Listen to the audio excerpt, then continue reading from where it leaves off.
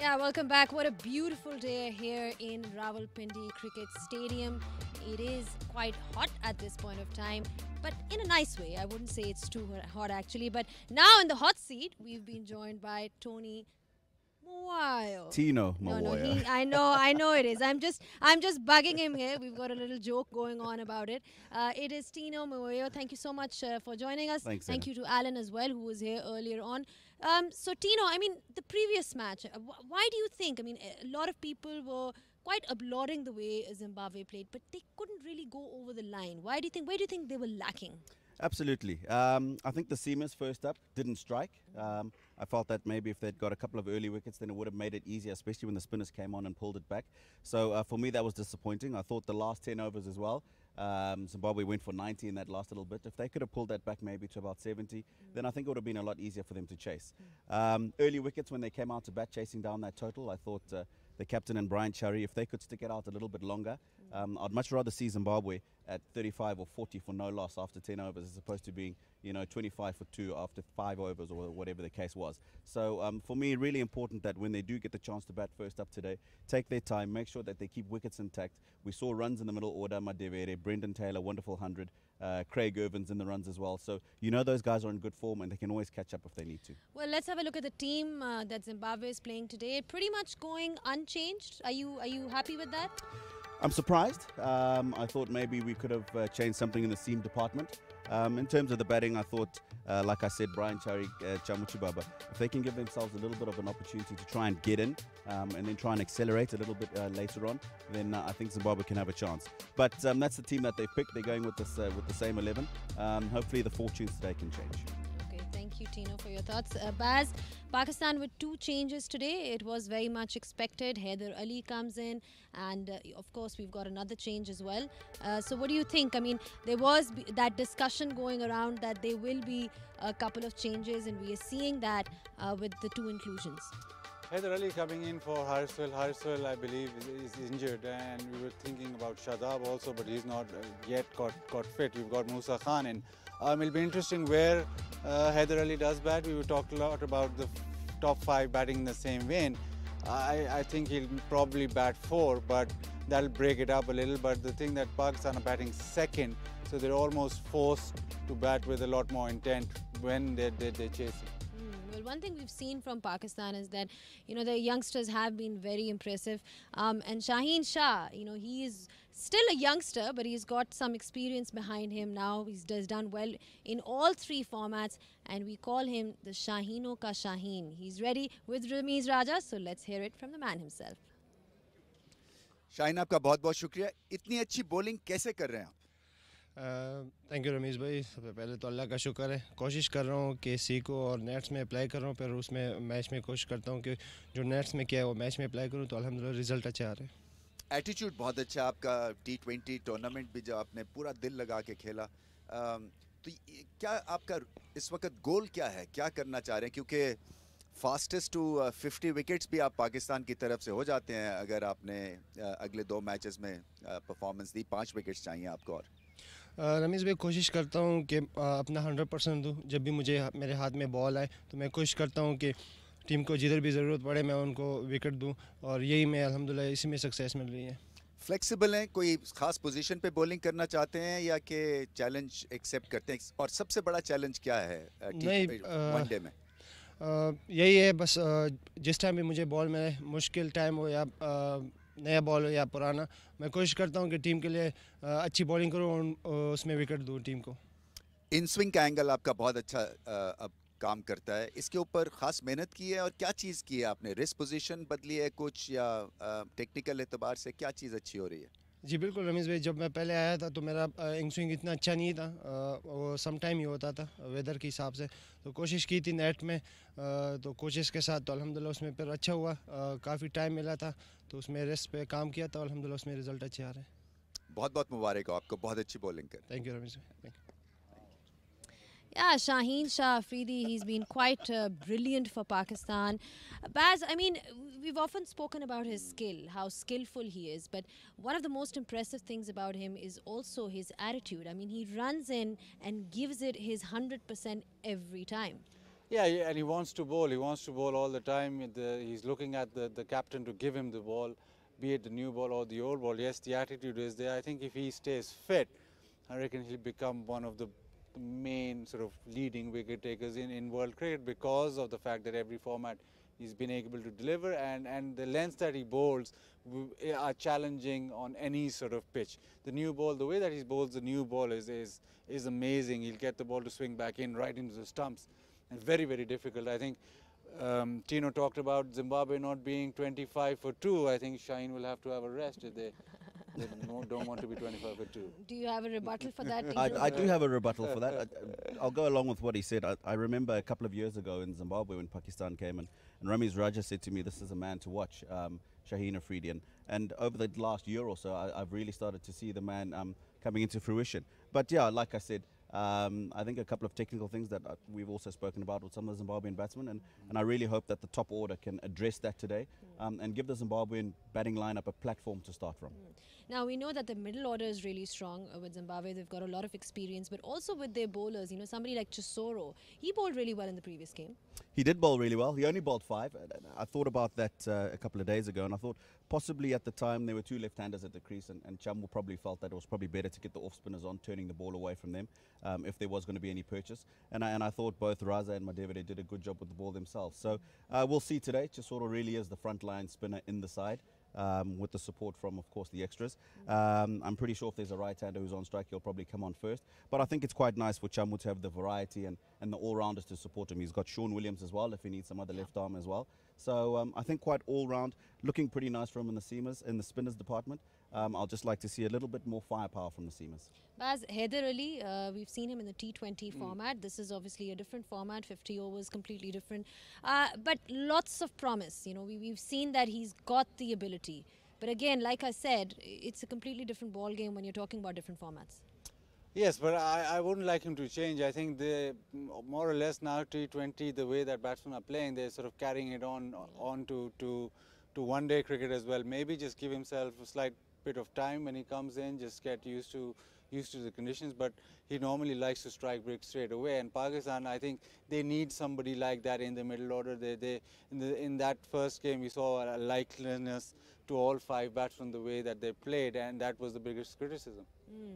And even in terms of our fielding as well, Pakistan's fielding, Baz, that was one of the talking points. We saw a couple of dropped catches, even in the National T20 Cup. Do you think what is the reason? I mean, has there been a genuine decline? Is it a lapse of concentration?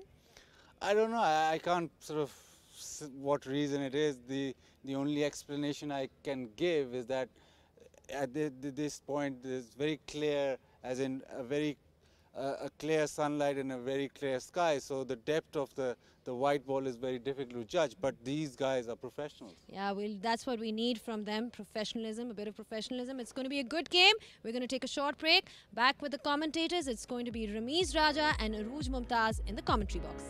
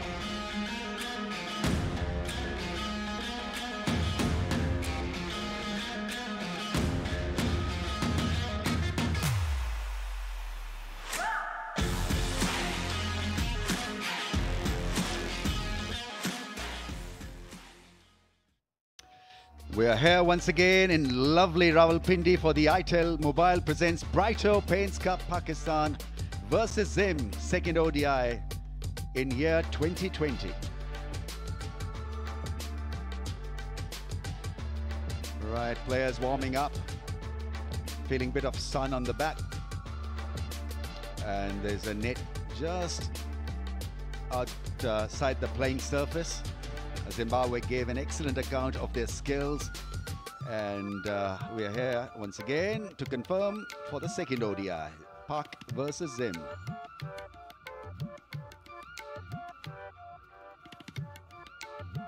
Right, it's a different pitch, lot less grass, more compact. It has that glazy look and should be good for batting. At the toss, it was Zimbabwe who called correctly and wanted to bat first, so they got their wish. Pakistan made a couple of changes, one forced. Wahab Riaz has been rested, but first to Zim team, they've got 2-3 very fine cricketers thrown in there, especially in the middle order. Brendan Taylor was a star with a century in that first ODI. Wesley Madavere, what a talent he is, just 20 years old and full of promise, a very bright young cricketer. Pakistan have got Haider Ali back in the playing 11 in place of Haris Sohail. Babar Azam is leading them into action, and then we've got Mohammad Musa replacing Wahab Riaz. Shaheen Afridi, what a star he's become. Filled up, he's got a fair bit of pace now and has the confidence to deliver the punch, whether he's bowling with the new ball or later in the innings. It'll be interesting to see how they'll use Imad Wasim, though he's very good with the new ball. It's a fairly vast playing area. We're talking about an 80-meter hit straight down the pitch. 78 meters, 75 meters, so that means that the spinners are in the game, which is great because we're always looking for that balance between bat and ball, and the playing surface provides exactly that. So yeah, the dimensions are from the media end, scaled from the media end, so it's a fast outfield though, so if you place the ball into the gaps, you'll get good value for them.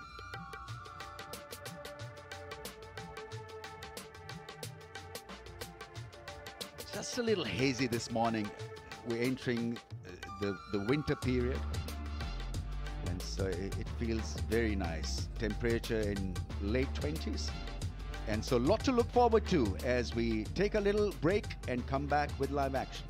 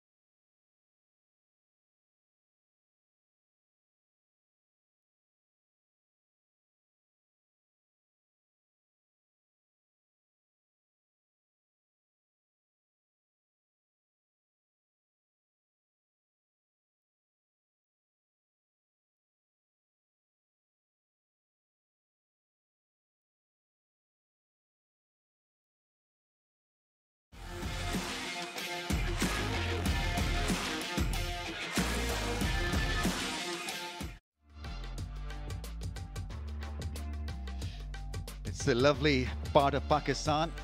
Rawalpindi, adjacent to the capital city of Islamabad. The sun is out. It's a glorious morning here, or in fact afternoon, for the second one-day international. First one won by Pakistan. Zimbabwe did stretch Pakistan to the limits, won it by 26 runs. So 2 more ODIs to follow, and then a T20 series.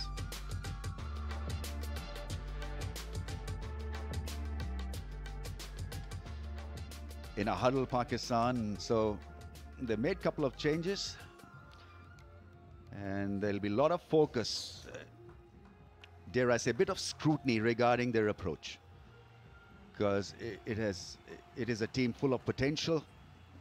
There are a lot of match winners that are playing in this lineup. Babar Azam, what a player he's become, and so a lot of fans will be looking forward to a Babar Azam knock here on what appears to be a very fine batting strip. Right, another breaking news. Aleem Dar umpiring his 210th ODI, beating Rudy Kerson's record of 209 one-day internationals. And there's an occasion to celebrate his great achievement. He's been consistent, he's been persistent and persevered right throughout a career that wasn't that popular when he started off way back in 2000.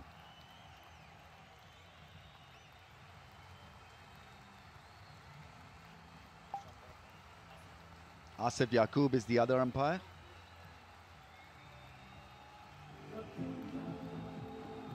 I've got Aruj Mumtaz here with me. Aruj, Pakistan clearly the favorites, but now their skills will be challenged in a different way because Zimbabwe have opted to bat first.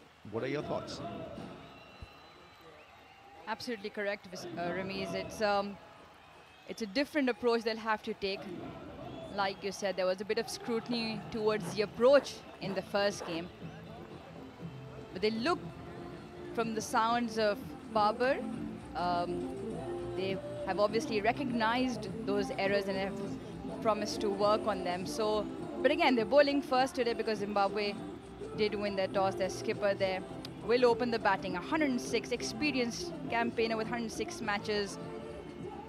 But obviously he'll have to work on that average. He'll look for a good start up front. Yeah, the captain will set out stall for Zimbabwe. He'll set the pace as well, especially in the power play session. Brian Chari, 13 matches for him, so he's a young individual at this level in terms of matches played. That strike rate needs to go up a little, but Zimbabwe must back themselves to win. I think it appeared as if they were pretty happy playing good cricket in phases. I think it has to be a collective, wholesome effort where they back themselves to win against a side like Pakistan, who looked a little jittery and nervous in their first outing. Shaheen Afridi, what a talent he's become. He's filled up 15 wickets in the last 3 matches, and if he gets another 5 in the next 2 ODIs, he'll become the second quickest to 50 mark in ODIs. So let's see how he operates on a different pitch here that has less of grass, but we know that there is always a bit of bounce for the fast bowlers. Oh, it's almost a cracking start. What a good shot, but unfortunately found the fielder. That made a fantastic sound off the bat. Shaheen obviously had an absolute beauty of a game last, picking up 5 wickets. He starts off with 2 slips. And for both these openers, it'll be important to respect good deliveries from Shaheen, but still continue looking for the scoring options.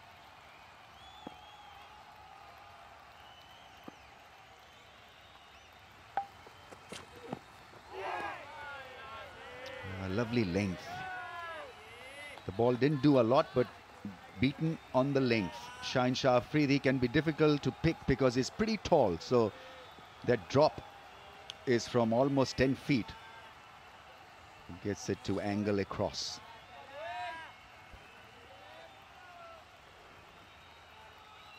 probably having the best time of his career at the moment. He just seems to keep getting better and better. He's matured much ahead of time in this Pakistan attack.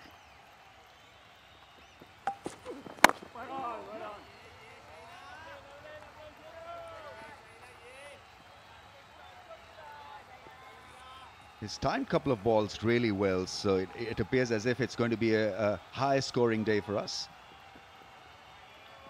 Shaheen Shah Afridi getting that ball to come back just slightly.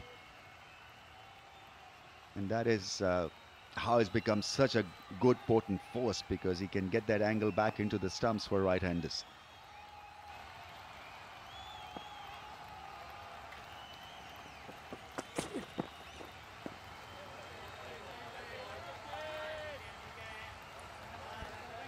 Bowlers try to get some rhythm going in the first initial overs, and because it's an ODI, so you're allowed that luxury.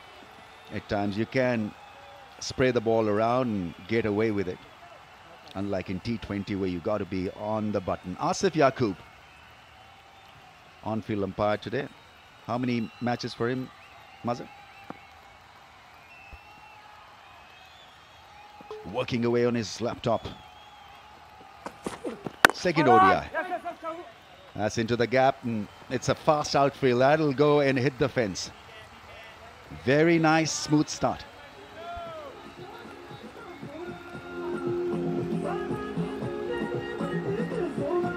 Definitely timed that absolutely beautifully. Even the first one he played sounded good off the bat. Missed his length just a little bit into the zone. Chamu Chababa gets off the mark with a boundary.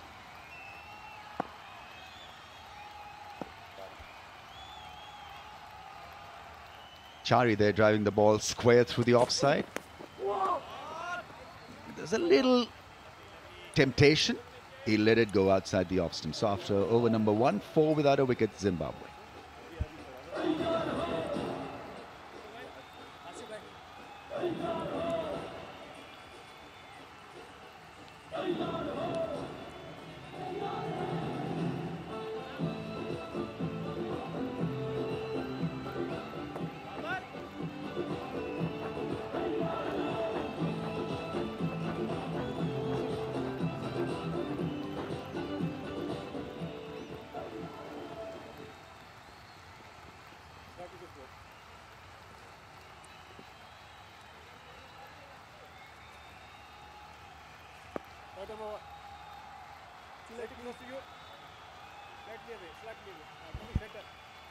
The two teams here today for the second ODI.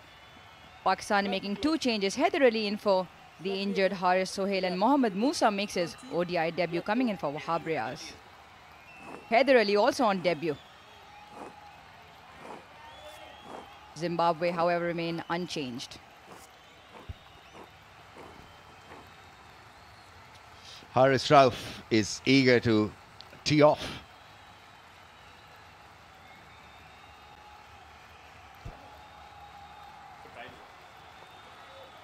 He's from Rawalpindi, so local talent on view.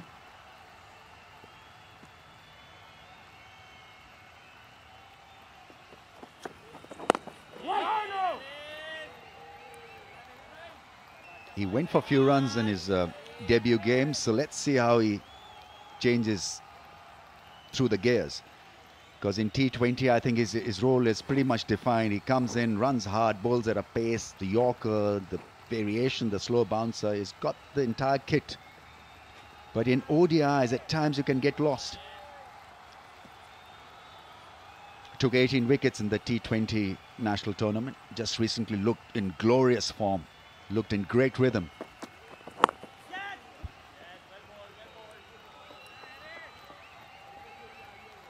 Yeah, he was a tad expensive in the first ODI. Went wicketless there. Conceded 57 runs in his 10 overs.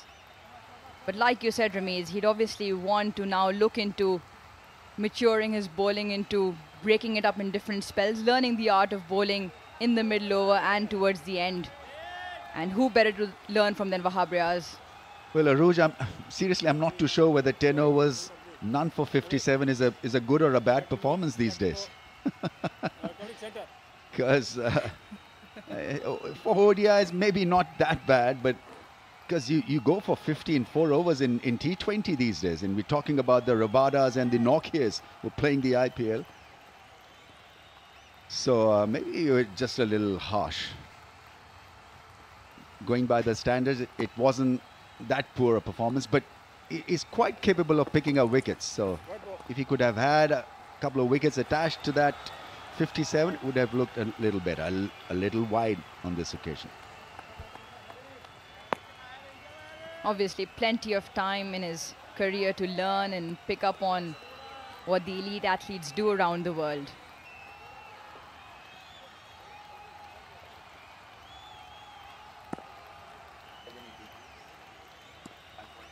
Haris also has the 2 slips in place.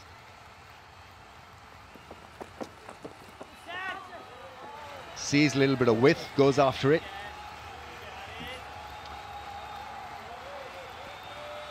Pace is decent. Trying to ease into action, I'm sure. But normally he's pretty much wicket-to-wicket bowler because his good action allows him that.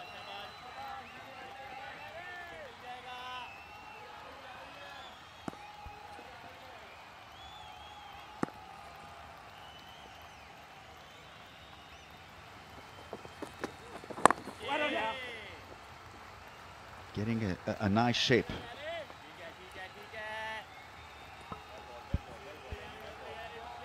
Zimbabwe did this well in the last game as well. They were happy to use the pace of our quick bowlers, guiding it down to third man to continue to rotate the strike for them. It's important for them to obviously look at what Shaheen and Haris are doing up front and not lose too many wickets in the process.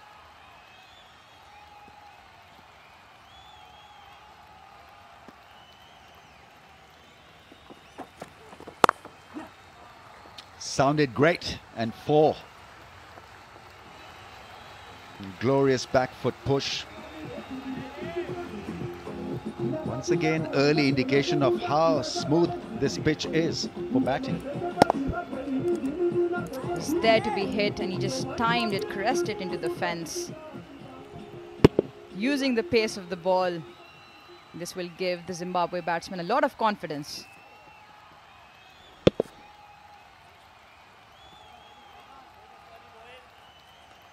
Played it late so that he could find the gap square through the offside. Already in this brief stint, we've seen a couple of good shots from Zim openers. After 2 overs, 11 without a wicket, Zimbabwe.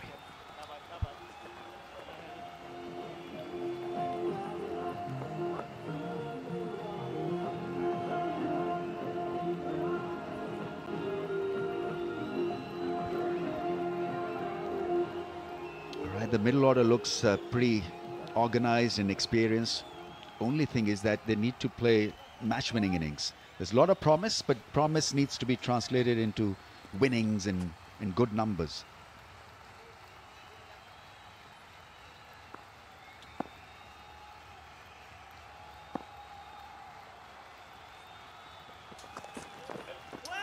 Sharp bouncer. Well played. In fact, had no issues. Saw it early, left it. And Shaheen does this quite well. He's not afraid to pitch it short and surprise the batsman.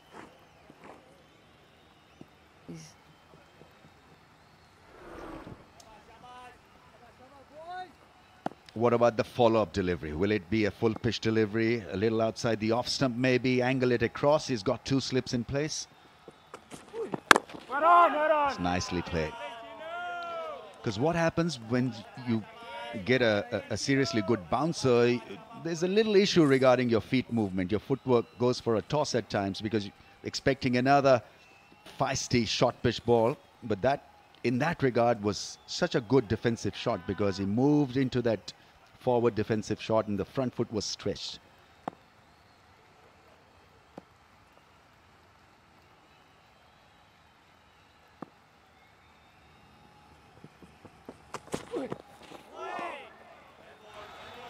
Because they're not finding the same amount of lateral movement that they did in the first game. Because in the first innings, we saw Shaheen Afridi do wonders with the new ball. Early swing for Haris Rauf as well. Yeah, look at that movement. Late, in the air and off the pitch. That was a cherry. That really was a peach.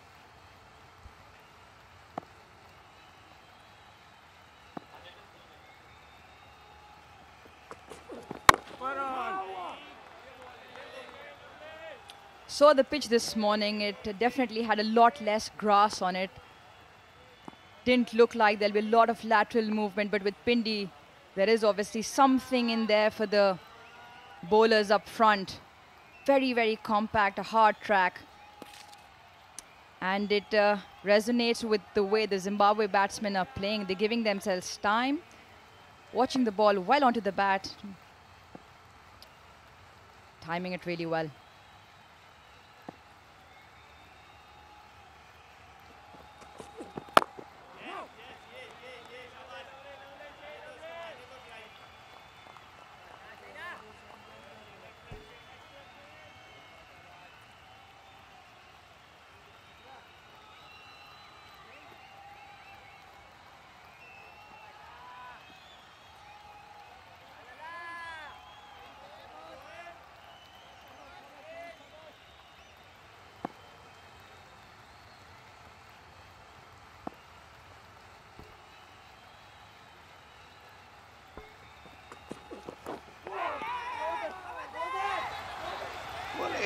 It's a partial effort behind the stumps for a caught behind appeal. Babar Azam, what is he thinking? A couple of reviews available. The timer is in, but they're not interested. So after 3 overs, it's 11 without a wicket.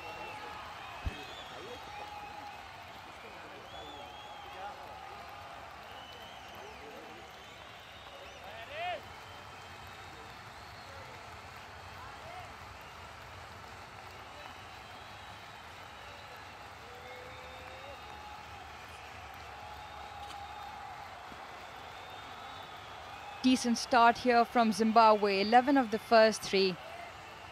The last delivery a bit of very close, in fact, from Shaheen.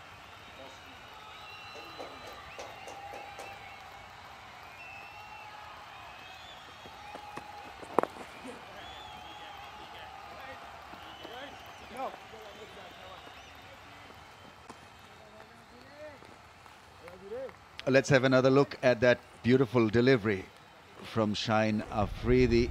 Oh, narrowly missing the outside edge. Rizwan wasn't interested straight away. I think there's a slight appeal from the first slip field. Ultra edge shows nothing, no spike at all. Good thing is that he played inside the line of the ball, didn't really chase the ball. That's a wide one from Haris Rauf. No. Held its line there across the right-hander, but he actually did well not to get bat on that. There's a half and half of appeal from both the bowler and from behind the stumps.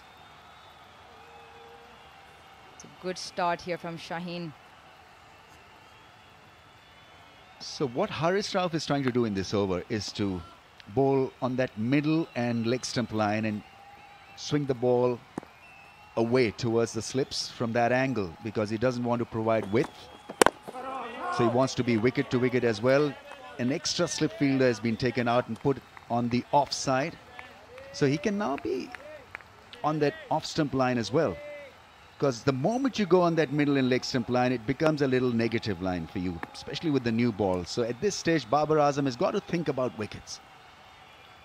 And let them play that flourishing drive through the offside and the 2 slips waiting for an edge in case they get it wrong. I think that looks like a better ploy. You see here, he's just going to get a dead bat, which is fine, trying to steady himself as a bowler, but I think that the go-to line has got to be around that off-stump channel. He's not getting the swing that he'd hoped for in comparison to the first game. So he can easily come and get that slip into play. get them playing the expansive cover drive. We've got the catching in the inner circle as well, with a ring around the offside and 2 men inside the ring on the leg side. There's that big shot. That's partly stopped by Imam.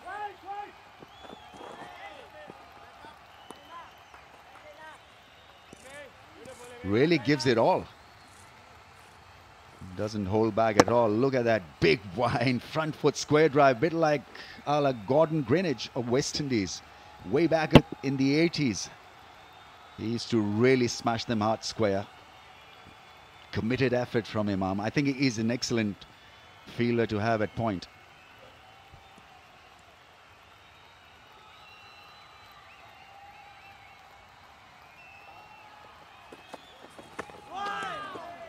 He can be slippery. Deceptively quick is Haris Rauf, and from nowhere he can produce that pace. Definitely caught Chababa by surprise there. He wasn't expecting the short one. The ball nearly missed him. Now, there are certain bowlers who don't give you extra time with the short ball, as the wrist doesn't really go down on the pitch to let you locate the shorter ball. He comes across as one of them. Jofra Archer is the other. There's hardly any change of action when they're pulling the ball short. 14 without a wicket. Outstanding, outstanding.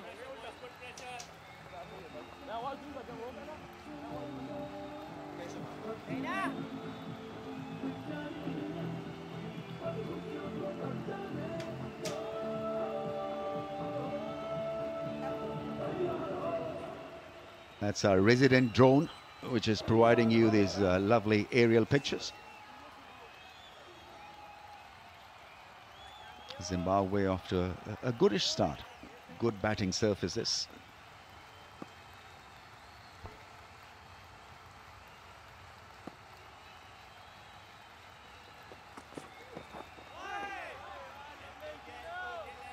It's a lovely line.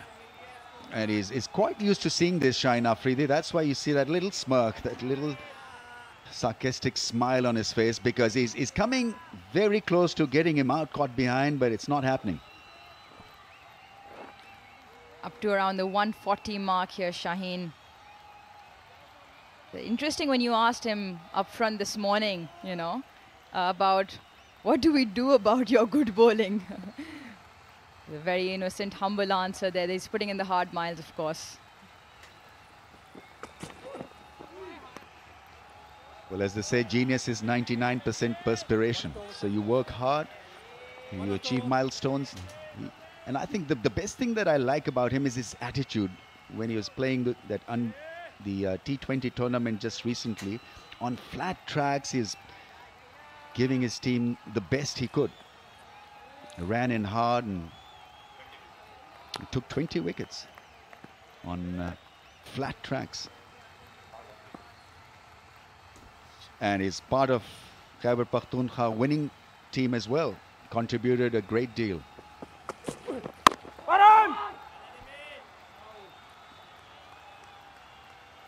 Chari now is on, got 6, but from the 20 balls.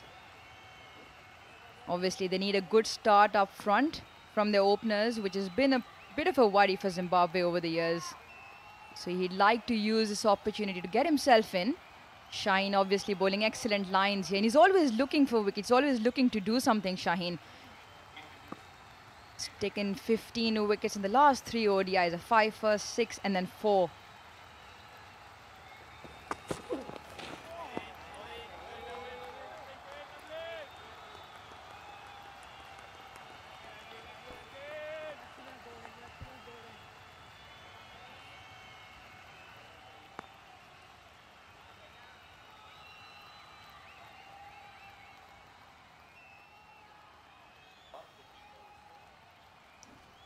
Well, he's bowled 16 balls in his spell, 15 have been dots. I don't know whether to term it as great or boring, but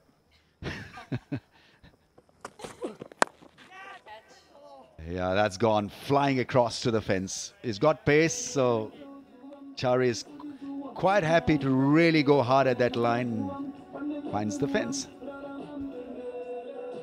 Slashed and slashed hard, and that's probably what saved that from going into the slips. And Shaheen's pace as well. Angled across, feet didn't go anywhere, just swung through the line.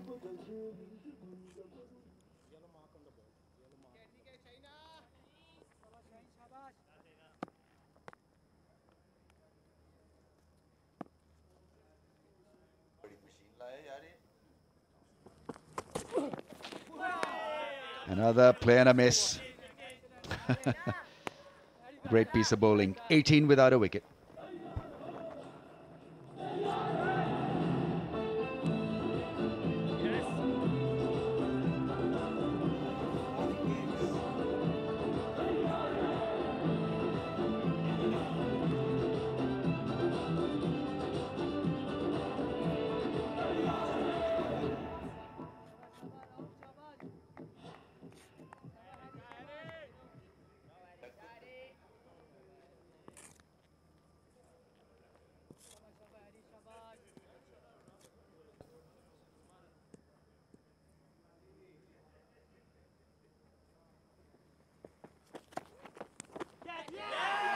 Gone.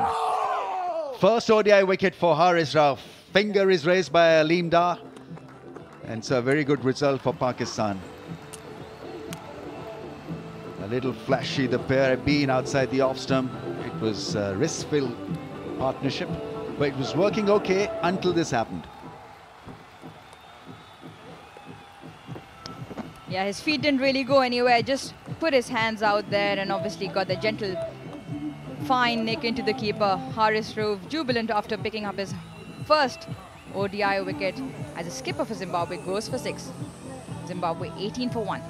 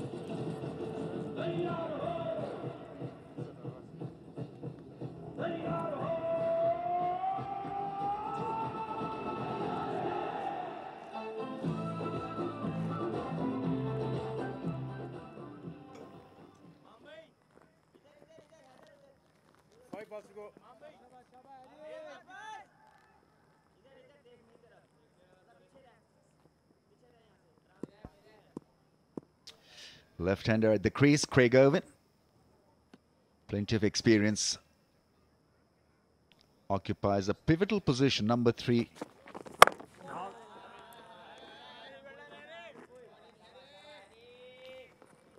Got 41 in the first ODI, did Irwin.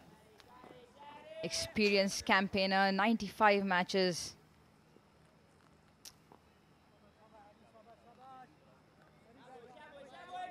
And he's here because of this.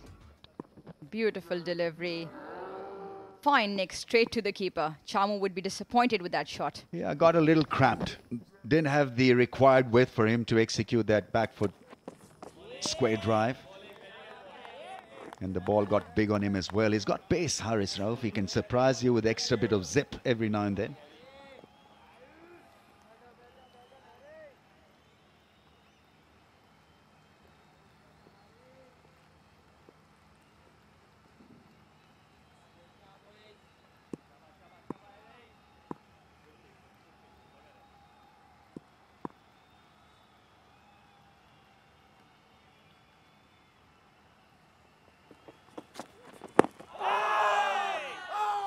Had to be aimed properly because he had set him up with the outswinger's angle and then wanted it to hit the stumps.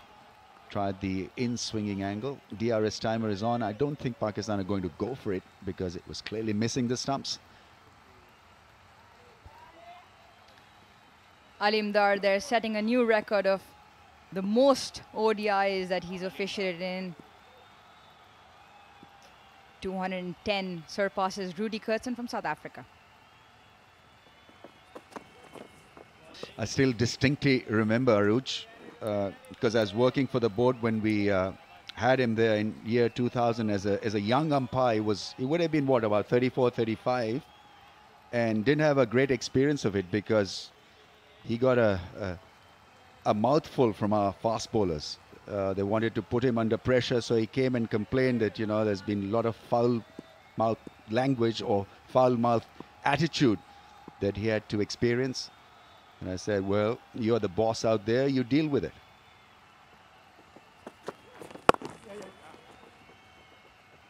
But he's an extremely calm individual and an extremely good umpire as well over the years. 19 for 1.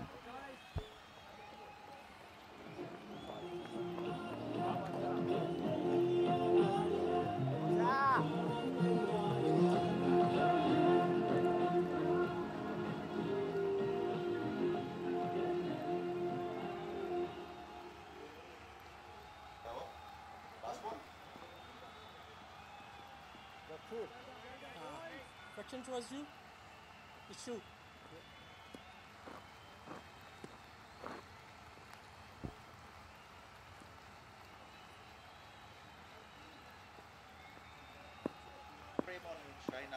Talk about his height.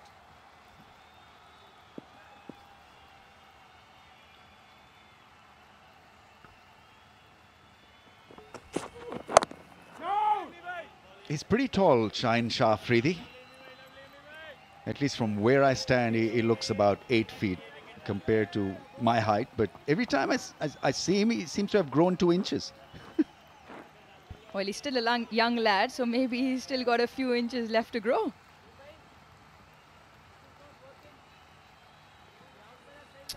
Do we know how tall he is exactly? He'd be 6'4". About 6'5", I'm told. So last time I saw him, he was 6'4", and now about 6'5". Either he's growing or I'm getting shorter.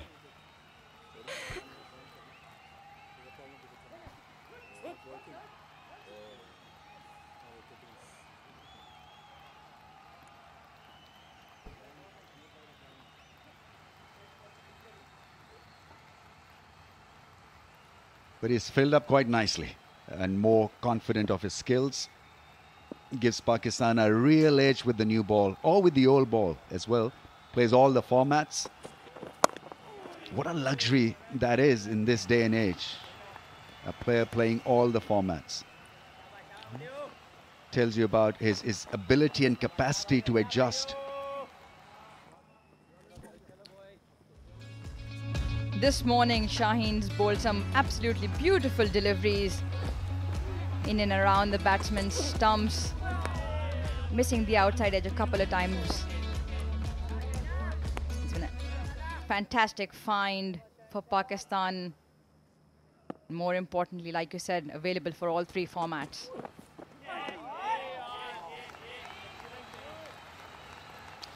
Comprehensively beaten once again, but good thing that he's doing is not really chasing that line. That's why he's survived so far. Now, like Harish Rauf, he's set him up with the outswinging slant angle, and his go-to ball, as we all know, his wicket-taking ball is the in-swinger. Let's see whether he gets it right this time and wraps him in front of the stumps.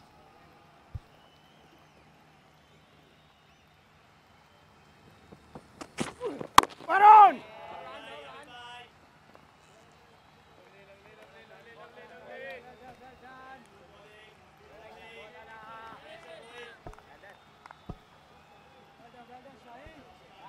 Yeah, that's what the batsman is looking at. That's the release point, and it's pretty high. Aleem Dar would be around 5'8", and it's clearly around 6.5, 7 feet, that drop.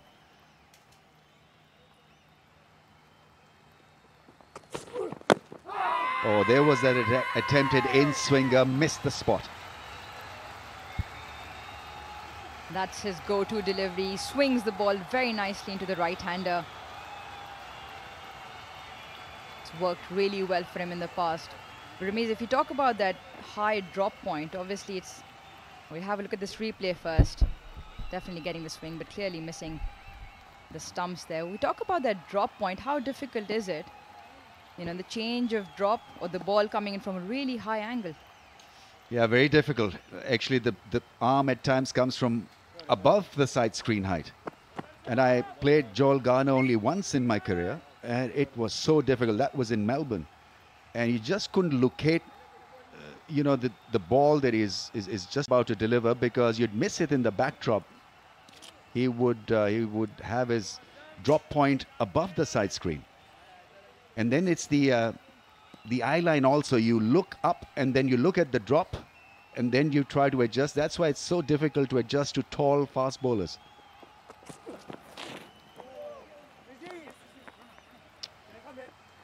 It's going to go and run away and hit the fence.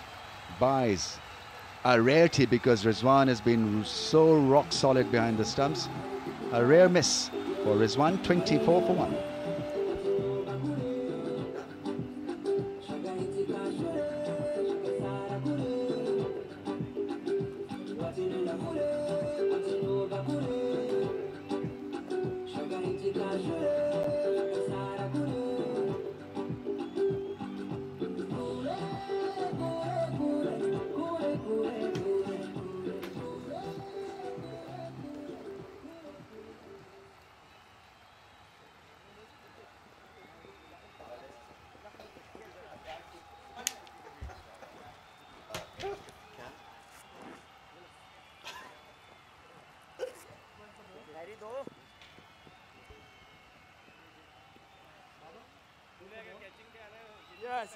Well, there's a little bit of a problem here for Mohammad Rizwan, and he looks in quite a bit of pain there. Now, that was a nasty bouncing delivery from Shaheen, and I really think that this might be quite nasty. Look at this. Now, this hasn't got up at all. It's bounced, and that's really awkward. And it's bounced nastily there as well.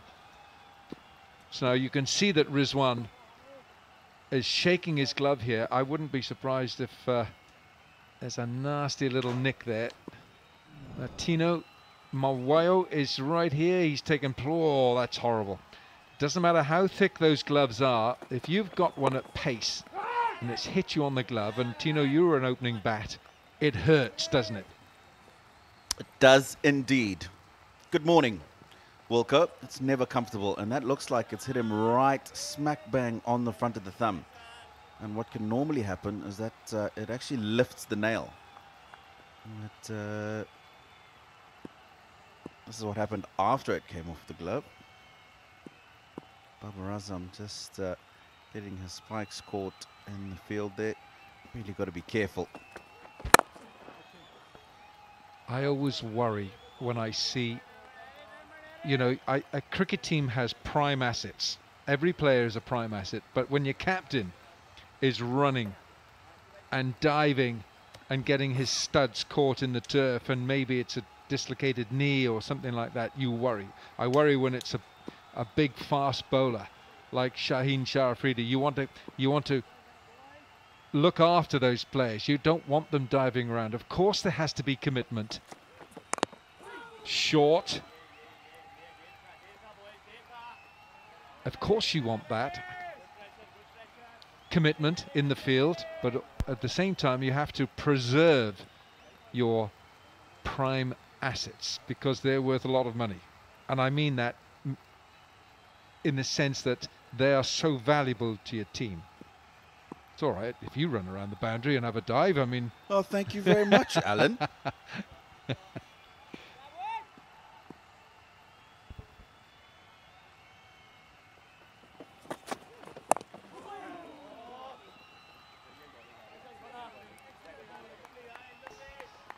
Just a reminder that Zimbabwe's captain, Chamu Chibaba, won the toss today and has elected to bat first. No change in the Zimbabwe team, no change at all. They have gone with the same 11 who competed, very much competed in the first one-day international 2 days ago on this same ground. All matches are on the same ground. The pitch that was used was just a couple on the left as you're looking there. And one change to Pakistan with Haider Ali coming in. Haris Sohail is 2 changes, I beg your pardon.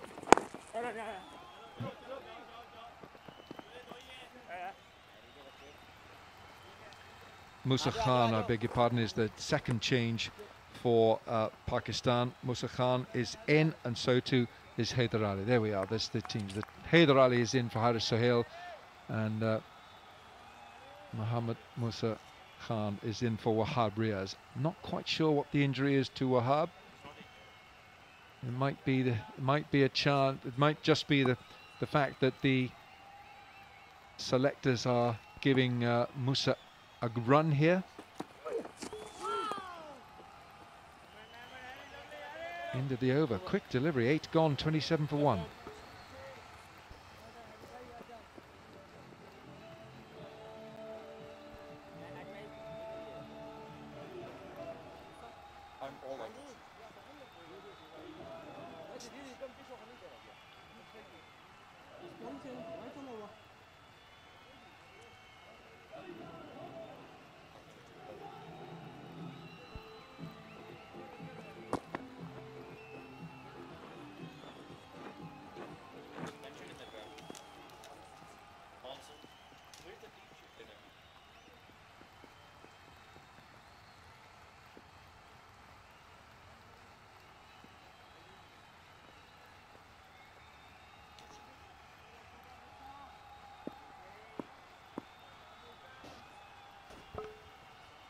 The captain, Chababa, is gone.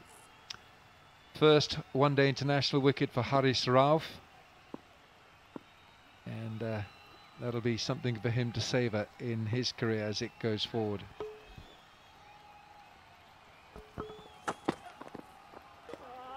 Musa Khan now making his debut for Pakistan in a one-day international.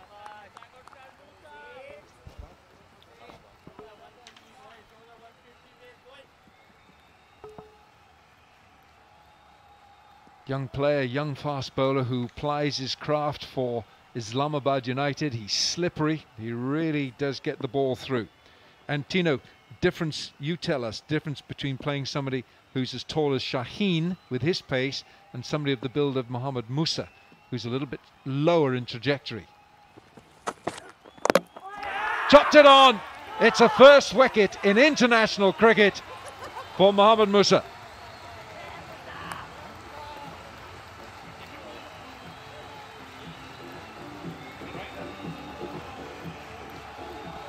Great celebrations in the Pakistan camp. Wow, that looks like it's just gone on to Craig Irvin a bit sooner than he thought it would. Bat was angled, didn't have the full face going towards the ball, which is why he got the inside edge. Good knock the other night, not to be today. He's gone for 3. Zimbabwe 27 for 2.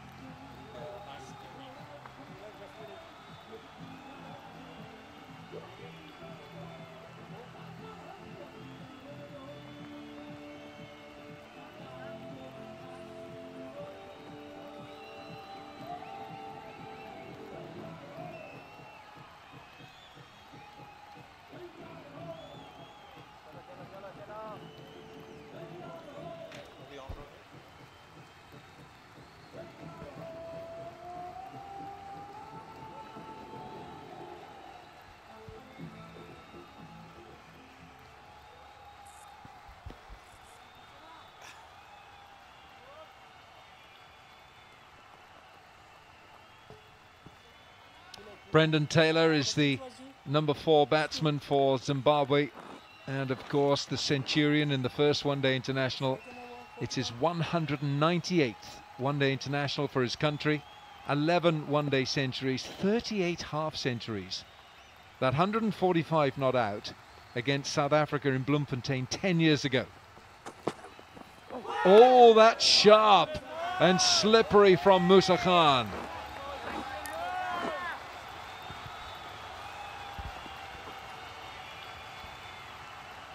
Wow, Mr. Centurion in the first one-day international, welcome in the second.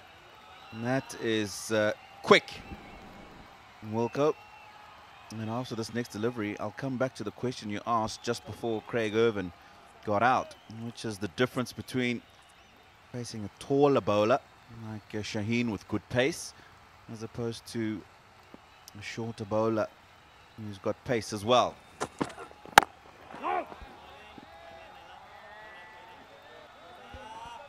And what you'll find is that the shorter bowlers who've got pace are quite skiddy. Ball comes onto the bat sometimes a little bit quicker, doesn't bounce as much, and it looks like that's what happened there. Craig Irvin, yes, he's got a bit of an angled bat. Would have wanted the full face open to meet the ball. But look at that, it hasn't bounced all that much as opposed to what you would have got from a Shaheen pitching in the same area, coming from a higher trajectory. Would have been a couple of inches higher when it got to Craig Irvin.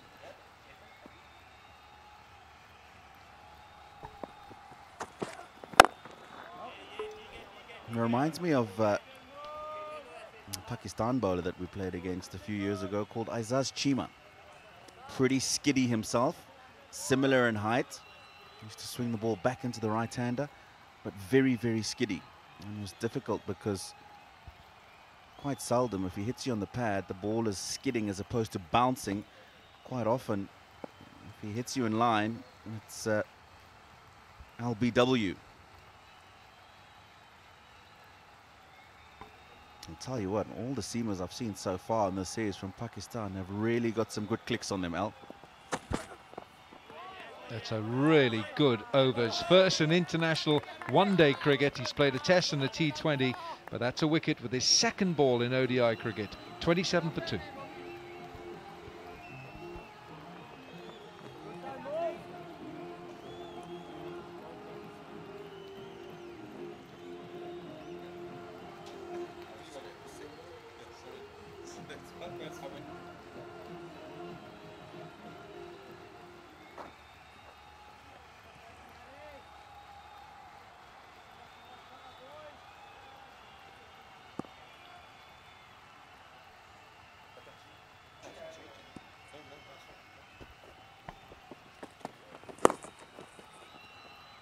Well, that looks a very good shot. Goodness me, that's been whipped away for 4. Alim Dar, record breaker today.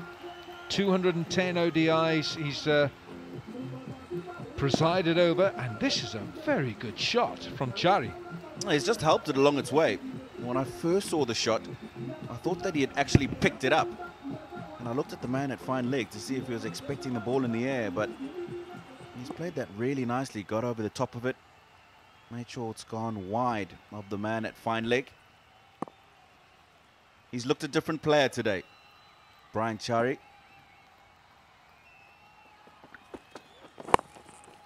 You can't drift down there. Haris Rauf, what he's got to work at is the fact that he's an away swing bowler. His line has got to be off stump. Really can't come at the stumps too much, because what happens is when he tries to bowl too straight, his wrist changes quite dramatically and he pushes it down leg side.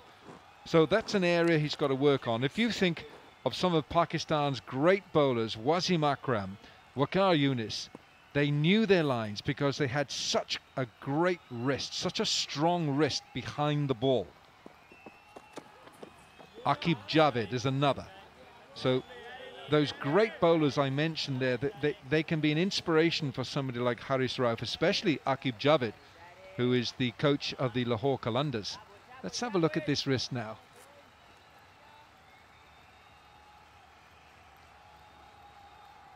That's pretty good. It's a nice seam presentation. It's the wrist that he will have to work on every game he plays. Now that's all right. You see, he gets that little shape away from the right-hander. I think if you look at when he bowled early evening in the first one-day international on Friday, the ball went a lot more than it has today. And we talked about the Zimbabwean bowlers who didn't get the ball to move much. He was probably expecting today that the ball's going to swing around as much as it did in the early evening conditions the other day, which is why he's probably starting a little bit straighter. That last delivery was good, outside the line of the off stump, a little bit of shape. He's got to realize the ball is not going as much as it was the other day, and he's got to adjust his line accordingly. That's the one where he just looks to go a little bit straighter. Now, players like Brendan Taylor will milk that all day long, because he's been around a long time, Brendan Taylor, over 16 years of service for Zimbabwe. He can pick up line and length quicker because that's now in his DNA. But, you know, Haris Rauf is a young fast bowler, and he will learn his craft. I mentioned some of the great quickies of Pakistan cricket. They'll be looking at him and helping him. Up and over, and past. I think that the third man was completely lost on that. He didn't see it, and it's gone all the way for 6. Shaheen Afridi down there didn't really pick it up. 39 for 2 from 10.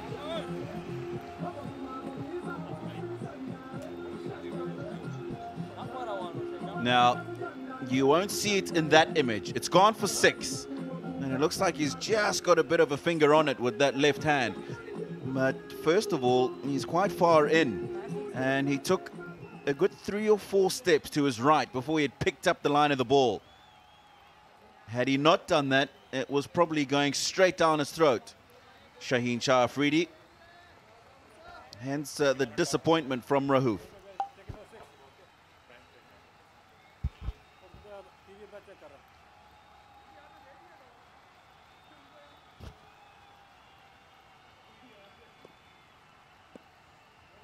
The power play has finished, and Zimbabwe 39 for 2.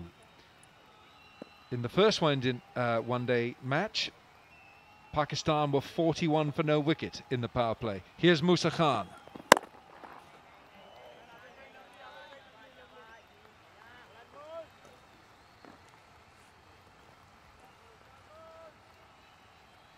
This is the first over in international one-day cricket, and a wicket with his second ball. Mohammad Musa Khan, ooh, he's got lift, pace, he's got everything going his way. Good pace. This was earlier on today, receiving his cap.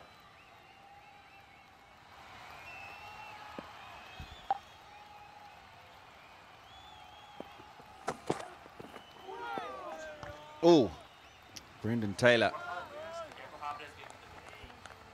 It's not quite gone through as much as the other deliveries have. What a moment this is. Wahab Riaz, one of Pakistan's most experienced players, giving the first cap in ODI cricket to Mohammad Musa Khan. What a lovely moment.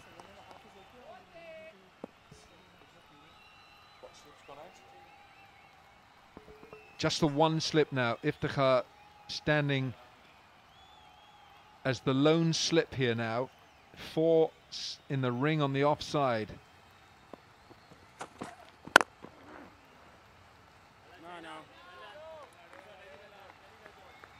Brendan Taylor, the Zimbabwean, over 16 years of experience.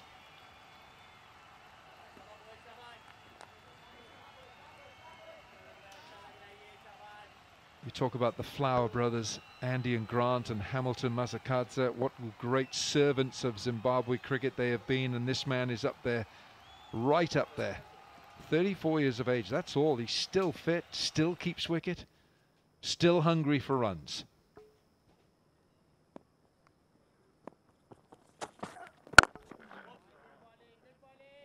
It's a good duel going on here. You know, Brendan would like to get on top of Musa. He knows he's a young tyro, a young fast bowler.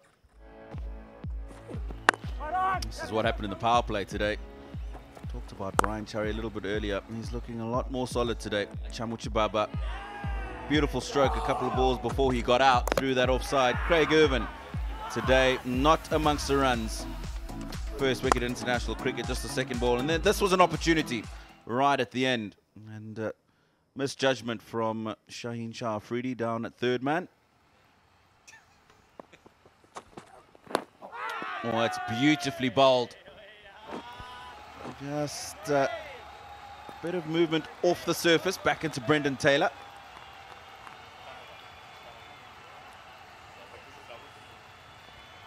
We were talking about this earlier, Alan, and most certainly seems to be rushing Brendan Taylor, who's a man who's in good form. You can see he's wrapped him on the pad a lot sooner than Brendan Taylor thought the ball would be there. A couple of times he's trying to go through that offside. And ball really just smashing into the bat. This young lad who comes from Islamabad, plays for Islamabad United in the PSL. He's got the X factor about him. Through. No one out there. 4.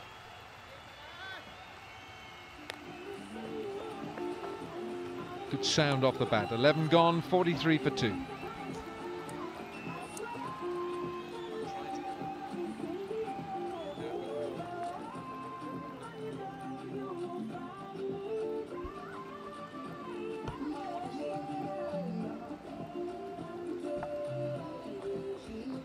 Just 3 bowlers used in the first 11 overs. Shaheen, 4 overs, none for 9. Harish Rauf with his first wicket in international cricket. Mahmoud Musa, his first wicket in international cricket as well, 1 for 4. Rauf, his first ODI wicket.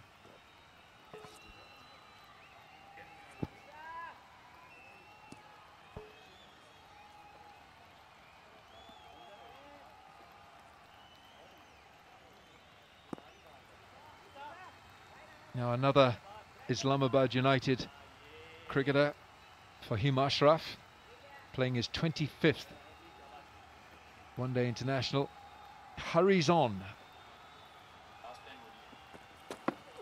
He's been short of wickets at the top level. He's only picked up 2 wickets in his last 10 one-day internationals. But I think he's got a great role, great part to play. He and Imad Wasim in that sort of lower middle order. Imad Wasim getting the runs. And Fahim Ashraf always in the frame. There's a lot of talent in this country.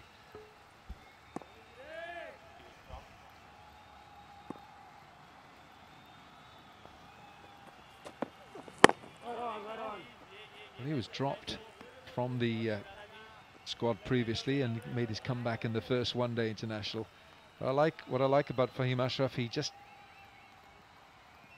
at you all the time, and of course he adds the other string to the bow that he bats. We're just talking about the depth of talent in this country.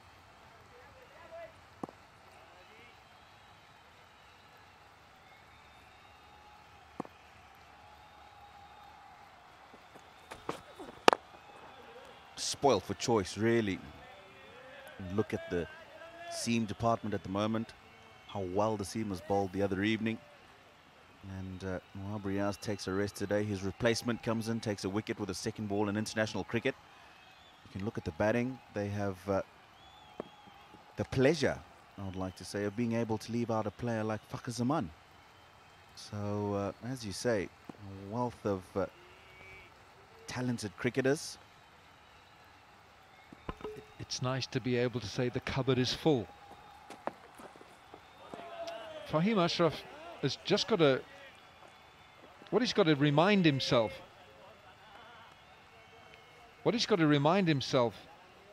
is that just 2 years ago, Fahim Ashraf was the joint highest wicket taker in the Pakistan Super League, the PSL, with Wahab Riaz, with 18 wickets. So he might have been short of wickets now in ODI cricket, but you keep telling yourself that you can do it.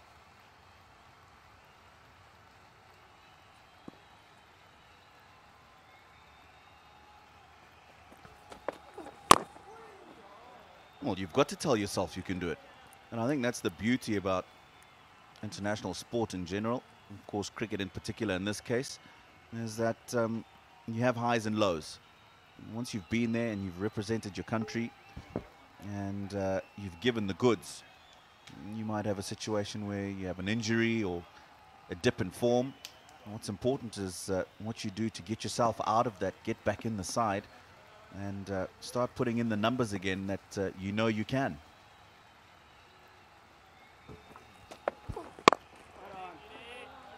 That's a maiden to start for Fahim Ashraf. 12 gone, 43 for 2.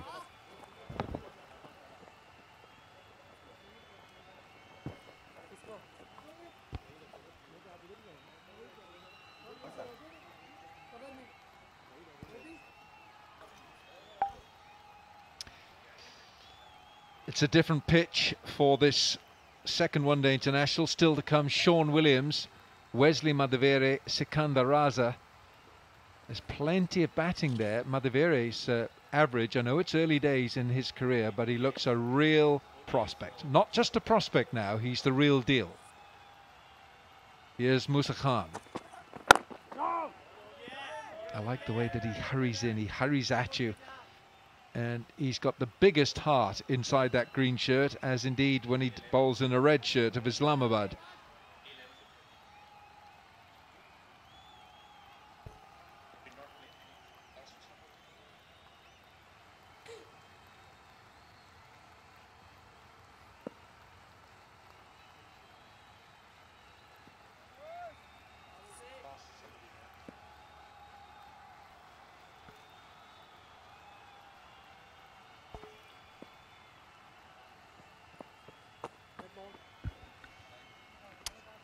False start.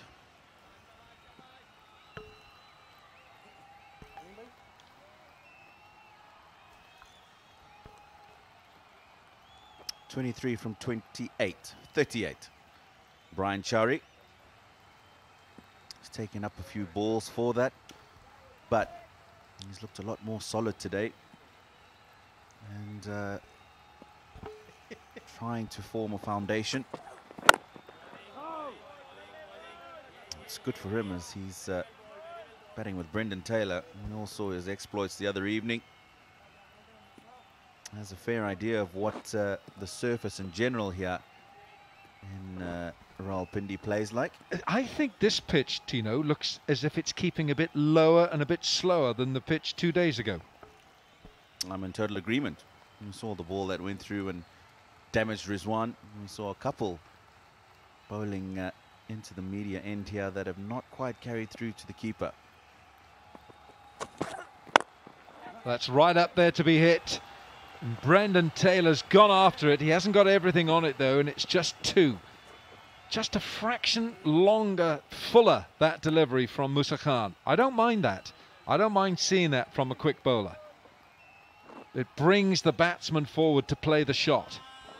I was just about to say, it's probably the first shot in anger that Brendan Taylor has played to him on the front foot. Then it's because he's pitched the ball up. Yes, the last over was a short and wide delivery, which he put away with ease. But I'm in agreement with you, especially on a surface where you're saying the ball's just keeping a little bit lower than it was the other day. It'll be interesting to see, because the other evening it did start to keep a little bit low as well. It'll be interesting to see in the second half of this match what effect that will have. Tempting. You see there's a little bit of inconsistent bounce here. That from Musa going through at shoulder height to Rizwan.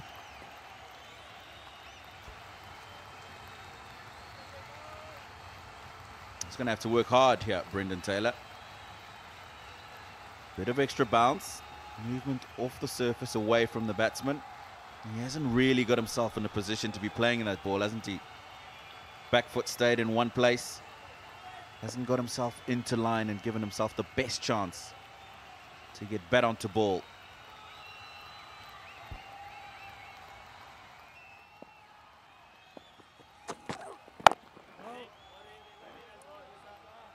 This is good attacking fast bowling. Musa is at Brendan Taylor. It's a great contest, this, between the Centurion from 2 days ago to the young fast bowler who's at him. But that's why this is such a great contest within the contest right here.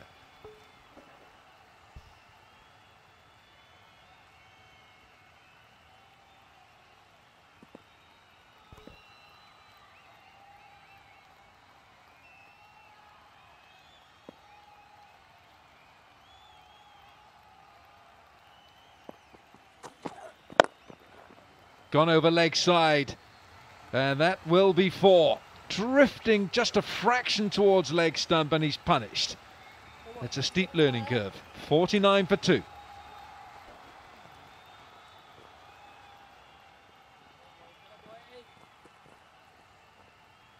Musa Khan on this occasion just getting a little too full and a little too straight.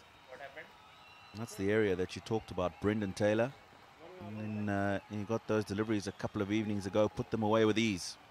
He's got to make sure that if he's going to come a little bit straighter, he's got to pull that length back a bit and not make it that easy for Brendan Taylor to get under the ball and lift it over the infield.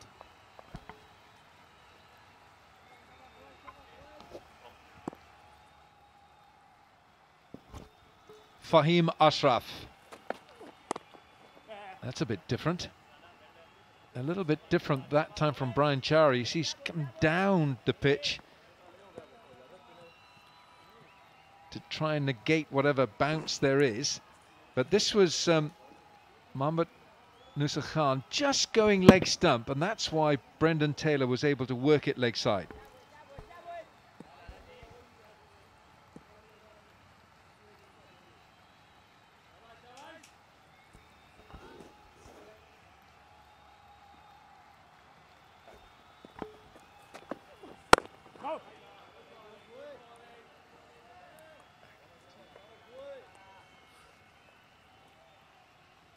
It's quite an unusual field, this, for Fahim Ashraf. He's got a slip, which I like. I like the slip there. The 50 is up.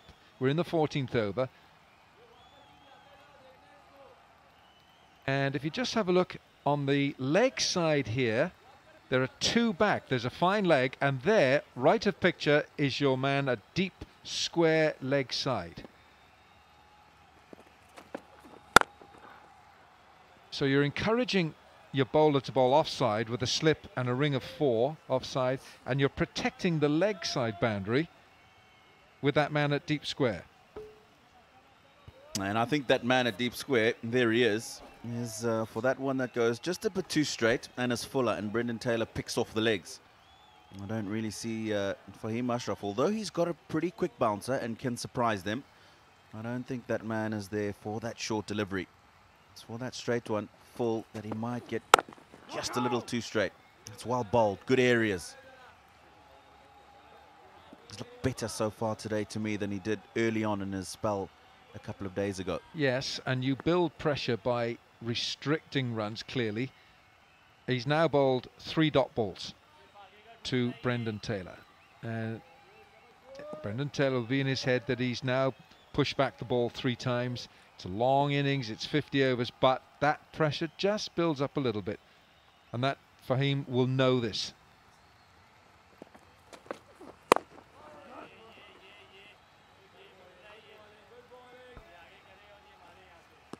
He's trying to force it, Brendan Taylor. What can happen is, after a knock like he had the other night, is that you can come and think that you're starting off on 100 again. I know Brendan Taylor's played enough cricket not to be in that frame of mind, but the surface just isn't quite coming on like the other evening, and he's just got to take his time and play strokes like that when the ball is pitched up and in his area. That's a brilliant shot from Brendan Taylor. 14 overs gone, 56 for 2.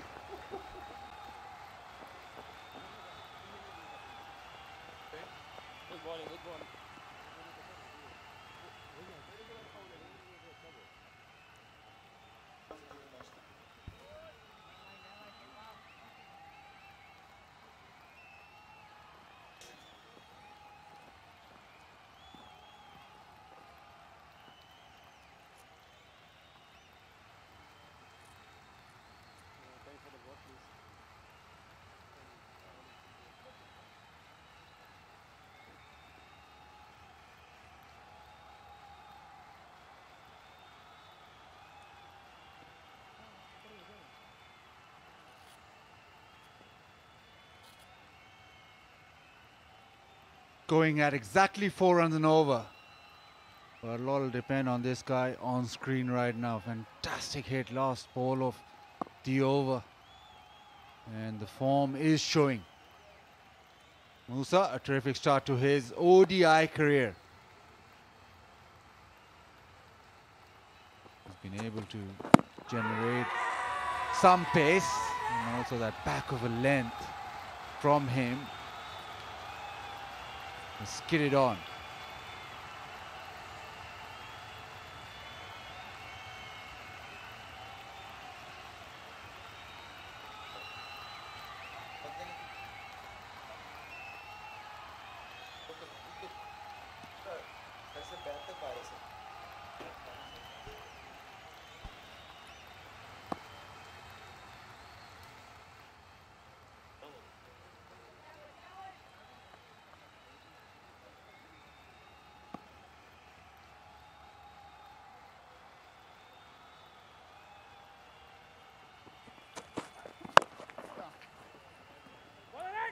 They've generally played the short ball quite well, Zimbabwe.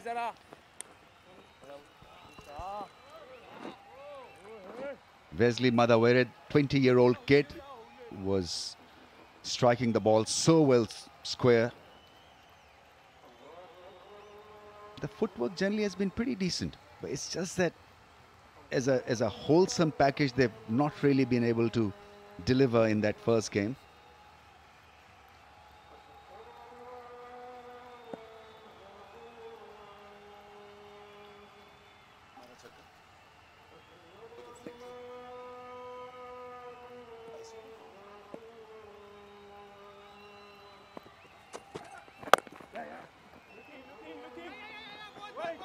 He's a good timer of the ball at almost 200 one-day experience, and you've got a real good player playing for Zimbabwe in the middle overs.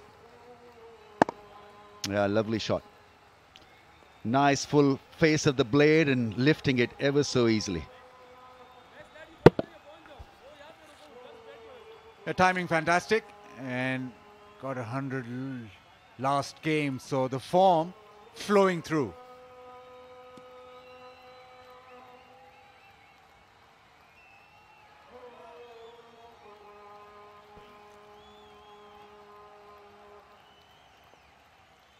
.112 we got off 117 balls and made it a fairly good run chase.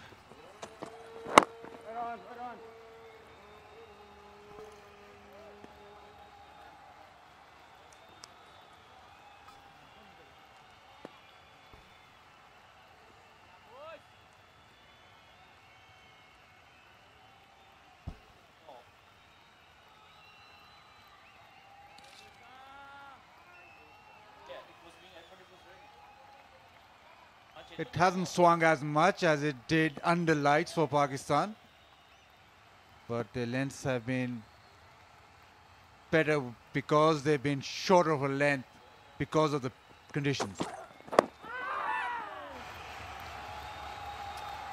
He's rated quite highly in the camp, Musa. They feel that he's got potential. He's slippery, he's got a fair bit of pace. But on batting strips, his skills will be challenged because he doesn't get the ball to bounce a lot. And so, therefore, easy to hit through the line.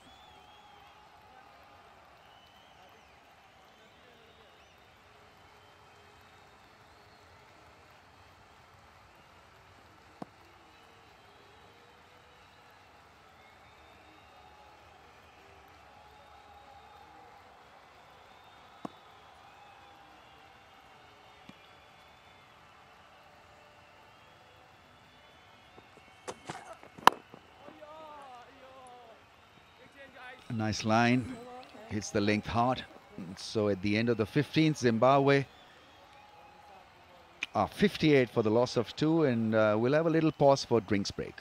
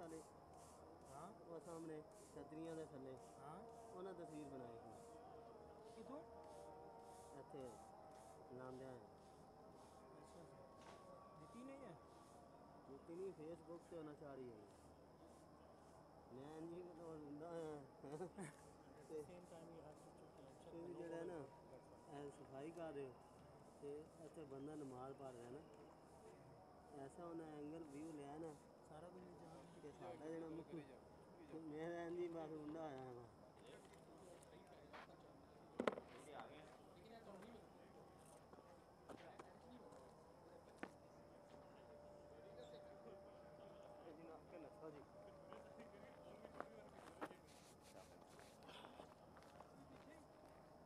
Still 1.5 foot down.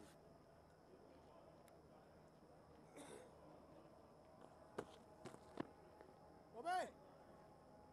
Bobby!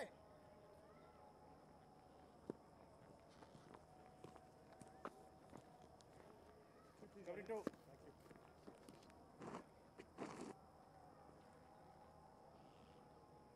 ले जा यार Keeper is not ready. Keeper is not ready.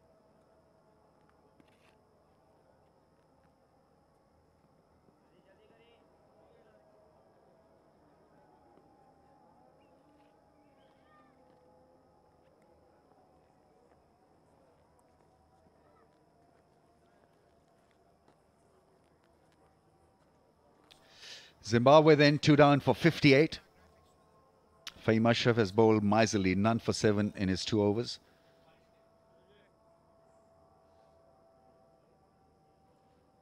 Two set batsmen out there. I think they need to just provide a bit of impetus to the innings now.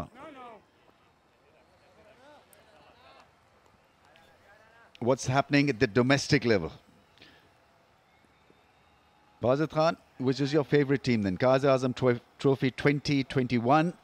Southern Punjab are leading the chart. Yeah, massive victory in the first game for Southern Punjab against Northern. Sindh with an impressive victory against Central Punjab. They chased down in that fourth-day sporting declaration by Azhar Ali, but at the moment there's a lot of matches to go. A little bit of width on the bounce to the fielder at deep point. That's an interesting position that Fahim has got. Every now and then he tries to hit the deck hard and so can provide a little bit of width and luxury outside that off stump. Yeah, last over he just got slightly fuller and Brendan Taylor pumped him down the ground for maximum, so he's making sure that he doesn't give him that length again.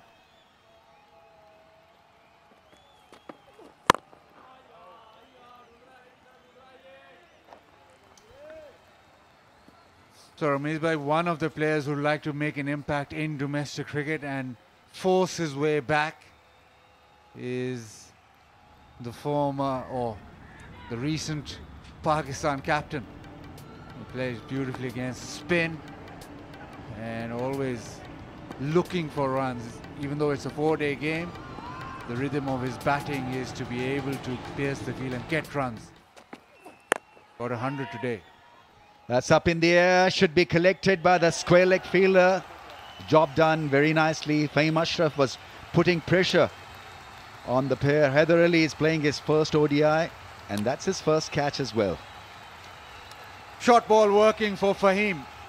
He saw Chari advance down the wicket, but the extra bounce and the ball following Chari a little bit helped. Banged it into the surface and cramped him for room. And just full shot, spliced way down to deep square leg. Haider Ali takes his first catch in ODIs, does it comfortably. Fahim Ashraf has the wicket. Ryan Chari 25, it's 59 for 3.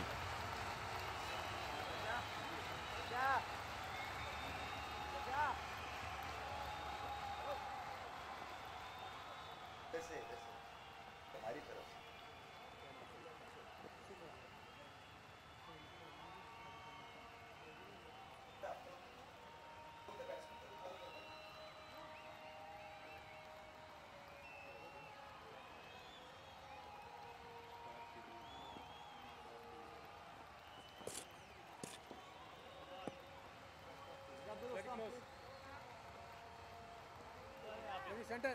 Yes. Center. Thank you. Bobby Abid. Bob. Abid.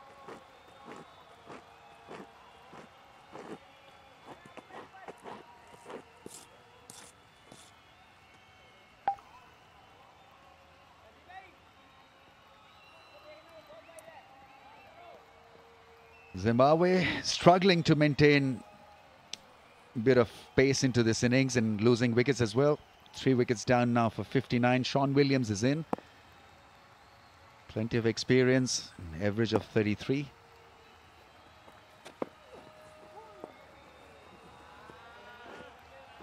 You've got to time those shots properly because it's a vast outfield. We're talking about a 71-meter hit square. And Chari just ventured out of the crease thinking that it's going to be a juicy half volley or he'll probably make one. Was surprised because he got cramped, didn't have the luxury to extend his arms, and nicely held by Haider Ali was in to take that catch.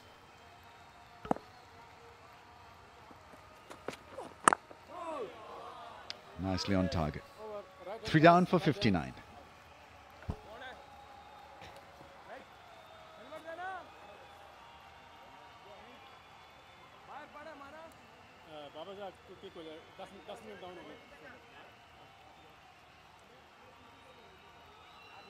Got the exciting Wesley Madhavere to come in next, 20-year-old, and showed a lot of promise and skill as well. But this is the key partnership for Zimbabwe. Taylor, the centurion from the last game, has got to turn it on again.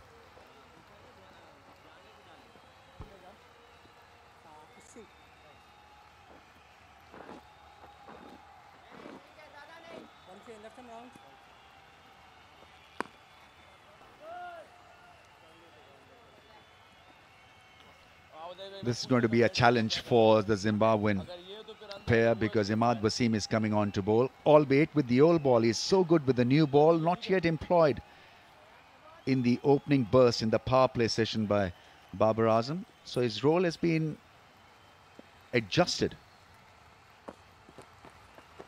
Ah, yeah, Mehdi. Go start, Mehdi. Go start, Mehdi. And it's Zimbabwe's middle order that has to fire.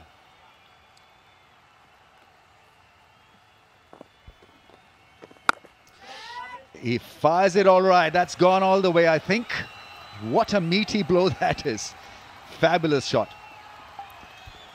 So good with that sweep shot. Be it slog sweep, conventional sweep, even the reverse sweep. And picks this up and hits it easily. Always in control and went all the way. I think he anticipated that line so well, covered the stumps away towards the offside and gave it a fierce thrash.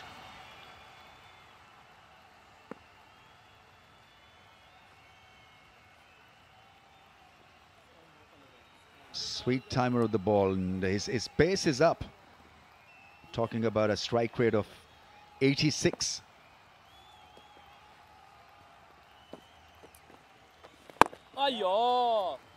That's good batting. 6 followed by a single and a classical drive this time through the offside. So he's got his zones, he's got his lengths really to attack Brendan Taylor. There's a reason why he's got so many runs for Zimbabwe. He's quite intelligent in locating his angles in the field. And very few keepers are not proficient with the sweep shot. Brendan Taylor, no exception. Again, spin, he uses it to great effect. Flighting the ball, and this time it's a classical cover drive from the left-hander. He's at his best when he's nailing it hard into the pitch. Imad Wasim. A little bit more flight, and it goes through the infield for 4. A lovely shot though. Whole extension of that front leg, getting to the pitch and then placing it nicely.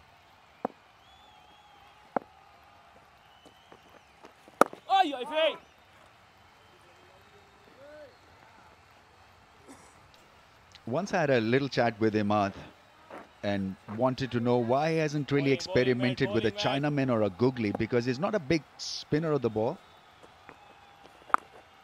That's a sweep shot of real class and quality.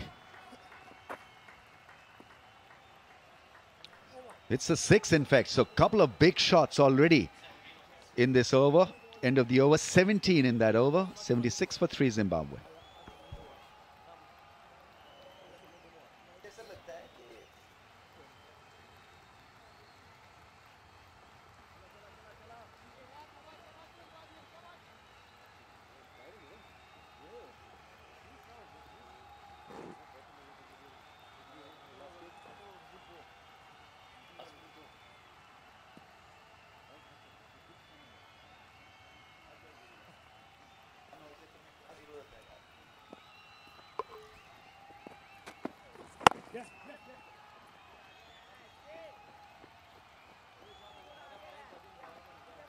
There's a lot more flow and rhythm in this, in his batting in this innings. Yeah, he's very good with that straight shot, and he can play that powerful slog sweep as well, but no harm in showing the full face of the blade and tonking it straight over long on or long off. Taylor boundaries in this series. He's muscled the ball quite consistently through the leg side.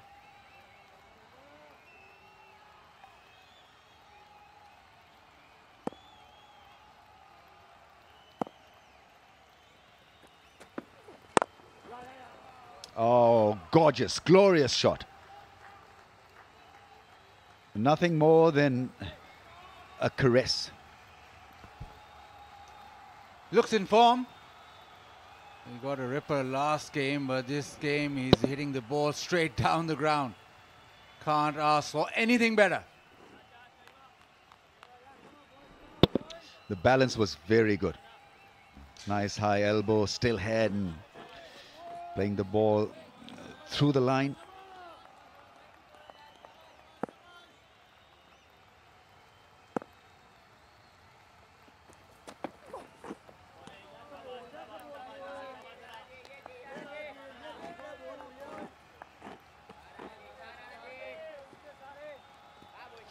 Bowling in the middle overs can be difficult, especially if you're making a comeback like Fahim Ashraf, because you're continuously challenged and you can't get it wrong on a batting pitch also. So there's extra bit of pressure on Fahim, even though he started off well, hasn't leaked a lot of runs, picked up a wicket as well, but there's always this pressure to perform in the most difficult phase of the innings.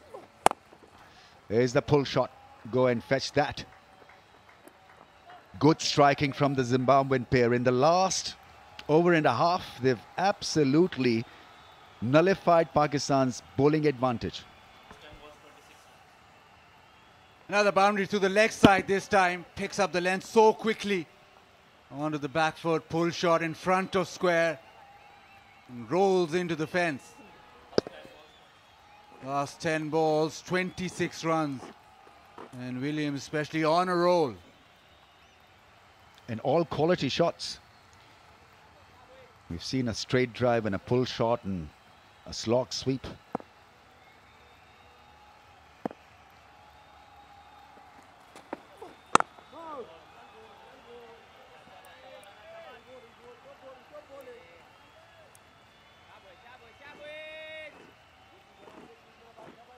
Got to aim for that board. Hit the jackpot and earn $200 US. That's a nice spot, and well, there's more for you. That's a $500 US hit and win board.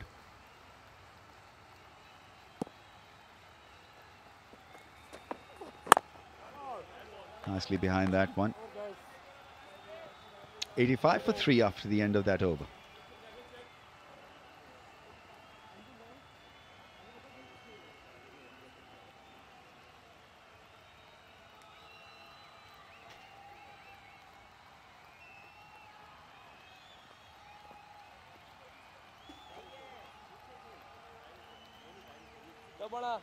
कसम बख्दे से आगा दरगज में तकना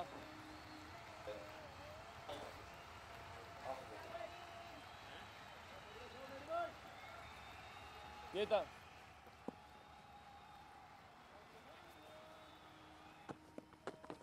Imad Wasim plays a lovely reverse sweep and gets a 4. This is good batting. He's not allowing him to settle in. Not happy chappy, Imad. It's now the reverse sweep. Last over, the slog sweep working well. Reverse sweep, got to it, just tapped it around the corner, races away. ये जरा There's an air of predictability about Imad's bowling at times. And really to cancel that effect or perception, he's got to develop a delivery or a couple of more variations. Like a googly or a Chinaman. He hasn't really tried that because his success rate has been extremely good with the new ball, that is. But he tends to struggle a little bit in the middle and last phase of the innings. Once the glaze is off, his economy rate suffers. Bowling बैठे भैया शाबाश शाबाश शाबाश ठीक है शाबाश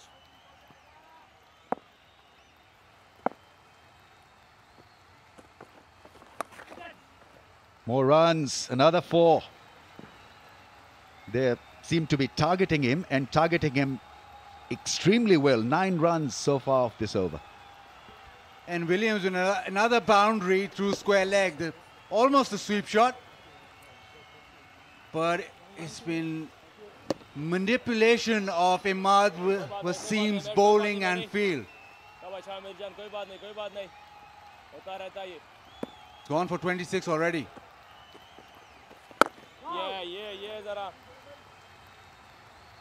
Williams family, there's a lot of hockey being played in Williams family.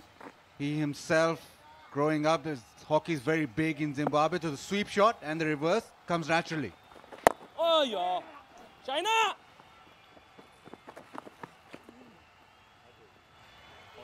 Like going for a penalty stroke. That flick, reverse sweep. 95 for 3. It's Pakistan versus Zimbabwe, not South Africa.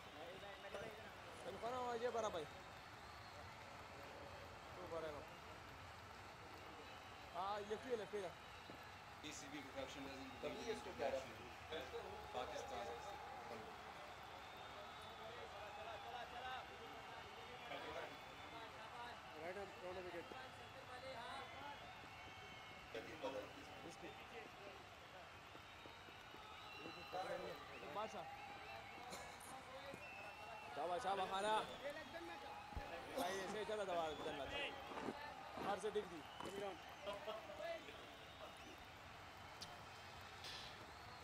Innings looking a lot more settled now. There's this pair is added. 36-run partnership of 20. Iftikhar is in. Off-spinning angle being tried out there against the two against one left-hander. Didn't bowl in the first ODI, Iftikhar. They seem to pin a lot of hopes in his all-round skills. The preferred option for Pakistan in limited overs cricket.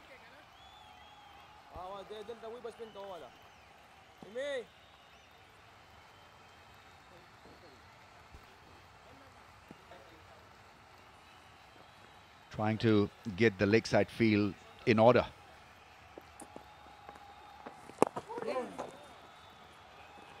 I think he's got to come to grips with the pace of this pitch and then bowl accordingly. Now that's the first thing a spinner needs to do. Figure out at what pace he needs to bowl on a certain pitch. And this is a batting feather. So you've got to vary your pace. Go flat at times. Hit the hard length. Speed 83.9 kph.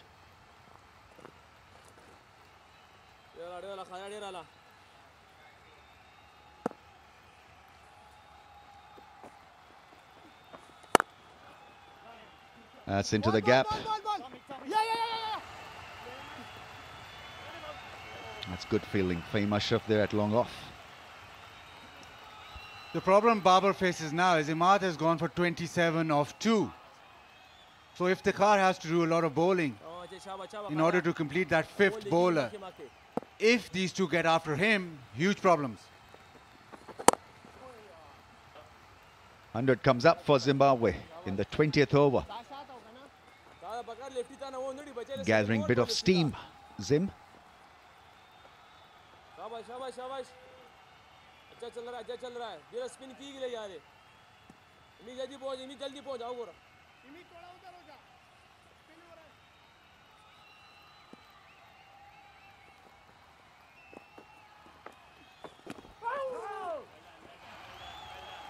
Looking for another reverse. Misfires it this time. Doesn't connect. 100 for 3.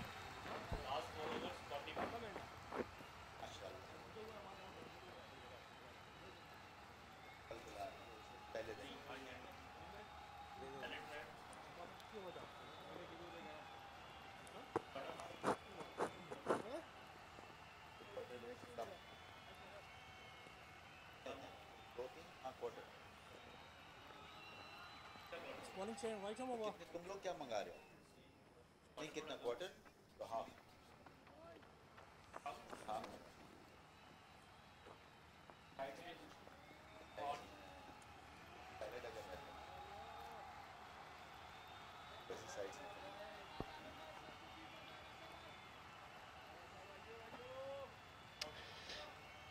Second 50 just taking 40 balls. In a partnership of 41 of 26. So it seems to be troubling Pakistan. Hence, introduction of the wicket taker. Haris is in.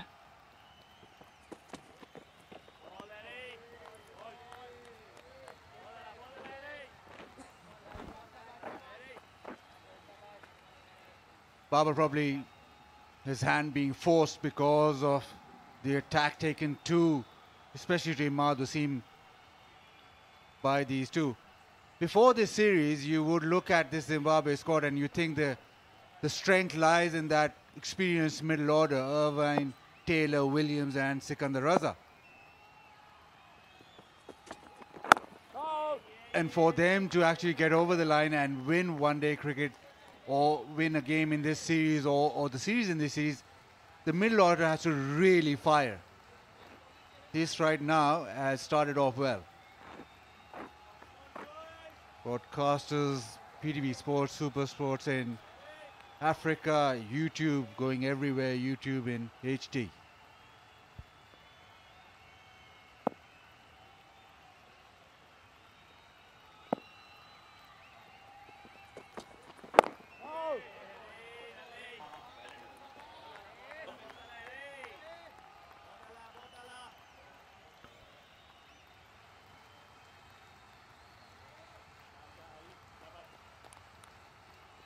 Finding his feet in a way in one-day internationals, we know is such a strong force in T20 cricket.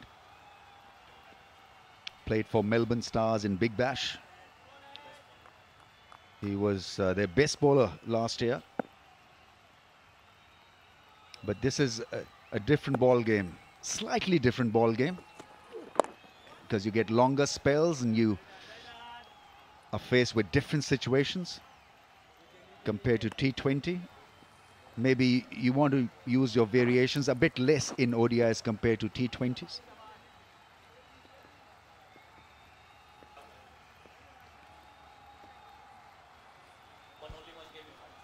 They've only won one game in Pakistan, Zim, at Sheikhupura.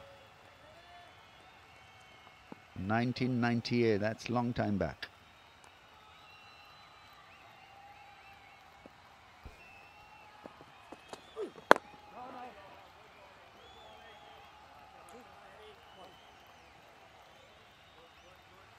You offer different briefs to different bowlers, and I think his brief has got to be wickets, because he's got that ability, bowls at that length, targets the stumps, because he has got to be accurate in T20 cricket, so it comes naturally to him. So maybe ask him to bowl a Yorker or a wicket-defining delivery.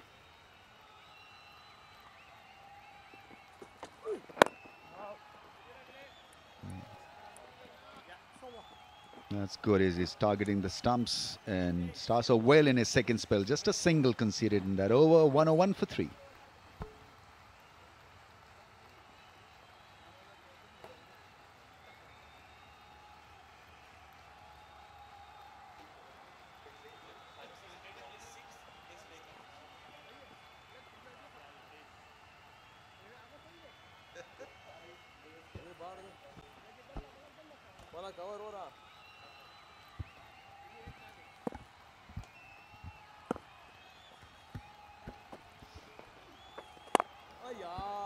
Iftikhar, who didn't bowl in the first match just 2 days ago, but very often provides this role for Pakistan. Such a handy player, such a handy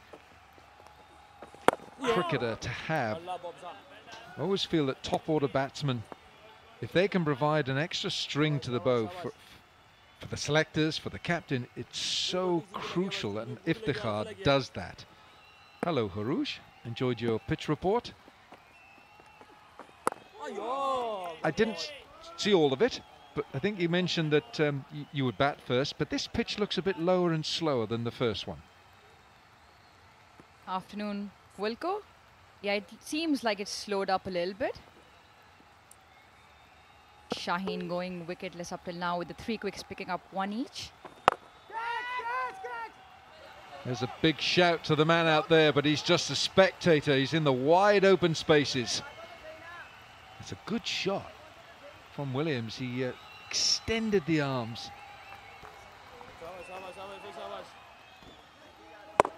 Yeah, Iftikhar coming in and being dispatched over the fence for another maximum.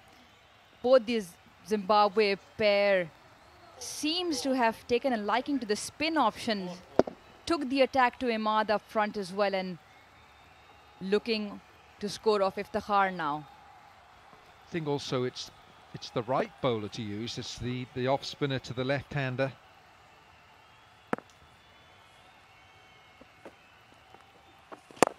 It's a better line. Just drifted leg side the previous ball, which enabled Williams to aim for that leg side fence.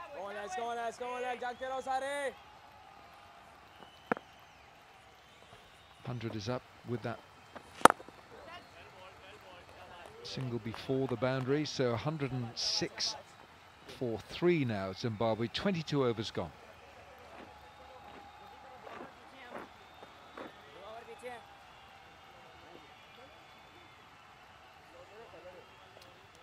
.22 overs gone. Zimbabwe winning the toss here today, deciding to bat first. No change for Zimbabwe, but it's a side that really competed in the first one-dayer.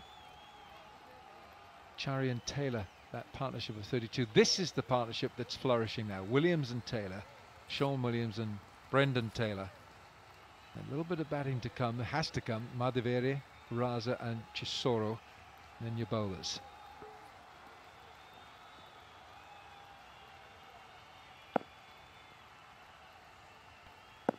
Over number 7 for Haris Rauf.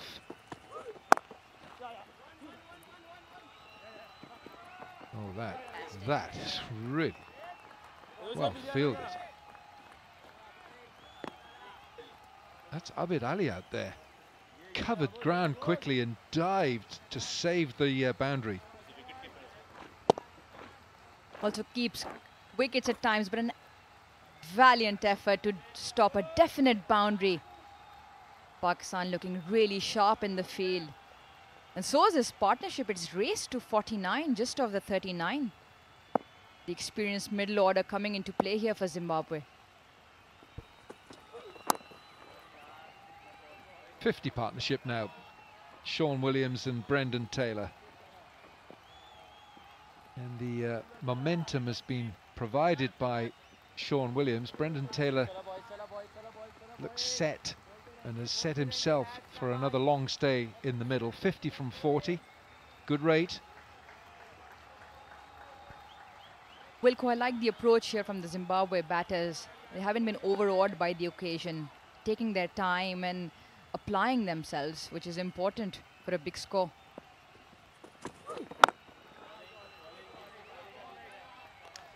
Yes, I think Well, Brendan Taylor rather, knows all about staying out there. He knows that the longer he stays there, the better it is for his team. He knows that he's a mainstay of this side. Sean Williams as well, with his experience. You know, you've got the youngster Madhaveri to come, and you've got Sikandar Raza, who is experienced, but Brendan Williams here, he knows that the longer he stays, the better the chances for Zimbabwe to post a decent total.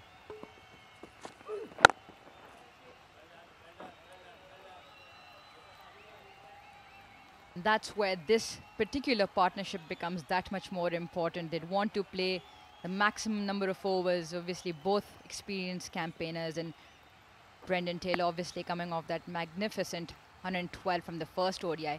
Nearly took Zimbabwe over the line. Yes, and I think he mentioned after the game, he said, we were on course, but then you have those wreckers in chief, Shaheen and Wahab, who arguably in world cricket are probably two of the best bowlers in the death, aren't they? Well, we talk about how the contribution is for Zimbabwe. Brendan Taylor, have a look at that. 16 years.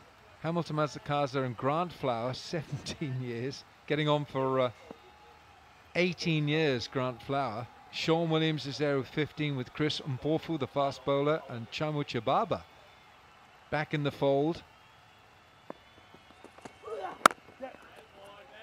There'll be a single off the last ball of the 23rd over. It's 110 for 3.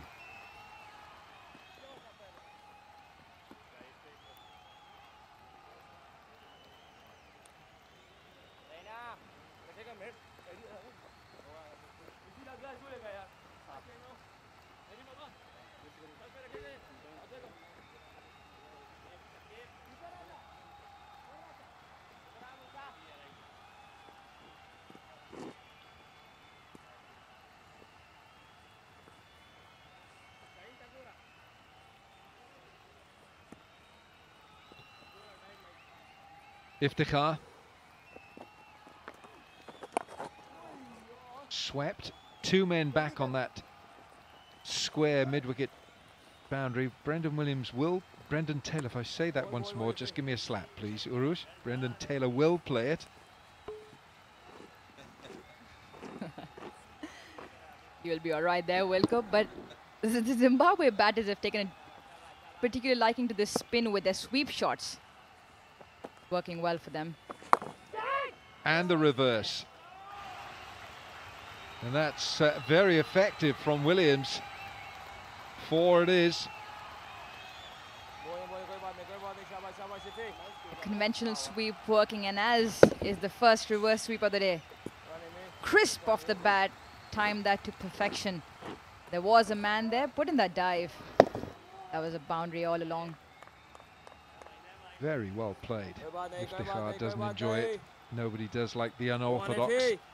But it's also a risk shot.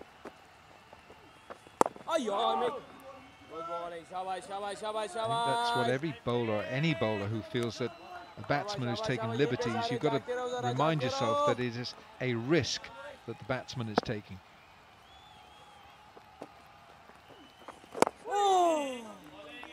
Good bowling, good bowling. Interesting period in the game. Babar probably has a little bit more thinking to do, because of his spin option the Zimbabwe batsmen have attacked. Man out on that boundary will cut off the boundary, but it's 2.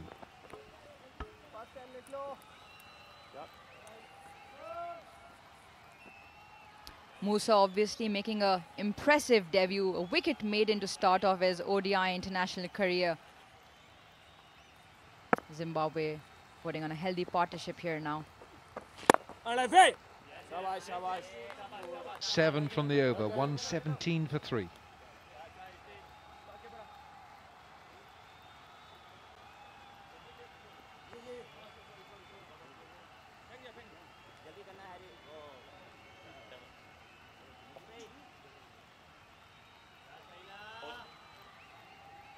Spawning change. Left him over.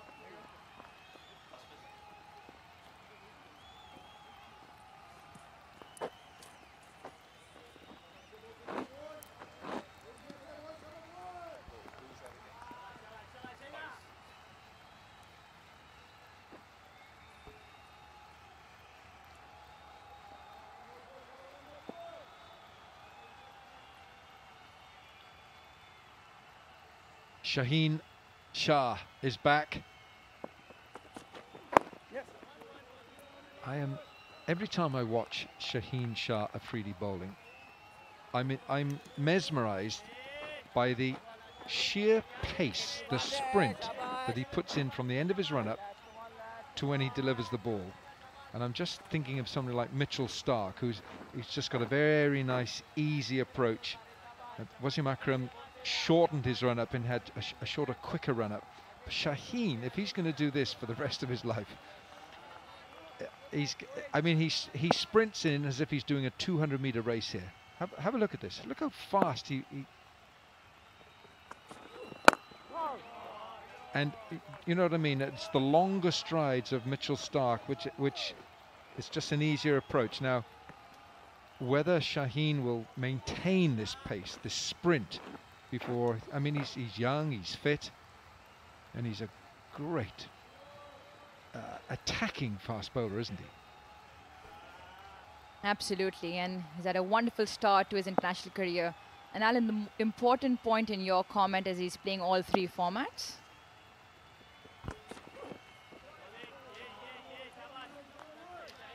That makes your point that much more valid in terms of longevity of a career.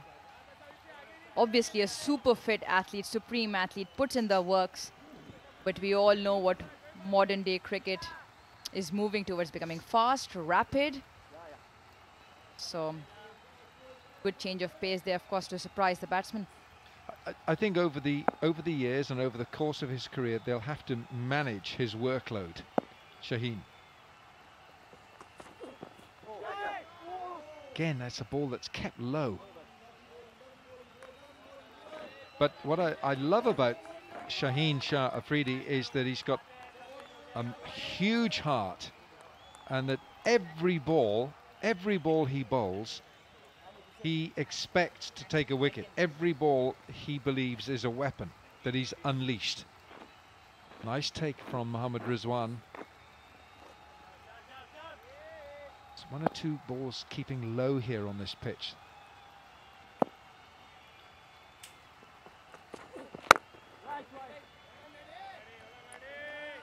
Outstanding display from Shaheen in the first one there with the 5 wickets. On another day he would have got the Man of the Match award. You see, there's not much width on offer there. He's been fairly consistent today, Shaheen. He's been playing international cricket non-stop. He played the 3 test matches against England, the T20s, then county cricket as well back in England, and the national T20, and now this. Fantastic.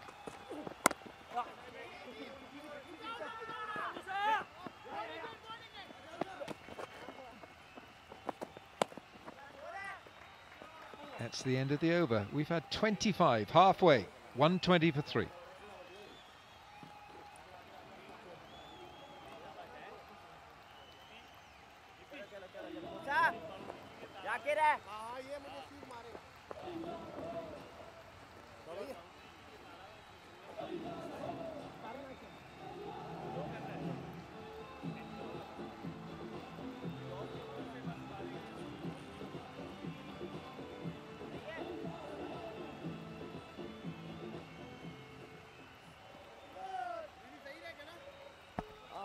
.25 overs gone here in Pindi, Rawalpindi. Zimbabwe 120 for 3. Iftikhar. Taylor's gone after it, and he pays the price. Imam ul-Haq takes the catch out at deep square, and Iftikhar celebrates. They've got the big one. Brendan Taylor has gone. Yeah, didn't get a hold of that completely, and he's been favouring that sweep shot throughout, but doesn't get a hold of it, and Imam takes a very good catch there at the boundary. You can see by Iftikhar's reaction what this wicket means, because they've got the danger man. Brendan Taylor walks back for 36. Zimbabwe now 120 for 4.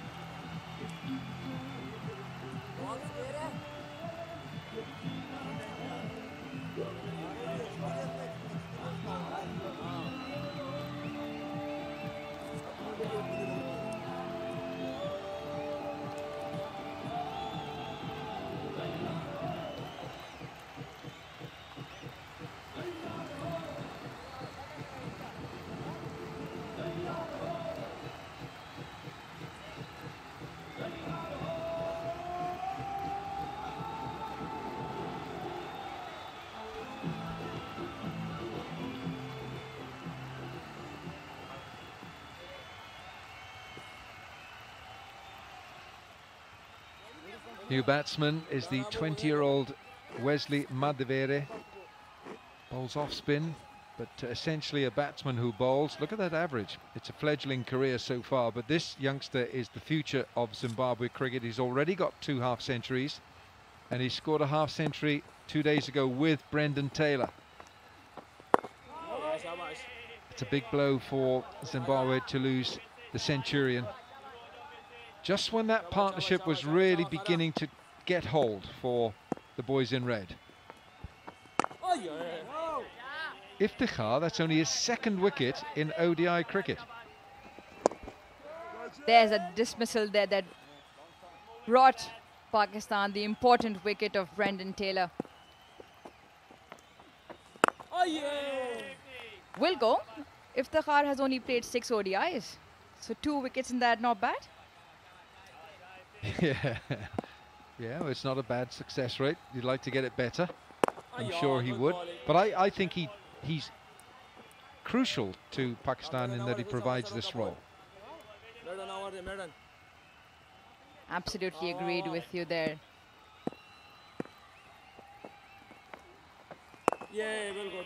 That's a wicket maiden for Iftikhar. 120 for 4.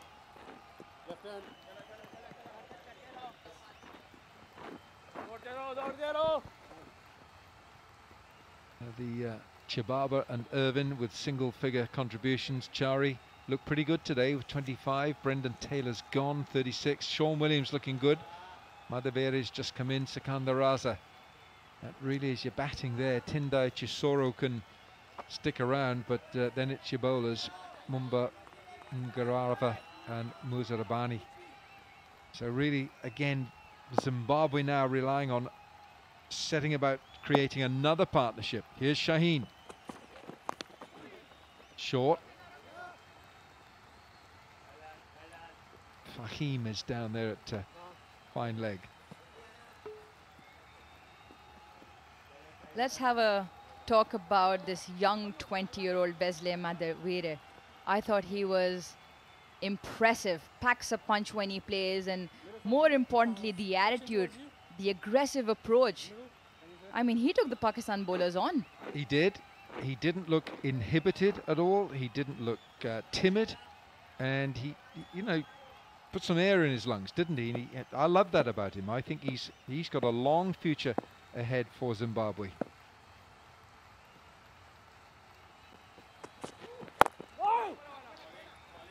I wouldn't be surprised if Shaheen might just tempt him or test him with a couple of short ones here.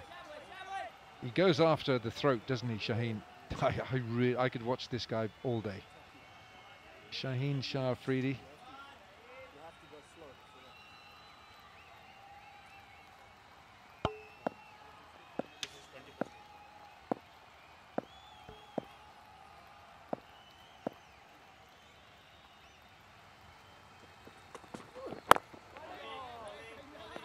The other thing about Shaheen is that he's taking his wickets at a rate of knots, not just the pacey bowls.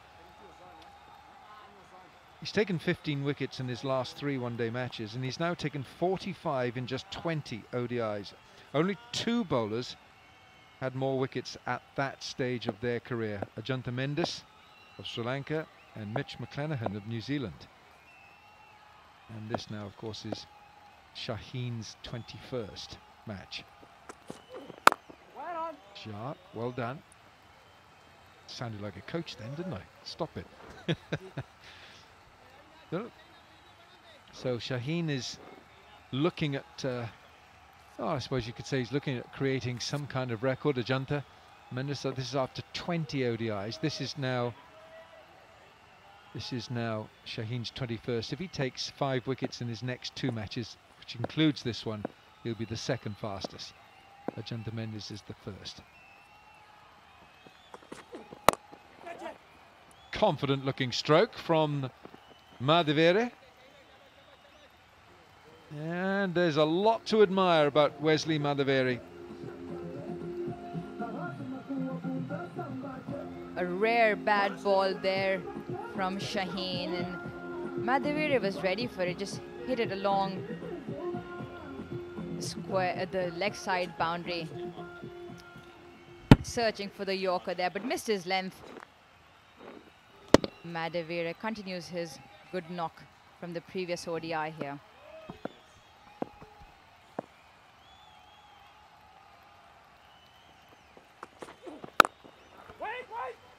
No short delivery, all full pitched. 27 gone, 125 for 4.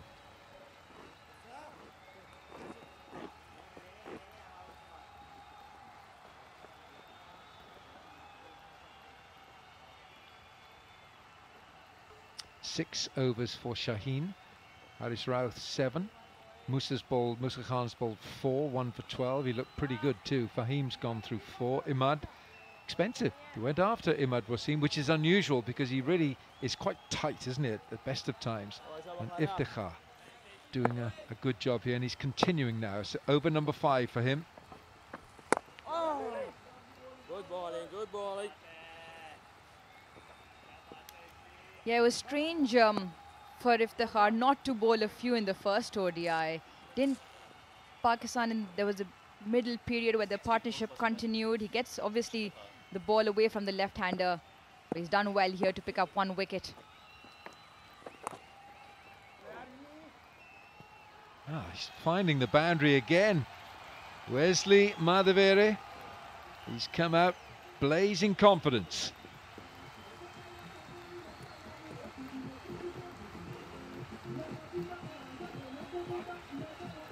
Yeah, sweep seems to be the preferred option here for the Zimbabwe batsmen. Plenty of scoring runs coming off that.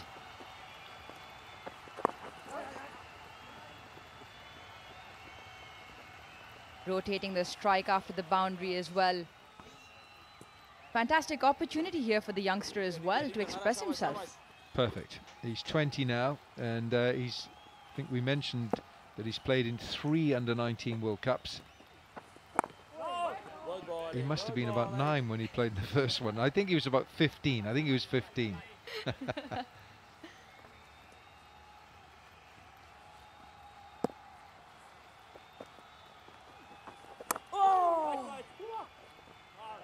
I've been told by Maza Arshad that Iftikhar Ahmed has got 64 first-class wickets, and his best first-class figures are 6 for 39. And he said, mark that down. Fielded. 28 gone, it's 131 for 4.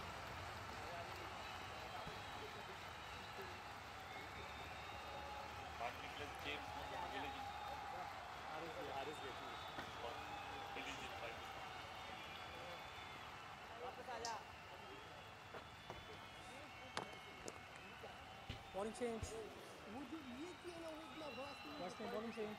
Strike him over.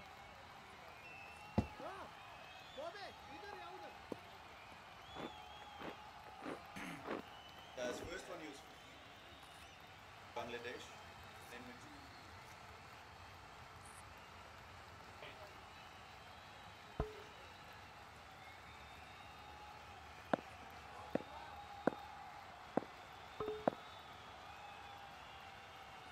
Musa back into the attack.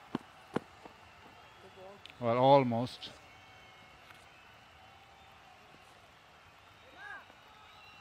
But soon as Zimbabwe threatened with the partnership, Pakistan have found a way to break the partnership. 131 for 4, 4.68. You know, you'd want to be looking at 280 right now. It seems as if Musa is going off. He ran in and he just pulls up. Maybe a calf. Tino is very accurate with diagnosing injuries. What do you suspect? He's done something to something in his body. He did that earlier, Buzzard. Very early in the spell, I think in his second over. Ran in and pulled up as well. I hope that for Pakistan's sake, it's nothing that's too serious. Fakhar Zaman replacing Musa. He's getting a bit of airtime for the extras. He came on in the last game as well as the fielding man. Replaced Harris Sahel, but yeah, it looks like he's just grabbing that right calf. I would have been fuming if I was not playing and being made to field throughout the innings. Not getting a bat. Even if I got a bat, it wouldn't be long, but still would like the opportunity.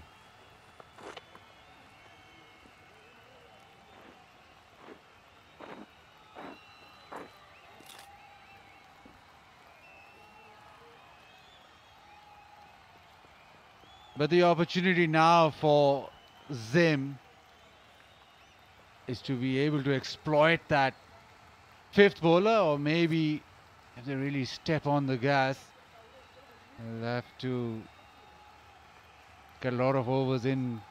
Pakistan will with the sixth bowler. They're hoping that Musa comes back quickly.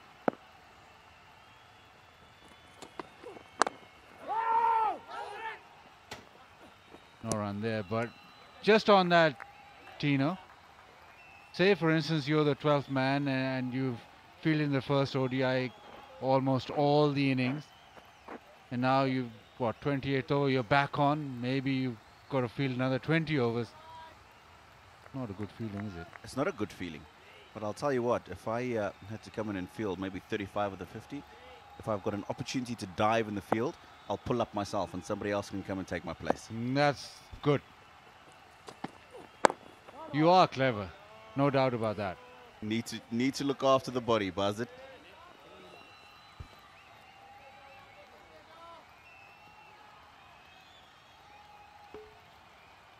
Yeah, we talked about this before, but looking at the squad or looking at the 11 that Zimbabwe have, you'd think that that experience in the middle order is their strong point, or that is where they're going to win games if they are to win here.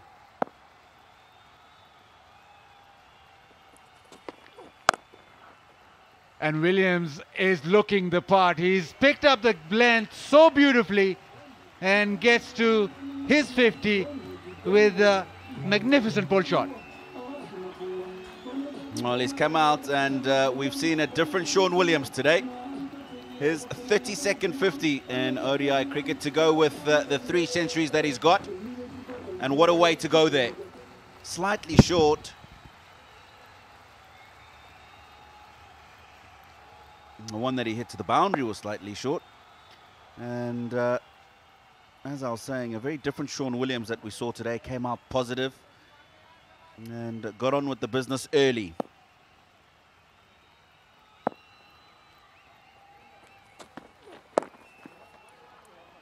Off the hip again. Williams looking dangerous. 29 gone is 137 for 4.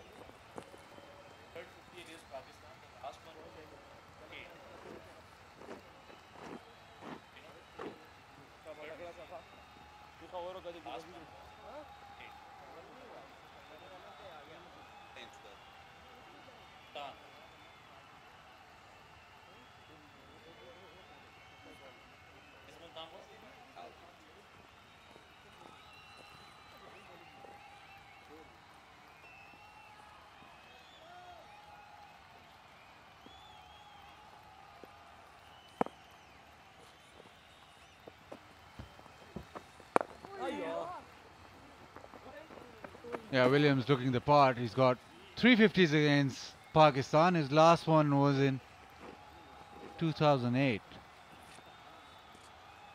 So he's been there for a while. Love the play. He strikes the ball.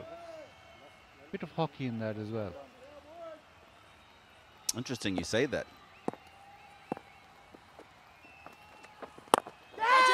Oh, he's gone down the ground. He's looking to go over the man at mid-off. And that is a very good catch. Fakhr Zaman running in from long on. And that's exactly why when they need somebody on the field, Fakhr Zaman comes on, Bazit. Iftikhar with the second wicket. So the sixth bowler coming to the party. Wesley trying to hit this down the ground, inside part of the bat, which made it skew towards long on. Good catch. Fakhr Zaman as substitute does a magnificent job. Gone for 10, it's 138 for 5.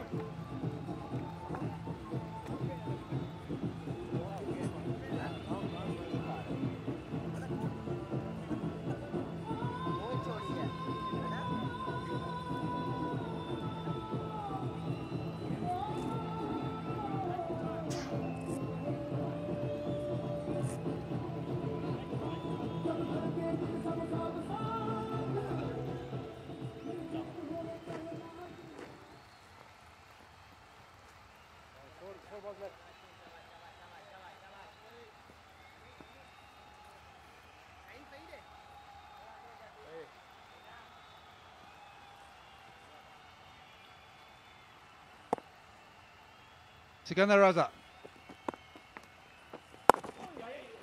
Man from Sialkot comes into bat. Number 7.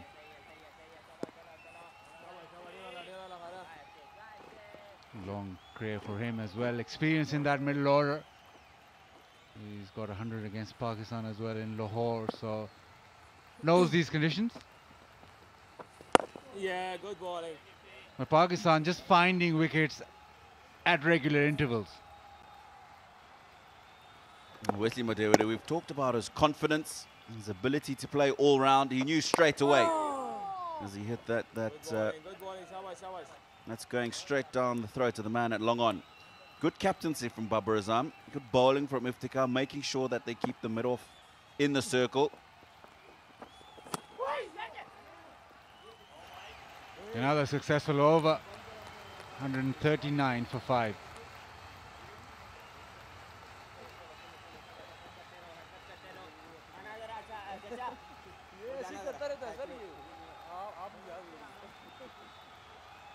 $139 for 5. Zimbabwe, 30 overs gone. Sean Williams has looked good today.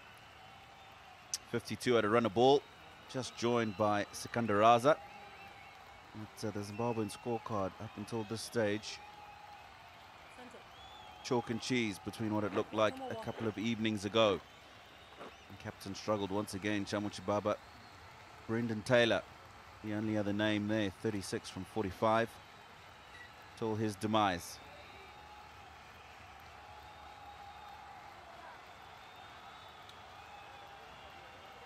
Five down in the first 30. And there are still experienced players at the crease.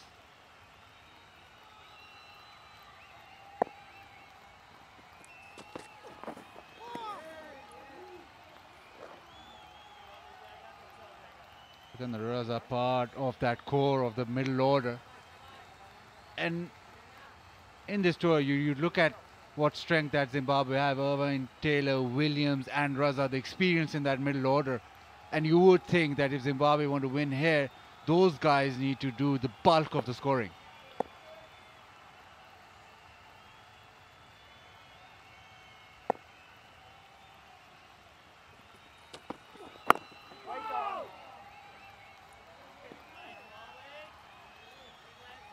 We'll come back to that point, Bazit. This is how Wesley Madewere lost his wicket, looking to go over that man at mid-off. Bit of purchase in the surface, which is why he got the thick inside edge. We've already spoken about what a good catch it was from Fakhar Zaman.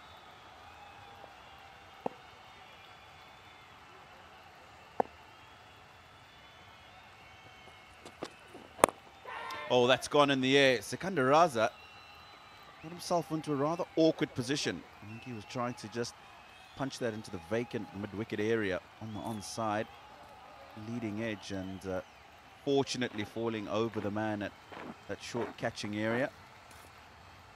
Buzzer, just going back to that, I would almost like to say over-dependency on the Zimbabwean batting lineup on those middle four. It was good that Wesley Madevere came in and got some runs in that first ODI at number 6, so he's shown he's capable. But once you get past number 6, 7, the other problem that Zimbabwe has got is the fact that the lower order batters don't have the striking power. Yes, Tendai Chisoro can do it, but he hasn't really done it at international level consistently for Zimbabwe. And then you've got Karl Mumba, you've got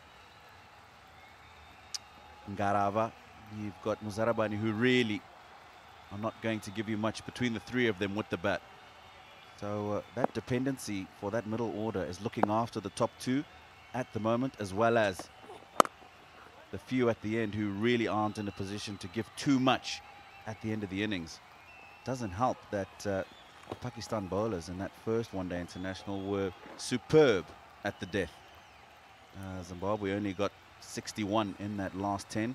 A lot of those came from Brendan Taylor. This is Sean Williams today. 5 points to the spinners. Boundaries are those red pulsating balls. But what he's done well is also get down to the pitch of the ball. He's used his feet and been very positive.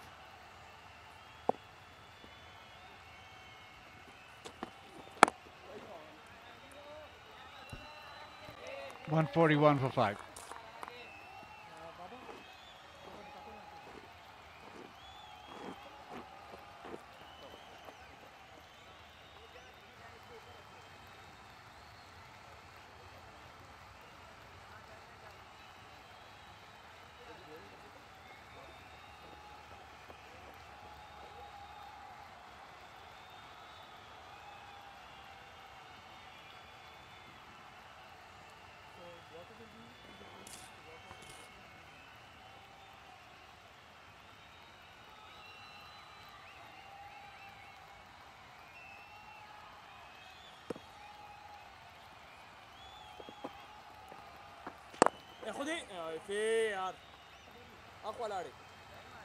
Yeah, Tino, yesterday I was on a podcast with Dean Duplessis and Ed Rainsford, and Ed normally doesn't make a good point, but this time, surprisingly, he did. He said that I'm beyond that stage, or we are beyond that stage where we're happy with Zimbabwe competing. We're beyond that stage. We want results. So that last game, I thought they had the opportunity to drive that impetus home, and that'll maybe hurt them because they got so close. Yes, it was a great game. Everybody applauds them for that. But is that your feeling as well? You want results rather than saying that, oh, they competed? Well, absolutely. I think any nation wants results. In the air, gone. Sikandar Raza probably looking just to punch that to the right of the bowler. Iftikhar down to long on for a single. All he's done is gifted an easy opportunity to the bowler. Right now, the results all going Iftikhar's way. Your spinner, the sixth bowler, has been the best bowler. Slowed this up, flighted it up, and just a poke back, comfortable catch. And Sikandar Raza's done and dusted. He's gone for 2, and Zimbabwe 142 for 6 as Driggs come onto the field.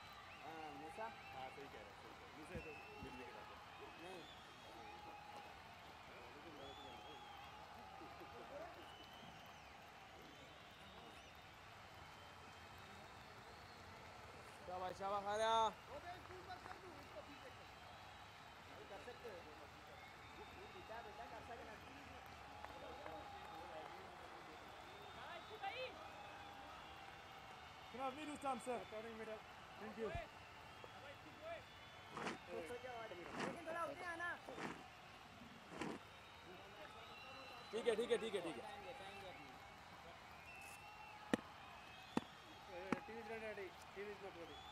Okay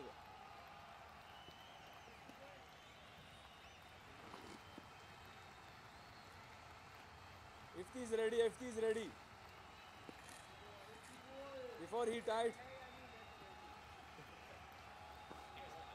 इससे पहले कि वो तक जाए TV को ready कर दो इससे पहले कि वो तक जाए बताओ भाई Well, spin has come to the party in the form of Iftikhar Ahmed. Off spin has really worked wonders.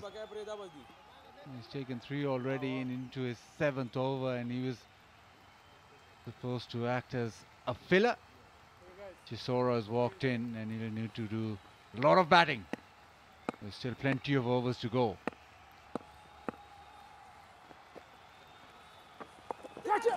Starts off with a sweep. We've seen a lot of those shots and get a couple of runs.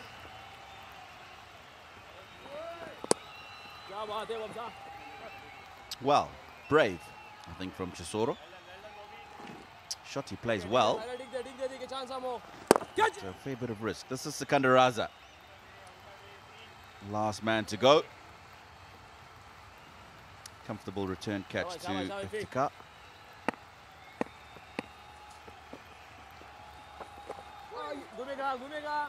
The sweep shot again, and this time just a single. So Iftikhar at the end of his 7 overs has 3 for 29, 145 for 6.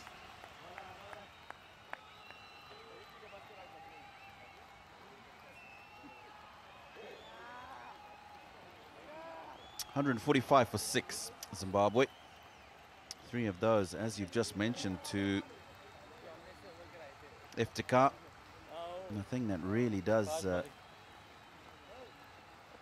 get me thinking is not that he's bowled badly, Buzzard, but has he bowled well enough to have 3 wickets at this moment in time in the game?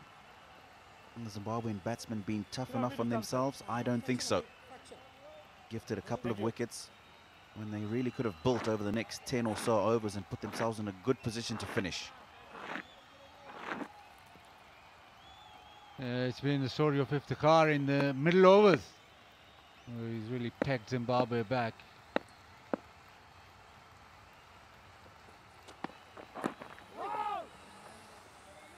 And you say that Zimbabwe should be hard on themselves. You look at the other spinner that he's bowled. Imad Wasim has gone for 27 off 2. So obviously the pitch is not that conducive to spin bowling.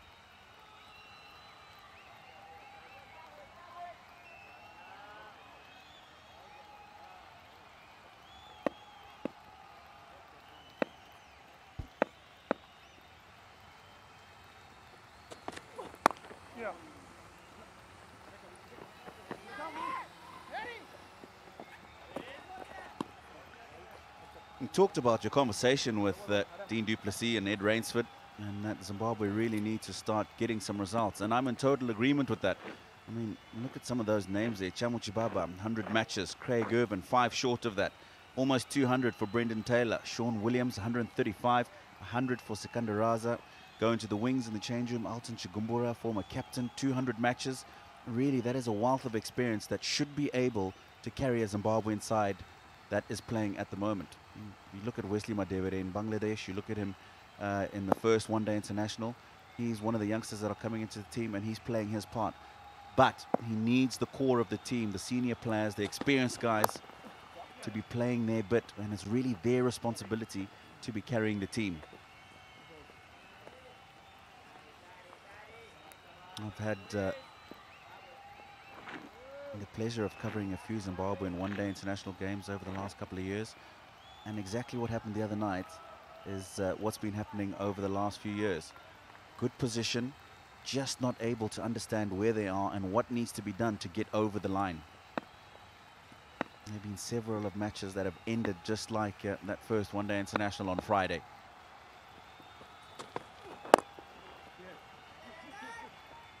Picked away. Just a couple of runs to square leg. And you're talking about experience.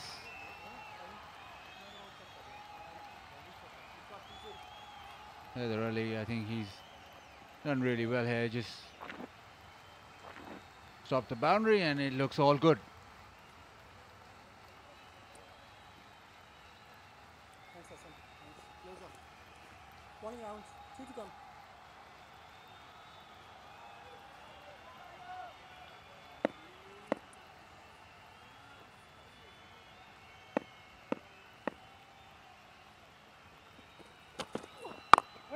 We talked about experience and Qaid Azam Trophy, first class tournament going along. And Imran Farhat got his 38th first class century, so experience for you. And he went on to 116 of just 165 deliveries his last season, so he's obviously started off on a high.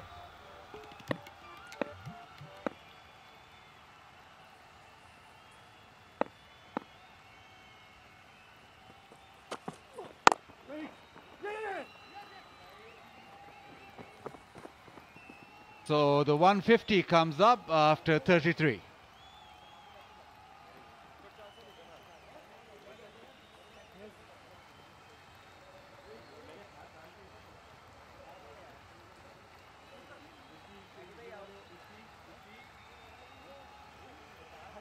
Balls per 50 for Zimbabwe. First and the third identical, 79. And that second one a lot quicker. And that was when you spoke about Imad Wasim's 2 overs for 27. Guys, I'll give you a call down now. Sean Williams, the lone thorn in Pakistan's flesh today for Zimbabwe.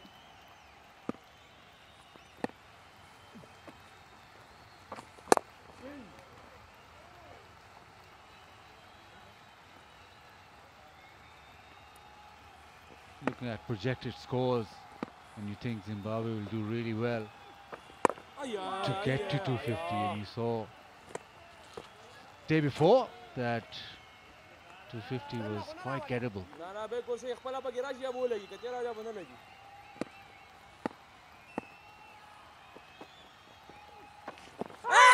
That looks good, and it is good.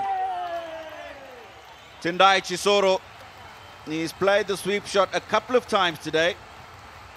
He's gotten away with it, but this time, that looks like it was plumb in front. He's decided to go up to the third umpire for the review. Yeah, we have a review for LBW. Original decision out. It's a fair delivery. Front on spin vision, please.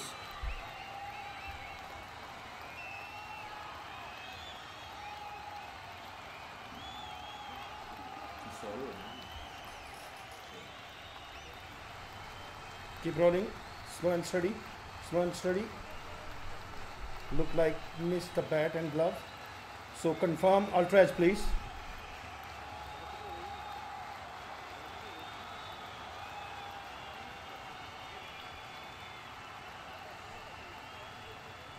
Waiting for ultra edge.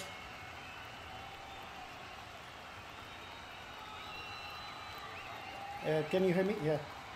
Roll forward. Forward. Keep going. Keep going. Yeah. Roll back. Back one more time, please. Keep going. Roll forward. Forward. There is a big gap between ball, bat, and glove. Satisfied? Go for ball tracking. One is ready.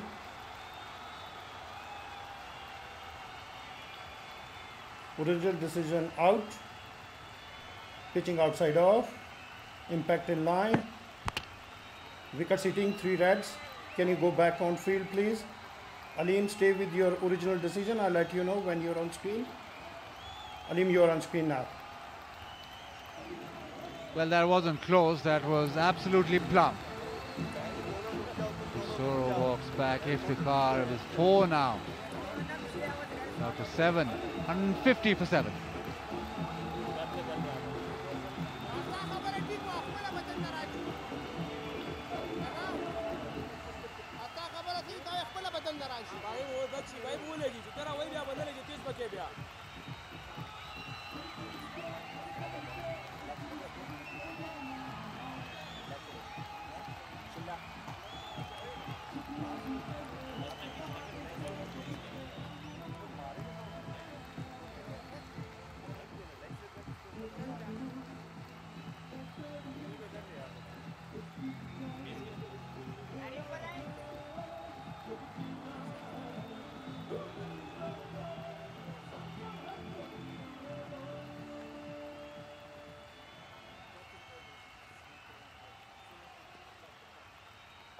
Center.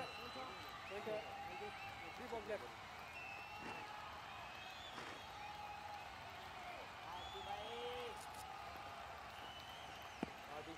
Mumba joins Williams. And Iftikhar almost become unplayable today. Well, not a lot to write home about. It's the lower order that Tino was concerned about. Well, they have to bat. Well, 16.2 overs to bat. Flight, guile. Iftikhar, he's got 4 wickets. The first time he's done that in List A cricket. And the review, well, much to be desired. Wicket maiden for Iftikhar, it's 150 for 7.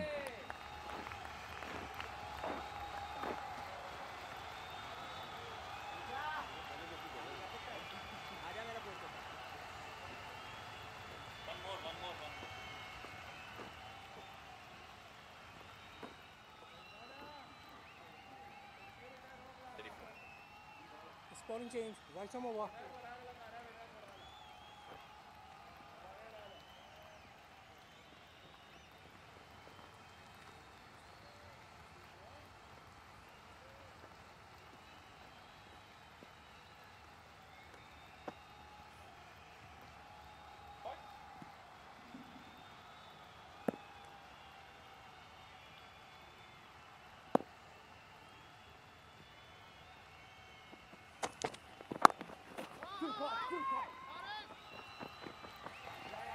He timed away and he's come back for 2. Musa, who went off the field with cramp. Apparently the rule is that he'll bowl 1 less over, although he didn't bowl a delivery, but he started the over technically, so he's only allowed to bowl 9.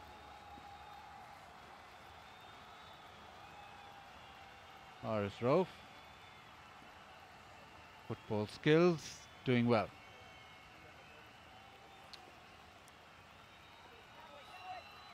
But, you know, it's been an innings that's threatened for Zimbabwe, but never quite taken off. Shot selection an issue. And that's been my concern.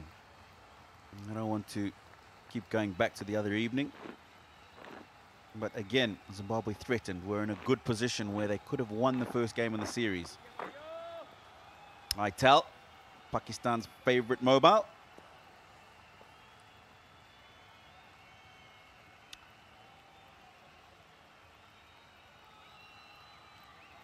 And then again, we talk about shot selection.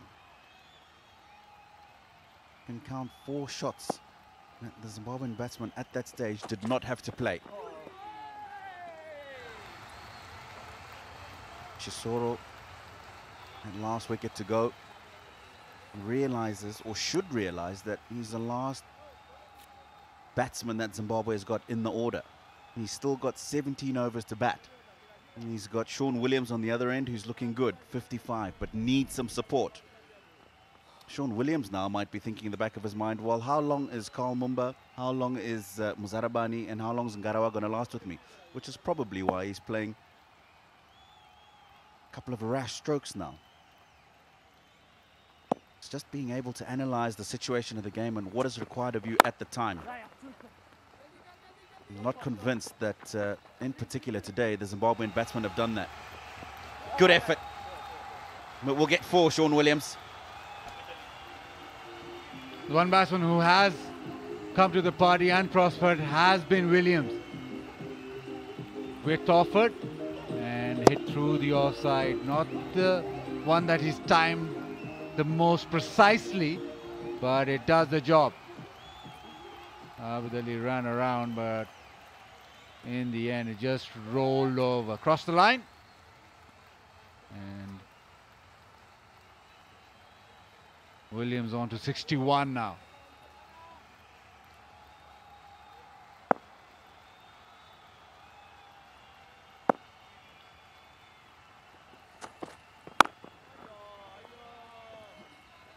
Well, all I can say, Tino, is thank God it's not as bad as 2018. Remember that series we commentated on? No, I don't remember that series, and it actually, was Bazit. like we'd sit on the roof and it was freezing, and then you'd come to the game and Zimbabwe couldn't get a wicket and just carried on and on and on. What I remember is catching a cold in that series. Very cold in Bulawayo.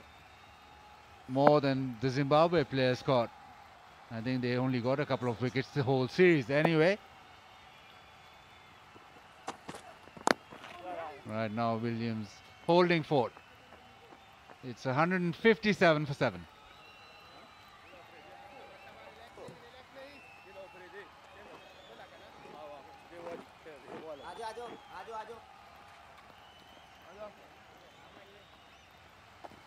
One over down, guys, 1 over down.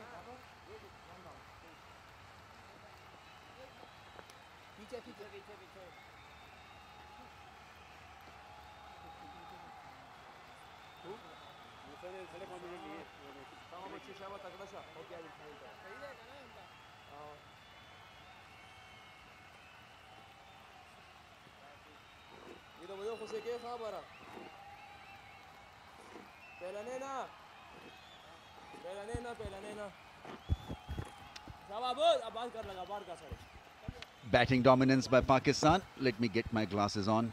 In the meantime, Aruj, could you please read that graphics for me? It's gone now.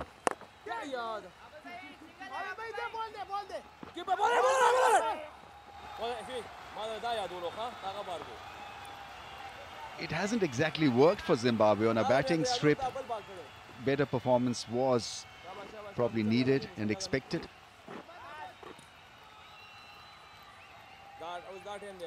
The batsmen made good starts. They've got the starts, but unfortunately couldn't capitalize.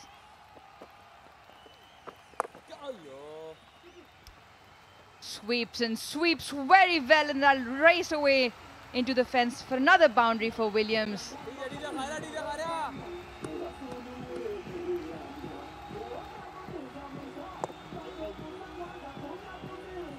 That's been the preferred option on most occasions against spin for Zimbabweans. That's a nice sweep shot. Good roll of the wrist, keeping it down along the ground. So he's the lone ranger in this contest for Zim on 68, Williams.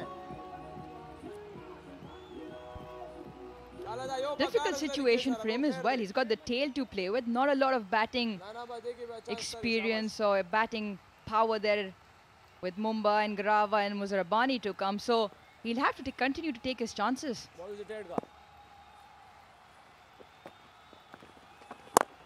One. Aggressive shot, that's well fielded.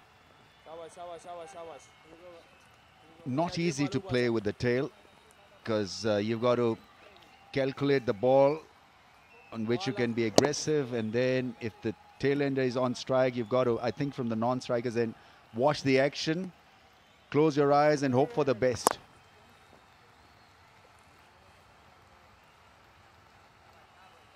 Iftikhar doing a fine job picking up 4 important wickets here.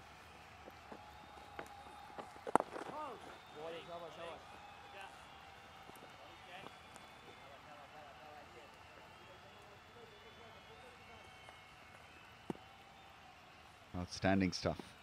4 wickets for the offie.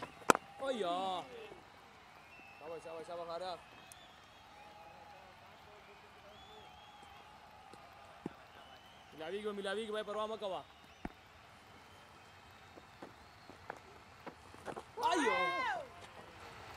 little bit of inside edge, otherwise he is a goner. 164 for 7.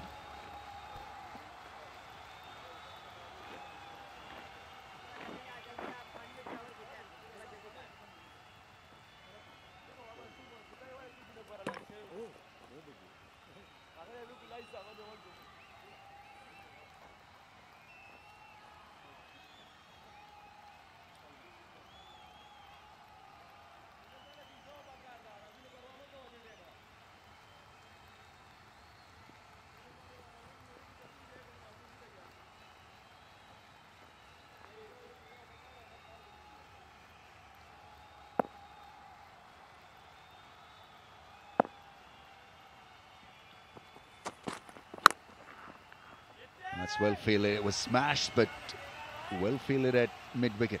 It's Iftikhar.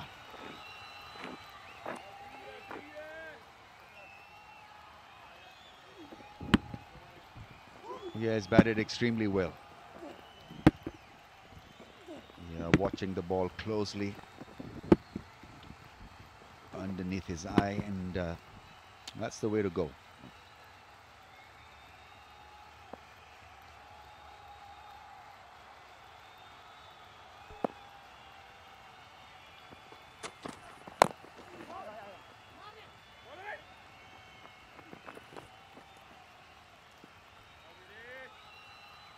He's not exactly protecting the tail enders. Second ball faced, and he's taken off for a run.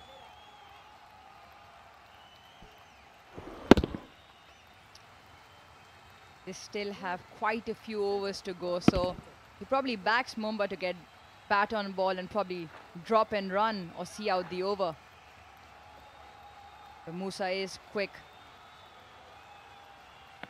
He's got the slip in as well for the tail ender. He's called the deep square leg man up in the ring as well now.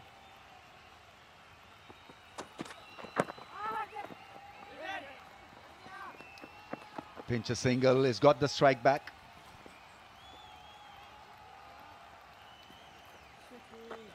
Pakistan at one stage were renowned of bowling out oppositions in T20 cricket. I think they held a world record. It could still be a world record for continually bowling out opposition. I think it was in excess of 20. And very much on track here to dismiss Zimbabwe. Just 3 strikes away from ending the innings. In T20 cricket, Pakistan bowled out oppositions for 31 times.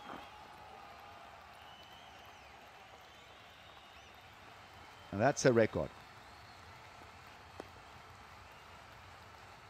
Pakistan obviously renowned for the fast, quick bowling options, the prodigies we produced over the years. And obviously you've played alongside some of the greats. Who's been your Pakistani best bowling pair? Well, in the nets, the 2 Ws were very mean. They'd bowl a lot of no balls, try to bounce you out, hit you. But they were a class act. And you felt extremely safe and secure fielding at short leg when they were on song. I remember that 92 series in England where they demolished England. It was just a world-class effort.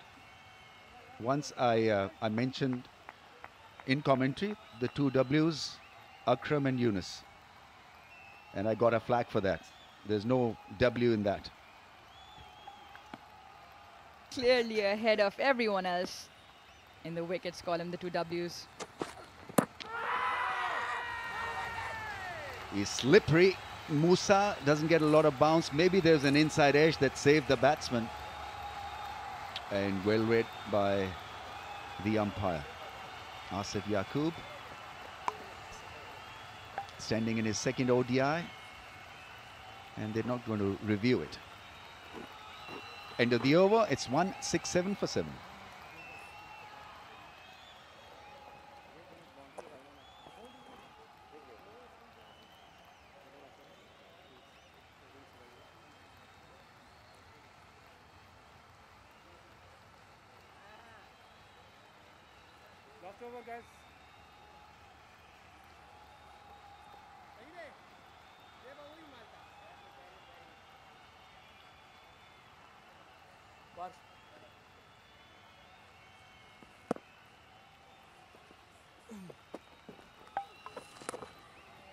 Iftikhar is reverse flicked, reverse swept in fact for 4. Spoiling his figures. He has now 4 for 40. He does play the reverse sweep very well, having bisected the 2 men in the ring there. Let's pick the line up early, giving it a whack.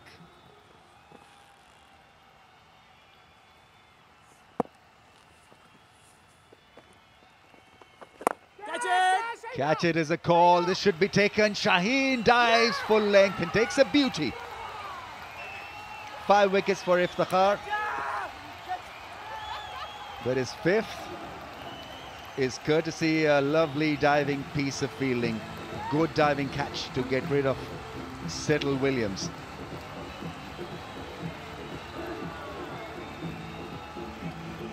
Came down the feet, but came down the pitch using his feet. Couldn't get hold of it. And Shaheen Shah judged that to absolute perfection. Iftikhar in his 6th ODI picking up a fifer. Williams, the danger man, walks back for a well-played 75. Zimbabwe 171 for 8.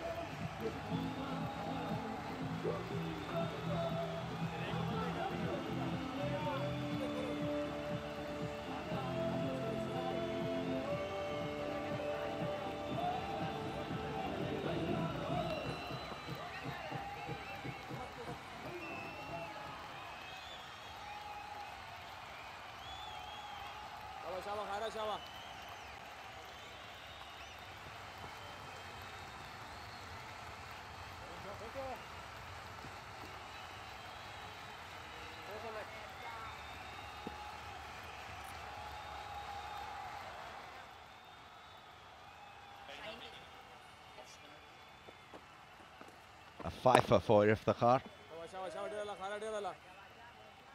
On course for his 6th.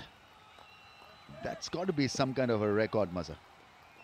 6 wickets on this pitch, or at this venue, no one has taken 6. So Saklan Mushtaq has got 5 here in Rawalpindi Stadium. Well, he's got 2 balls to pick up, maybe 1 or 2 more.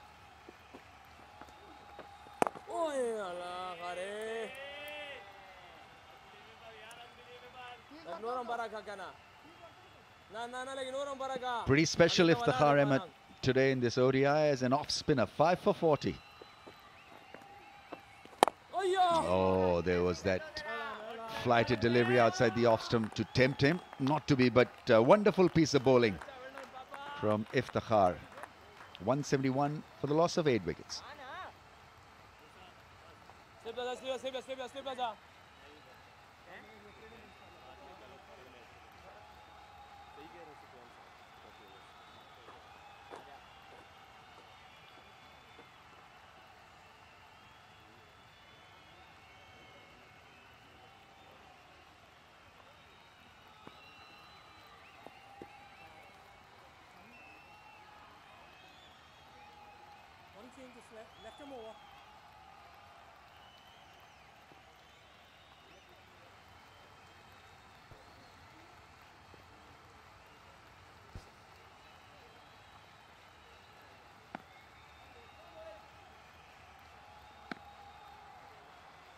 Wickets column dominated by Iftikhar, 5 for 40.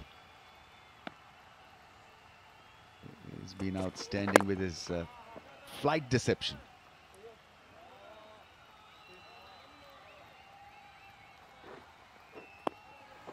See the dismissal of Williams there. Excellent effort there in the outfield by Shaheen. Supreme athlete and is back into the attack. He's been wicketless up till now, and not used to seeing Shaheen without a wicket. With 4 overs to go in the tail there, he's probably searching for a few.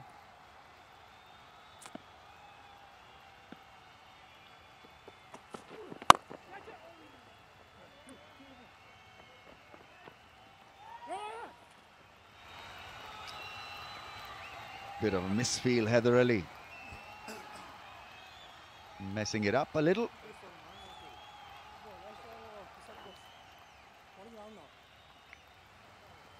A lot of eyeballs will be watching his progress in his first ODI. Heather Ali smashed a 50 in his debut game against England. That was T20.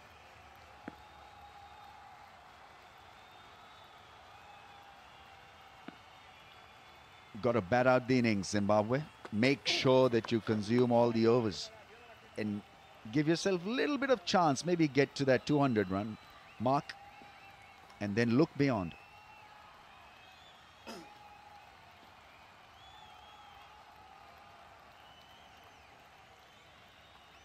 Jomo players hitting the Jomo board will receive US dollars 200. It's strategically placed board, but there's an option and an opportunity for you.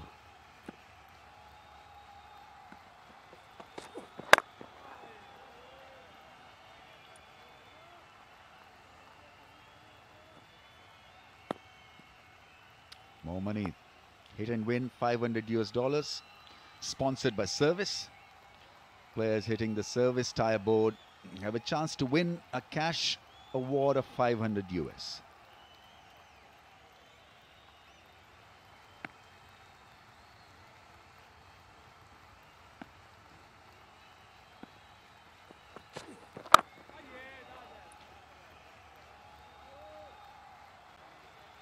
I think there should be an incentive for hitting the stumps also. That's kind of bullseye also. But he's now become such a good bowler, Shaheen Shah Afridi, because without any effort he can deliver that fuller length, the Yorker length. Initially starts off by bowling that hard length, taking the ball away from the right-handers, getting it back into the stumps, then has a very good surprise bouncer to go with those variations. And then Aruju can bowl over the wicket, round the wicket angle as well. So good is Shaheen Afridi. 173 for 8.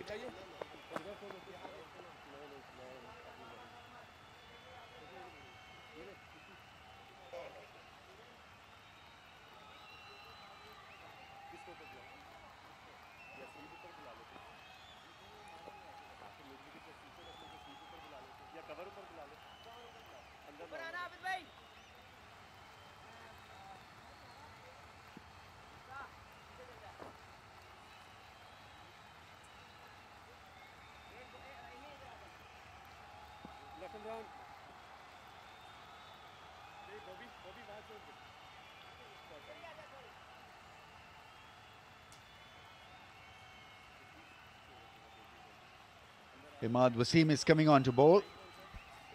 Went for plenty in his first 2 overs. It's a little bit of surprise because normally he's very good with his line and direction. Hardly ever gets hit like that.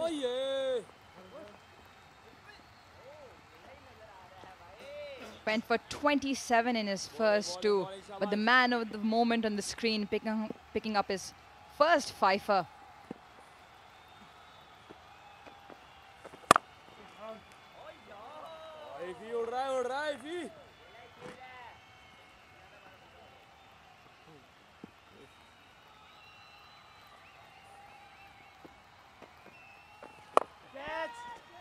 Catch and dropped. Heather Ali trying to explain to Imad and Babar that he couldn't locate the ball in the backdrop probably, but this should have been taken. He came in for the kill and grasped it. Yeah, he misjudged that. I felt he was a little late off the blocks and waited for too long to get under the ball. Looks like he's hurt his finger in the process as well.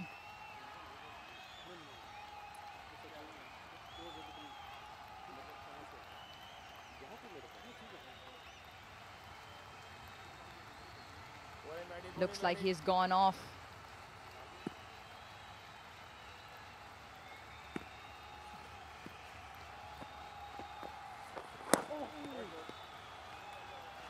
It's been given as a wide, even though the batsman had shuffled towards the offside, but the margins are so small when you bowl that line. Needed a wicket, Imad. Would have been a good comeback after being pelted for plenty in his first 2 overs.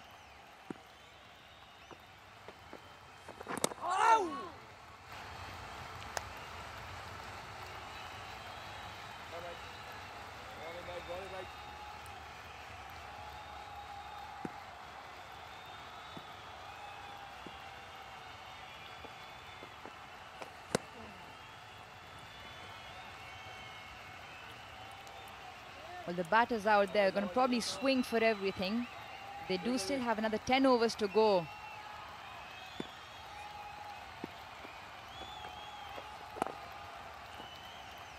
And the second power play, it's 175 for 8.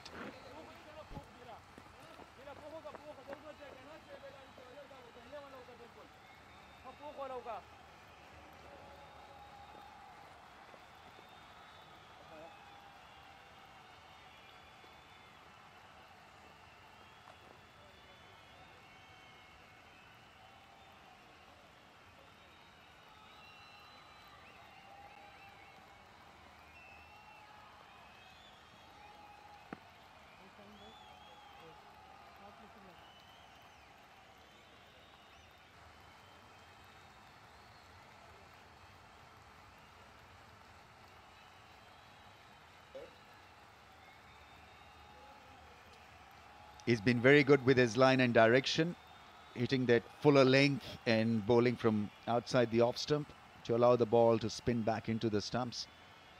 5 for Iftikhar.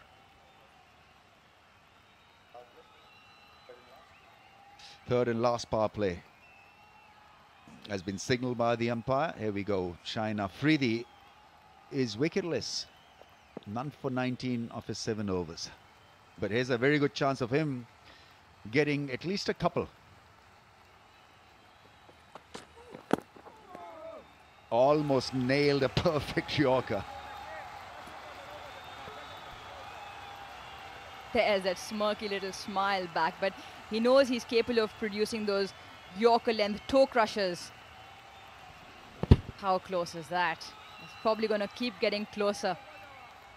We're not used to seeing Shaheen go wicketless, you know. Picked up 5 and then 6 in the match before that and 4, so 14 in all in the last 3. 15, apologies. Fantastic.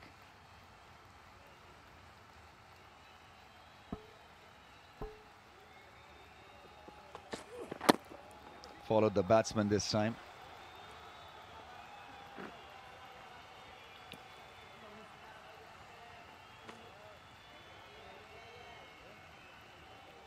Must be a difficult angle for the batsman to judge from around the stumps to look to get the ball back into the stumps.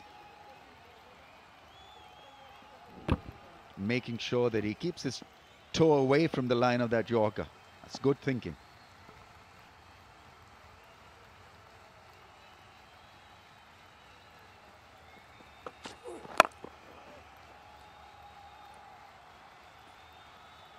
Right on the cue.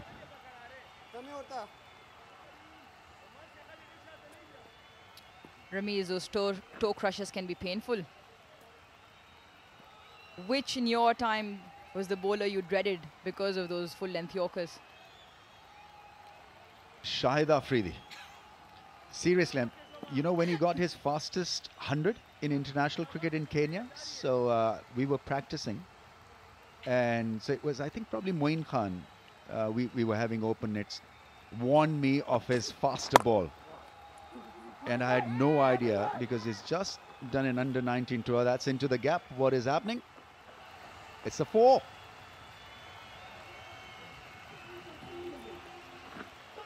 Missed the ball, I think, Abid Ali.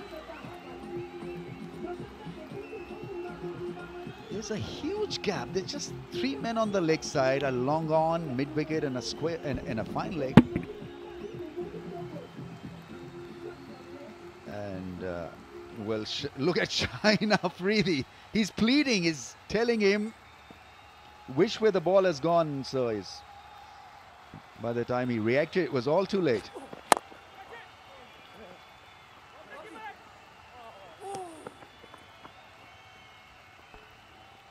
Plenty going on out there in the middle. Shaheen clearly very animated, not happy. But it looks like the sun could probably be in the eyes of Abid Ali. It is coming down from that end.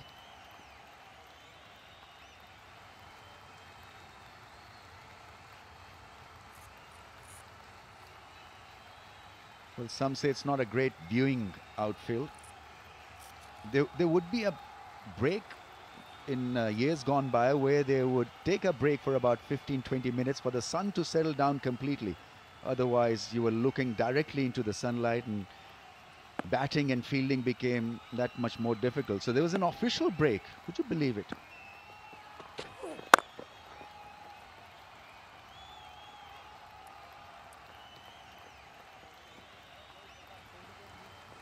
.181 for the loss of 8.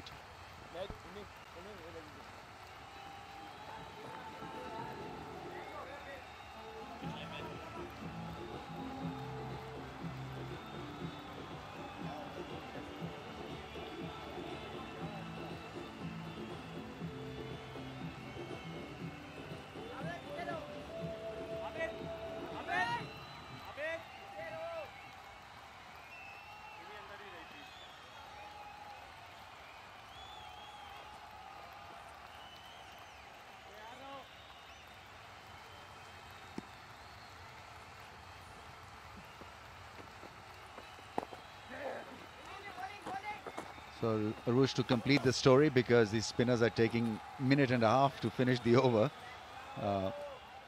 before the end of our stint. I think this is the last over before we leave. So Shahid Afridi hit me on my toe. I couldn't walk for a day because that ended up to be a thunderbolt, almost as quick as some of our fast bowlers on that tour. Ramiz, I'm not sure the fast bowlers of your time will be happy hearing their name didn't pop up in that story. I know.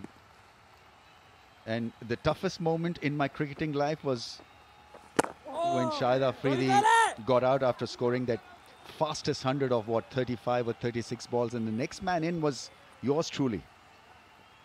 And while sort of he was walking out, I was walking in, I halted for a second. I said, what have you done? I've got no chance in hell to be half as good as you've been. So whatever I did, it would pale the performance of what he achieved. That was a 37 ball 100. Just tremendous striking by... He would have been, what, about 17 or 18 then? Yeah, young Shahid Afridi on that day just took the opposition apart, didn't he? Catch it! Right, we have another chance, another opportunity, and it's down. It's Heather Ali again. This time juggling it, and probably will not have a logical excuse of dropping that one. Went high in the air, that ball, and Heather Ali just couldn't probably catch it. I think it's probably in two minds, Aruj. The Australian style reverse cupping the ball. 4 attempts at catching a sitter. Not having the best of debuts is this youngster. Yeah, but there we go. 1, 2, 3, 4, and 5. Not going to get more chances than that from Ramiz, is he?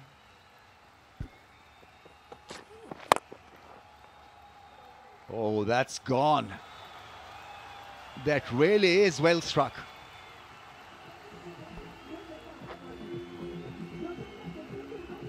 Well, the boys there in the middle in red are just deciding to have some fun. Pakistan not grabbing their opportunities. Probably the best way to go for them.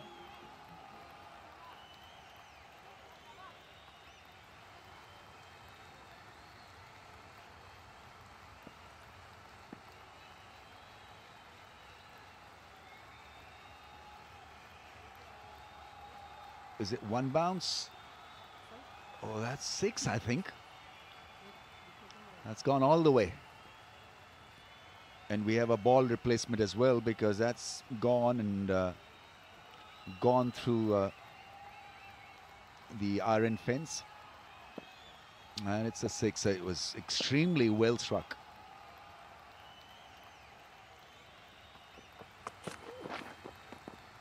Blessing Mazharabani will remember that shot for the rest of his career, because that's his first 6 in ODIs.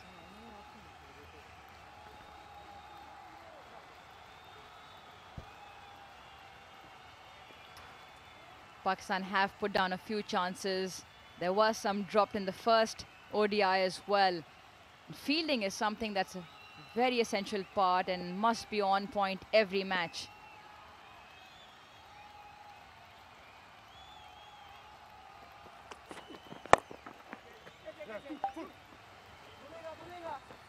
That's chopped into the gap. Watching Heather Ali go for those couple of tries, I think there's obviously a confidence issue and a technical issue as well. So he's got to practice hard, make sure that he doesn't do it again, and obviously reeling from it, still thinking about those drop chances. It's not nice. He's got to somehow take it out of his system and look to concentrate on the job at hand, which is to field well for the rest of the innings and then go out there and bat well. Another vicious Yorker.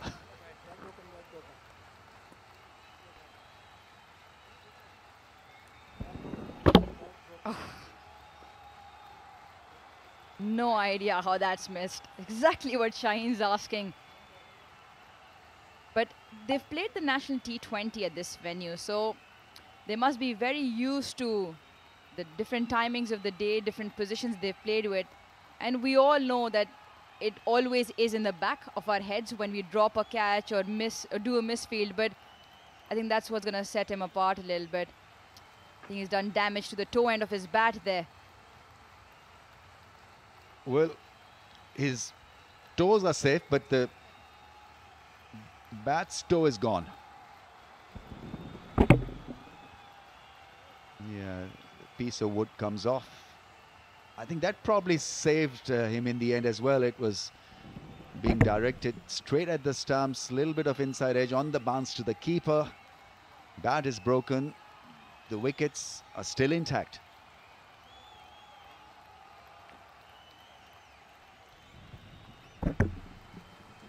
Yeah, you see a little piece come off the bat there. Even the tail enders and the bowlers these days carry quite a few bats. So the replacement shouldn't be much of an option. Where Shaheen's got 2 more to finish this over.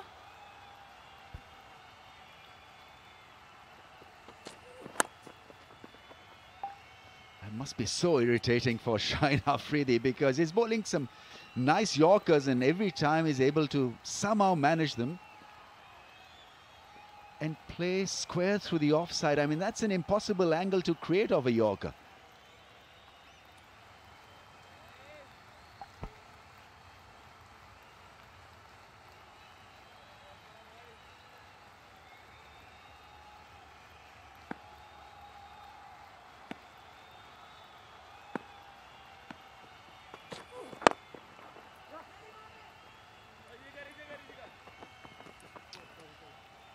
So he's still wicketless. Shaheen Afridi, none for 35 of his 9 overs. 196 for 8.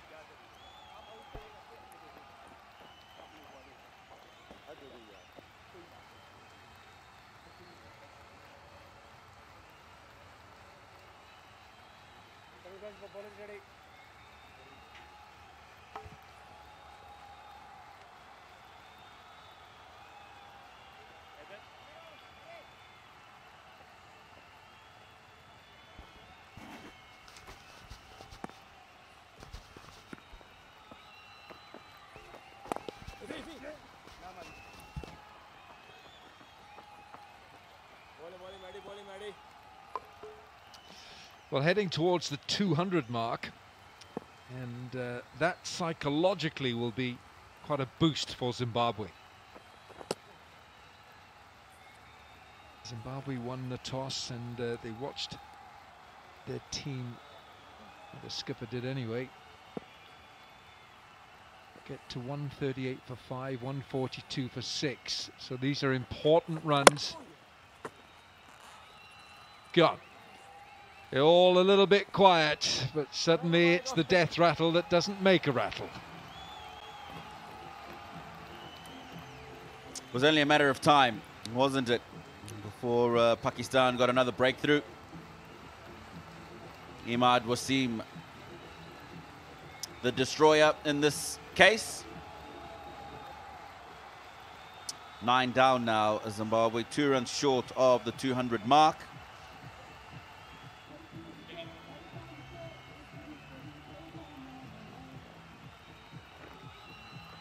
He's checking that back foot on the crease. And all happy.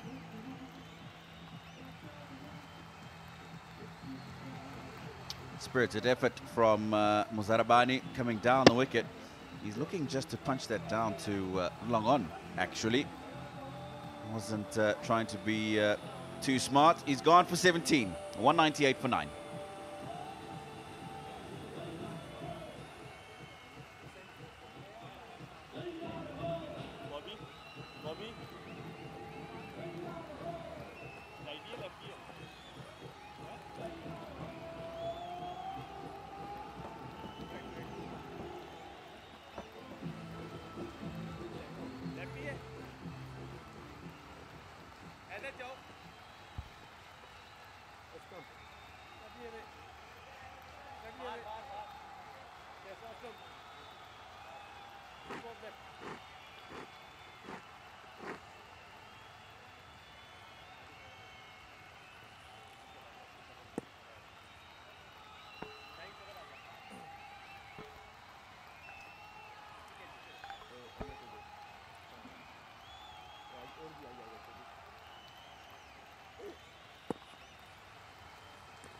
Last man in, Richard Garava.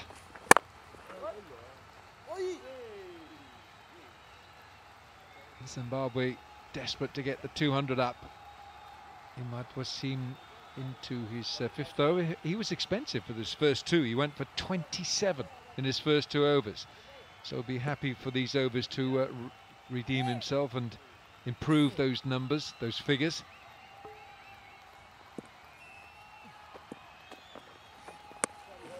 Oh, that's a dart. That wouldn't have even hit the dartboard. That would have hit the wall. That wide, those 4 wides bring up the 200 for Zimbabwe. Always psychological, isn't it? Getting over those little milestones, 150, 200, 250. This was the demise of Muzarabani. Coming down the wicket, just leaving a gap between bat and pad, enough for Imad Wasim to sneak through.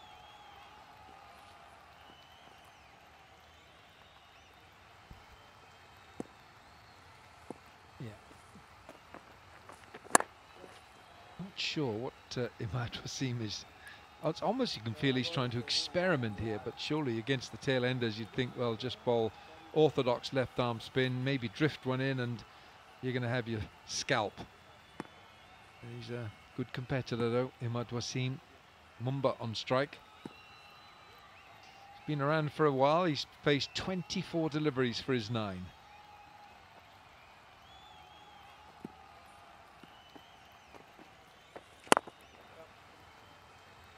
Single off the last ball of the 44th. It's 205 for 9.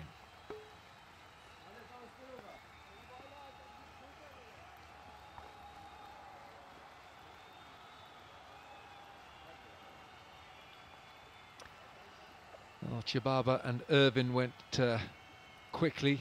Brian Chari stuck around for his 25. Brendan Taylor looked good again, 36 from him. Sean Williams, very polished, 75 from him. Madhaveri 10. Some runs here from Mumba and Muzarabani. But Iftikhar, what a find he's been today. He's Best figures in one-day international cricket: 5 for 40 in 10, a wicket apiece for Rauf, Musa Khan, Fahim and Imad.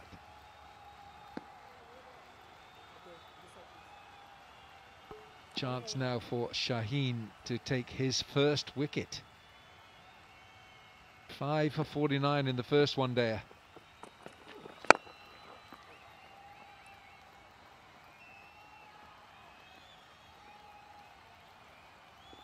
Just an indication that Karl Mumba might be looking to get on with things now. Of course, this is the last pair for Zimbabwe.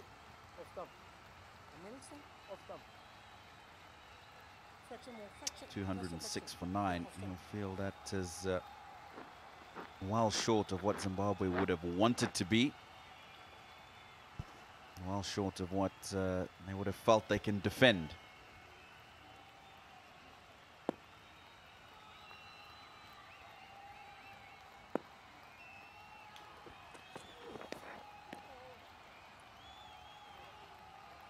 There's that Yorker once again from Shaheen.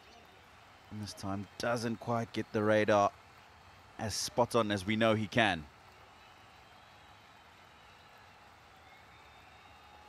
Five overs and 4 balls remain in the innings after this. And Alan, it just must be disappointment for the Zimbabwean technical side.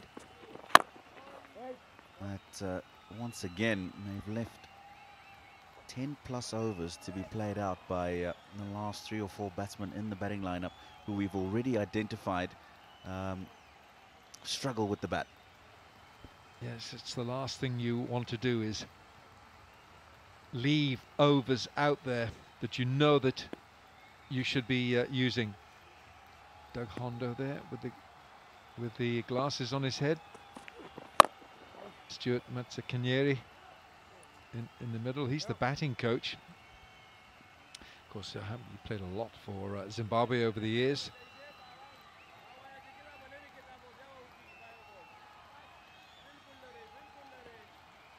The coach for Zimbabwe, Lalchand Rajput, is not here. Various visa issues. He just can't get the Yorker in today, can he? Normally it is a lethal weapon. He has delivered the Yorkers, but some they've gone whistling past, and hasn't quite got the radar tuned. He's trying hard. Nobody tries harder than Shaheen. Picked up 5 for 49 2 days ago, and he hasn't got a wicket yet. He's bowled 4 dot balls. Can this be it? Well done. Well done, Garava. It's 45 gone, 206 for 9.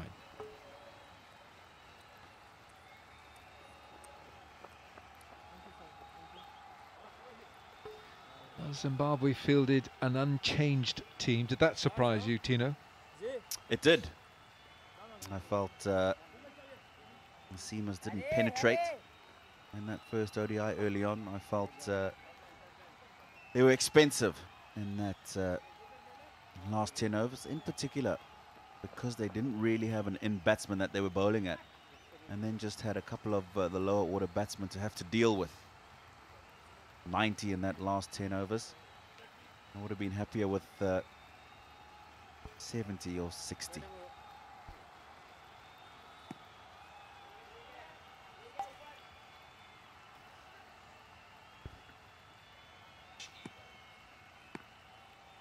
Musa Khan bowled him, middle pole, and that is it. Musa Khan finishes off the job, and it's been a demolition job by Pakistan's bowlers. Musa finishes with 2, and Zimbabwe are all done for 206 after 45.1 overs. Disappointing because they did win the toss and elected to bat, but not the easiest of pitches today. A little bit slow. It's a hard-working pitch, but the last man out, Karl Mumba, bowled. He gave a slight indication in the last over that he was going to try and get on with things. Karl Mumba. 5 wickets for Iftikhar. he looks like he's pretty happy with his findings this afternoon. Lots of double scores, double digits in there. Chari 25, 36 Taylor. Williams, the pick of the bunch with 75, 10 from Madavere, and some runs at the end there. Mumba and Muzarabani, they might be very important.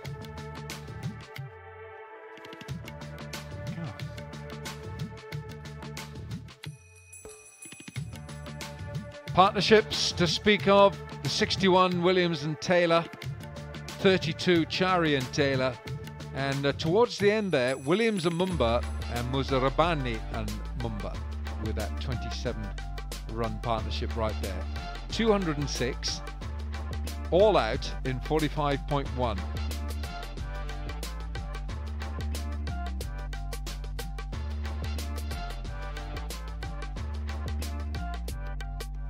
Standout figures there, Iftikhar, 10 overs, 2 maidens, 5 for 40 with his occasional off spin, but how effective it was today. He had the ball on a piece of string. Imad 1 for 43, Fahim 1 for 30, 2 for 21 for Musa Khan. Rauf, Haris Rauf, his first ODI wicket, 1 for 31. Shaheen, wicketless today, but good numbers, 10 overs, none for 36.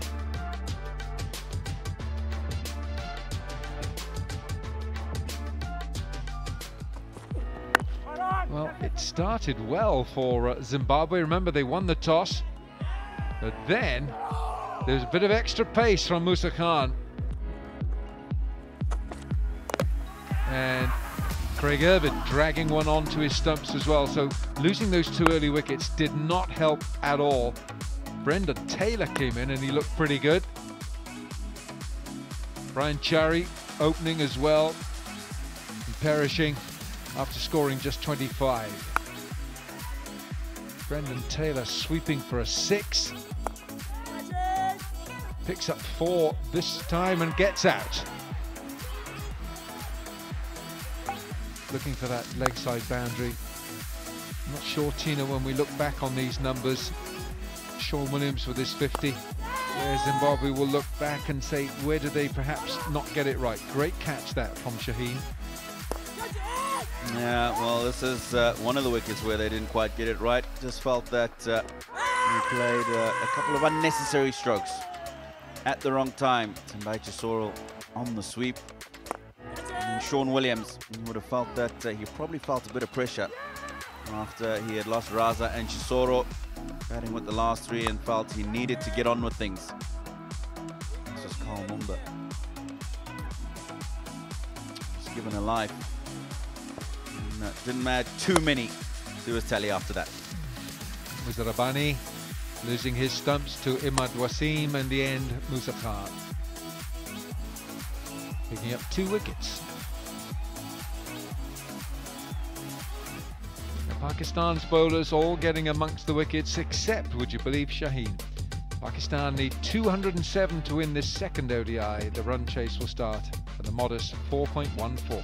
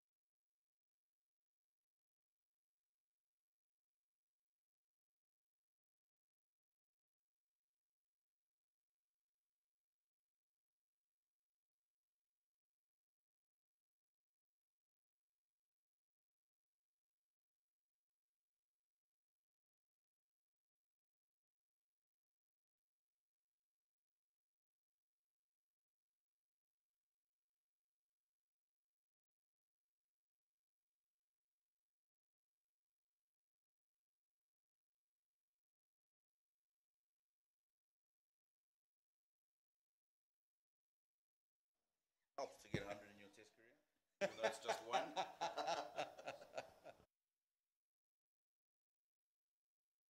Right, here we go.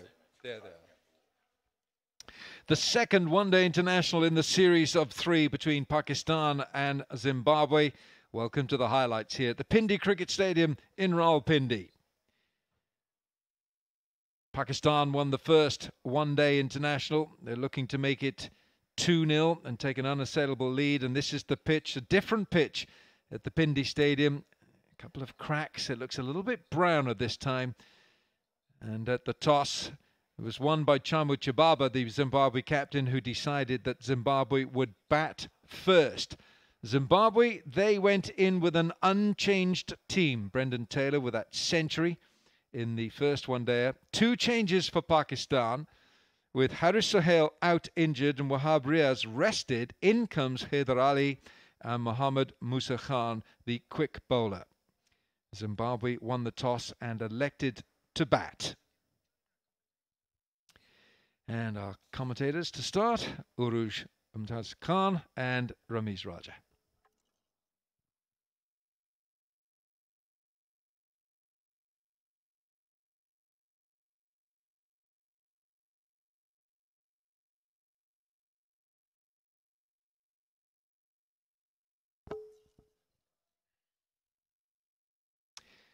Well, the top scorer, Sean Williams, he looked very polished and very composed with his 75. Branchari stuck around with his 25, but early strikes going against Zimbabwe, Chibaba and Irvin.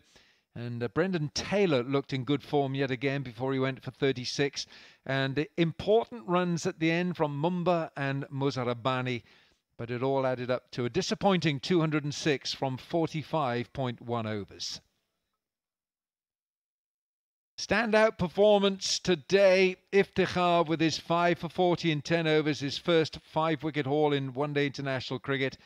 2 wickets for Musa Khan, 2 for 21, 1 apiece for Harish Rao, Fahim Ashraf and Imad Wasim.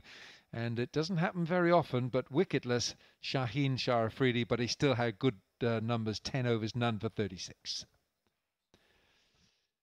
Target is a modest one for Pakistan. They need 207 runs in their 50 overs. It starts at 4.14 runs per over. A win will give them an unassailable lead in the series.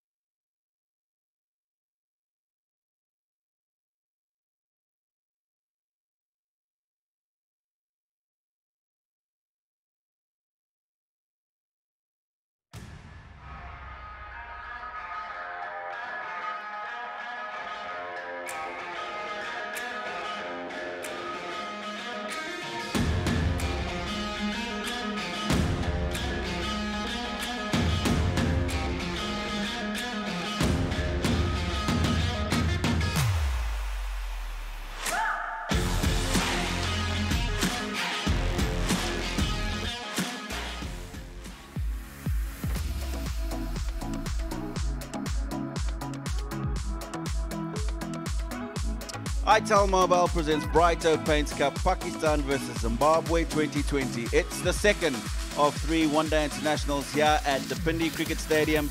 Zimbabwe winning the toss, electing to bat first. They only managed 206. 207 is what Pakistan require. Beautiful architecture, that. Archers. And a lovely day to go with that lovely architecture. It's been a glorious day, and Pakistan need 207 to wrap up the series. Zimbabweans had their chances on a feather bed, but wickets kept on tumbling and just couldn't make much of the opportunity that they created for themselves after winning the toss and deciding to bat first. It's not a worthy score of the conditions. Looking at the pitch, 207. Mr. T, Zimbabwe will have to bowl out of their skins really to save this. They will indeed. They have got their work cut out for themselves, but they did get themselves in this position. They're going to have to work extremely hard to try and get themselves out of it. Alim Dar, we've spoken a lot about him today. World record-breaking umpire, standing in his 210th one-day international, going ahead of Rudy Koertsen of South Africa. A wealth of experience at this level, and a man who has been under the ICC hat for many, many years. Chamuchi Baba, the Zimbabwean captain, he will be trying as much as possible to G up the players, get some energy, get some buzz around them, to ensure that they can try and get some early inroads in this Pakistan innings. And hopefully the spinners can do a job for them in the middle section. However, they only have 206 runs on the board. Opportunity to find some form and feel confident about your skills, because you don't need to go at a high pace. 4.14 is the required rate.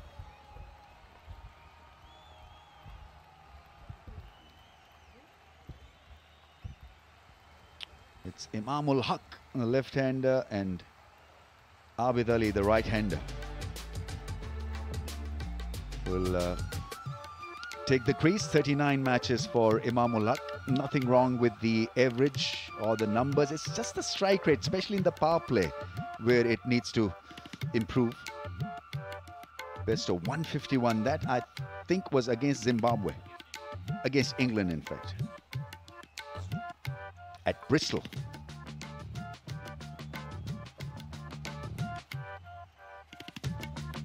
Abid Ali has blossomed a bit late in life, but what a start to international career. One day debut 100, test match debut 100. And those numbers are pretty special. He's a hard-working individual,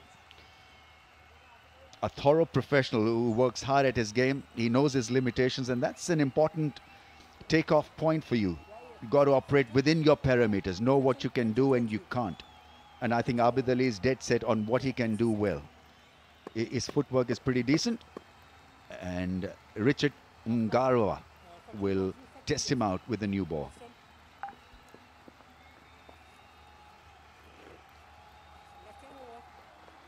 Been out of the Zimbabwean lineup for a while, hasn't Ngarwa. Didn't get any wickets the other evening, but impressive in parts of his spells. I felt his grouping could have been a little bit more consistent in the earlier part of his spells. Let's hope he gets it right today.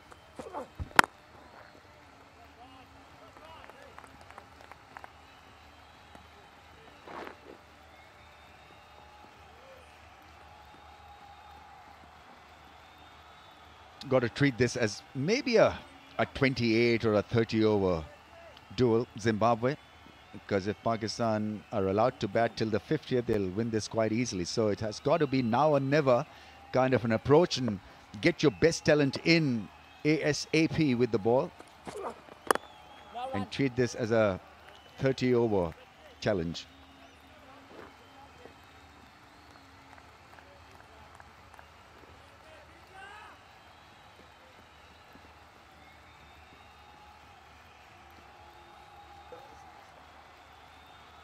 Third umpire today, Hassan Raza, stood in the first one-day international on Friday evening.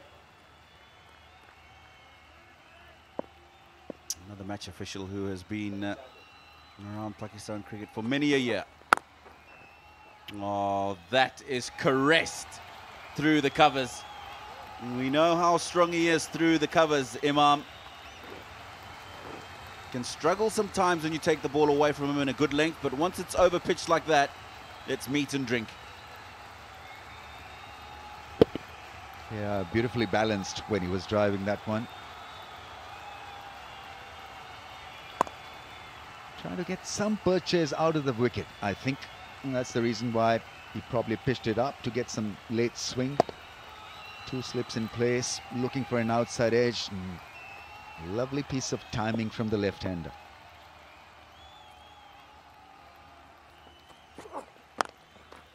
There's the pull shot. So already he has bowled 2 lengths in the first over of the innings. A full pitch delivery followed by a half tracker.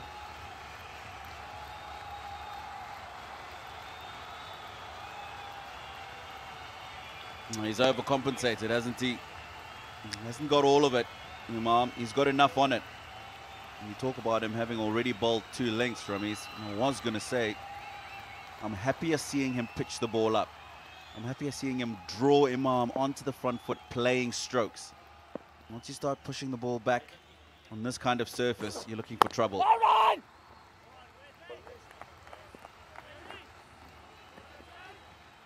The matches in the ODIs or the ODI series are being played for ICC Cricket World Cup Super League, and so net run rate will count, because there's every likelihood that you may end up on the same points as some of the other sides, and so net run rate will come into play. Asif Yaqub, second ODI for him.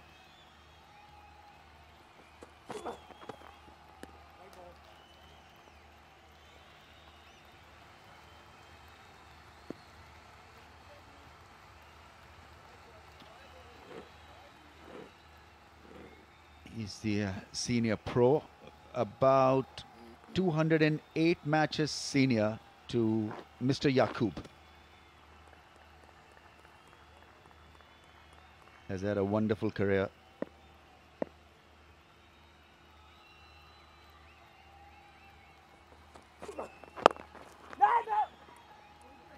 End of the over, 9 without a wicket.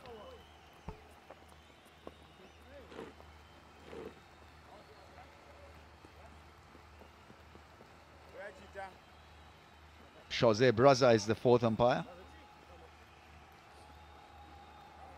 Serious looking Jose, always seems to wear a pair of specs. So you can never tell where he's looking. On your right side.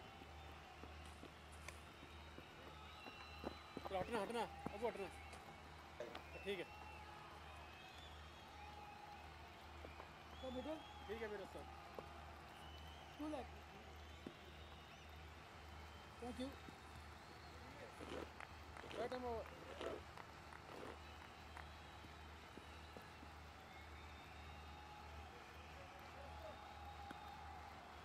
The fourth umpire there, nodding, is not nodding off.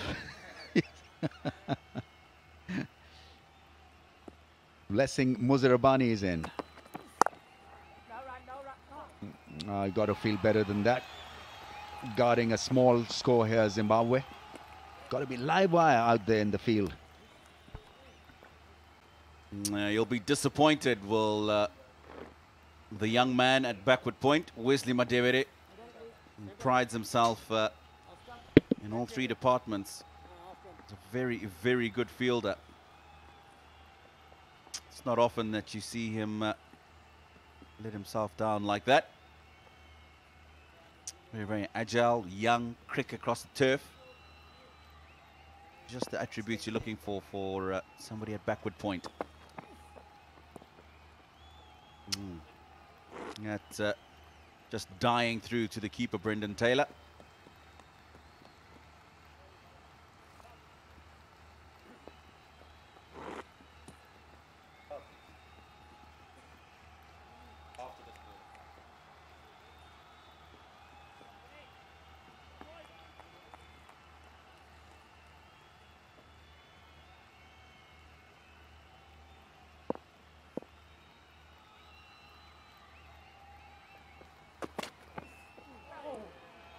That's nicely bowled. And that's exactly where he wants to be, Muzarabani.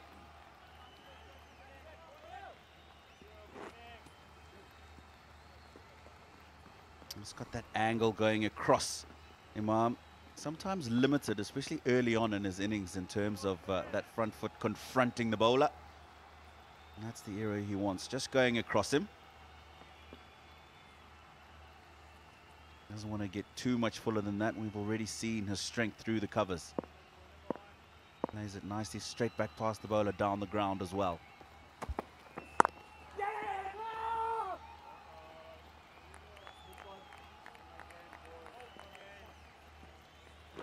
We've spoken a lot about Alim Dar today, Rameez. We had the pleasure of interviewing him earlier. I was quite keen to hear what he had to say, but obviously it was in Urdu, so I didn't quite get much there. I thought you were pretty good at Urdu, but I can understand. Well, I asked him, like any cricketer, you know, a batsman or a bowler would have a special year to remember. So what year was for Alim Dar that he felt he was at his best? And I couldn't get a straight answer. He says, look, I've enjoyed this. I'm extremely fit. And so over the years, every year has been special. But I feel that 2009, 10, 11, 3 years where he was outstanding, awesome. I've just been told by Mazhar that not once during that 2011 World Cup campaign was his decision reversed. So he had a flawless time of it. And he felt that oh, direct hit at the non-strikers end, and Abid Ali would have been a goner. What is happening? Once again, miscommunication. 11 without a wicket after 2.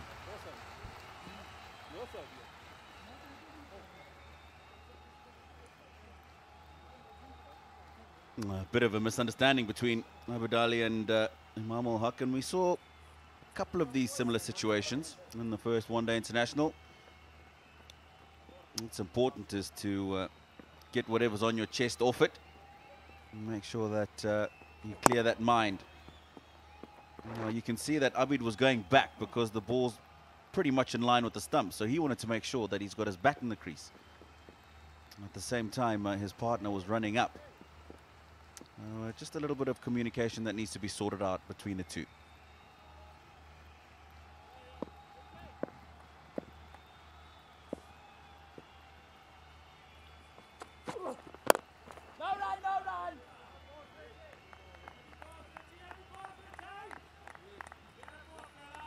So far during this series, you know, the way he's called for these quick singles, Imam doesn't give you a lot of assurance.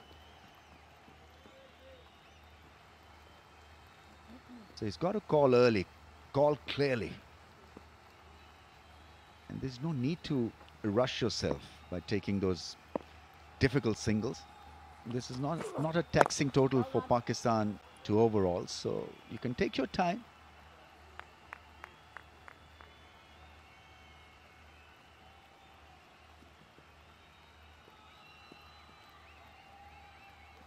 I mean, this is an ideal total to be chasing. Obviously, for both of these two, I would have loved to bat longer in that first game, set up a good series after scoring early in the series.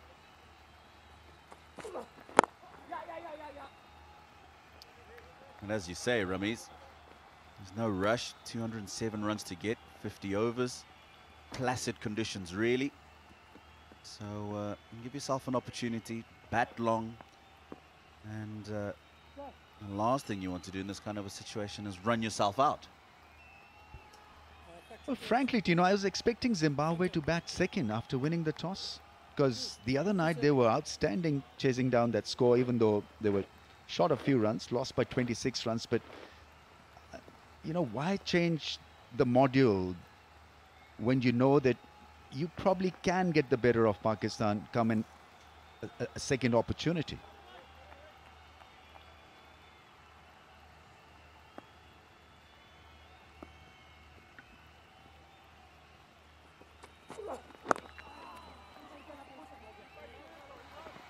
I'll look for two and decide against it.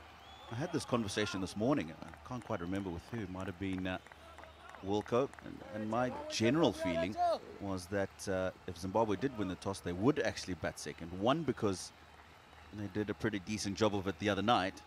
But in general, the Zimbabwean team likes to chase. They've won more games in the last few years chasing totals. They're more comfortable doing that.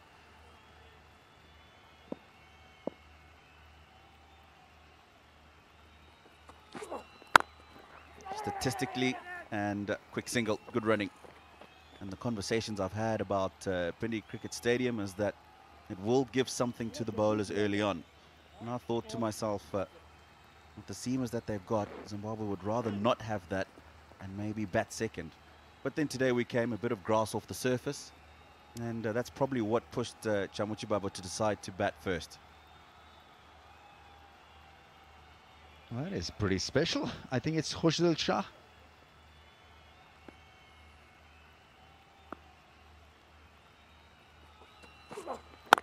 No. Very busy at the creases, Abid Ali. End of the over, it's 14 without a wicket.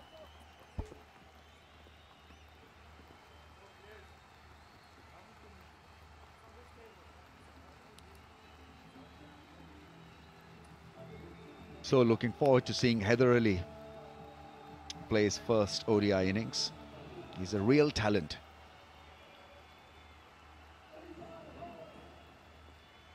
He usually opens the innings, Haider Ali, but slotted in the middle order, and for a young kid that can be a little difficult to assess the situation, at what pace to go and operate.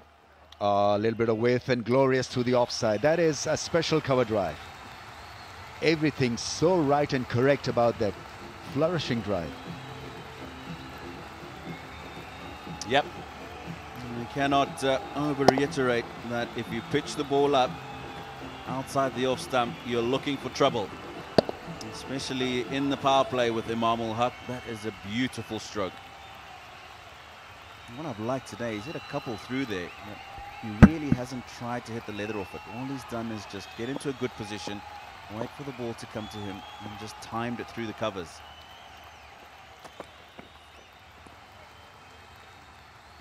Idea is to pick the right length. Two slips wait for you to make a mistake.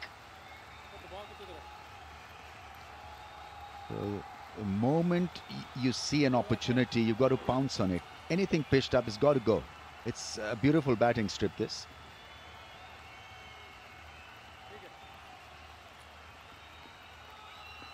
A pitch where you can be quite free to play those expansive drives.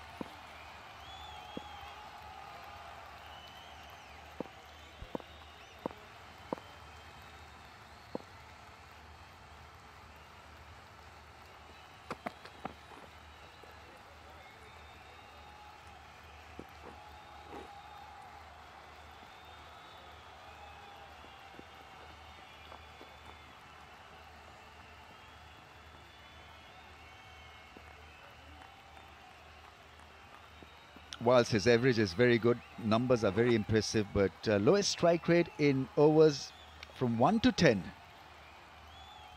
Second worst, got to say, since 2017. That's not what you want from an opener, because normally you get good batting surfaces.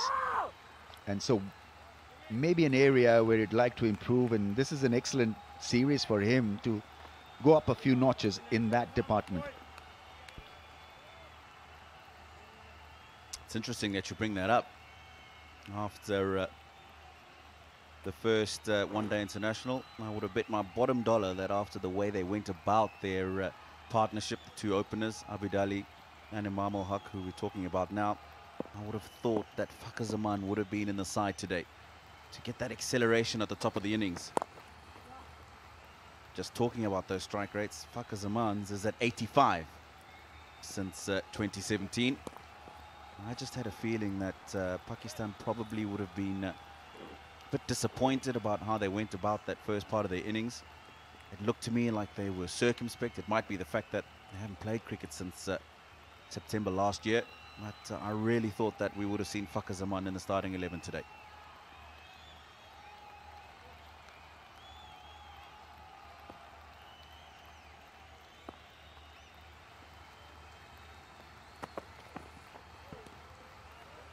Swing and a miss, and Pakistan remain on 19 after 4 overs without a wicket down.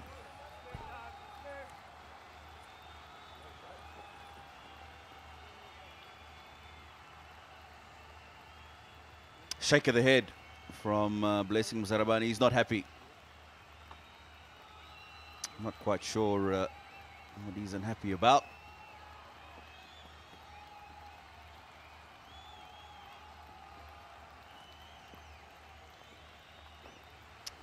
Bit of a mumble to himself. He's got another 6 balls to go and think about what he wants to correct in that next over.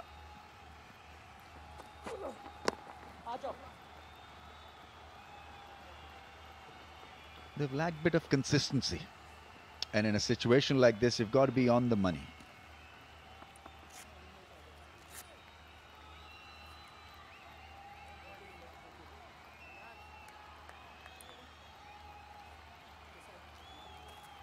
This is a different kit that they're wearing, Tino. Striped yellow with not exactly, it's not a burning red color that they're wearing. I remember the 92 World Cup, Zimbabwe's jerseys, that color, that red color that they wore, and their kit sold the most amongst all cricket playing nations, just because of that burning red color. That's 4. Abid Ali, a little off balance, but still ends up with a 4. Good enough shot to earn him a 4. Maybe that burning red color must come back. Get some fiery performances from the boys. Put away with ease. Abid Ali swiveling on that back foot, making sure that he rolled the wrists over the top of that ball. I haven't seen a lot of him. Managed to watch a little bit of your National T20 Cup, but he looks very strong off his legs and through the onside. Remains extremely busy at the crease, which is a good thing, because he can deflect pressure and can sort of be the aggressor in a partnership. Very keen at rotating the strike.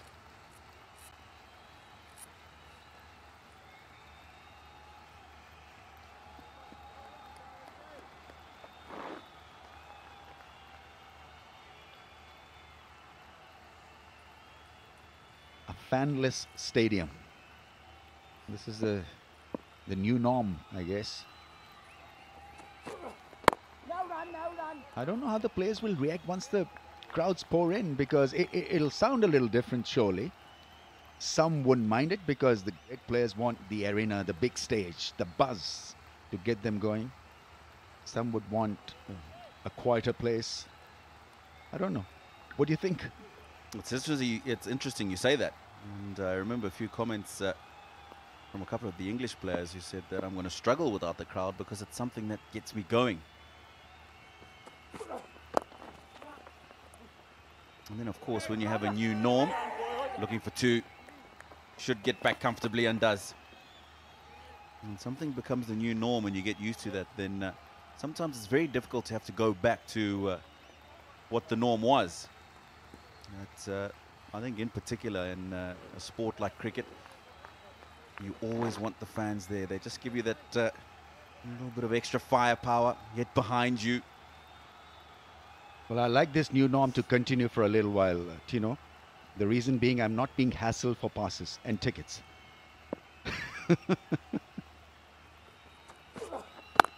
It's a perfect new norm for some of the commentators in Pakistan. 27 without a wicket.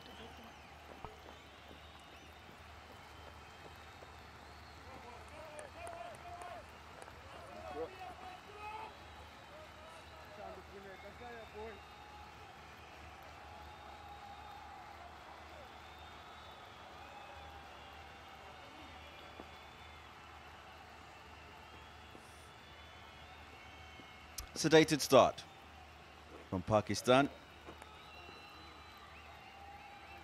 Current run rate 5.4. 27 for no loss. Required rate from here on just 4. Advances down the wicket. Abid Ali.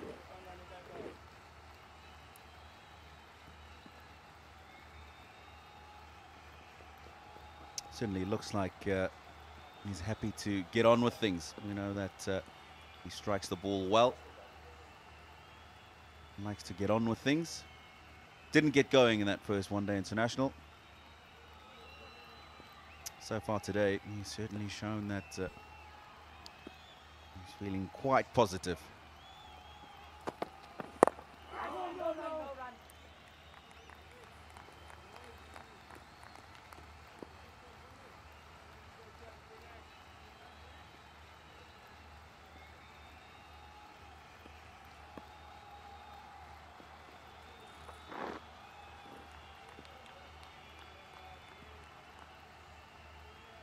Word of the day is that.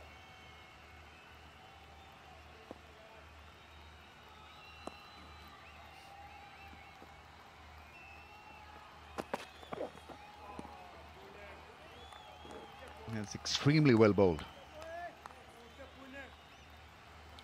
But can he keep that ball there? Can he keep bowling in that corridor?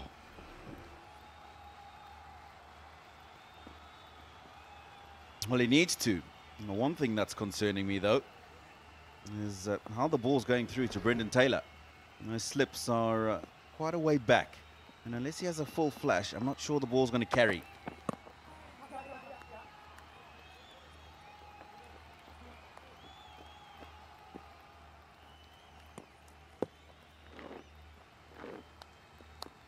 What a sight. I just saw Muzarabani walking back in his run-up and just past Abid Ali at the non-strikers end.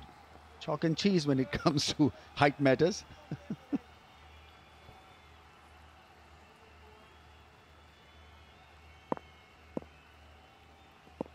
Abid Ali max 5'6".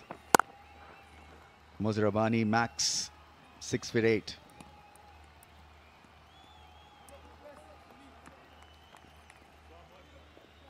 Extremely tall man.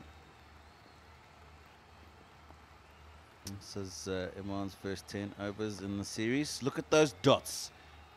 A lot of dots, and look at the majority of them just outside that off stump and just above the height of the stumps. That's the area we're talking about that they want to concentrate on. Sometimes the feet don't quite go, and he can get himself in trouble there. That's in the air. There's a man at mid-on, and it's just eluded him. Karl Mumba does the fielding. Another couple to the Pakistan total. 6 gone, 30 for no loss.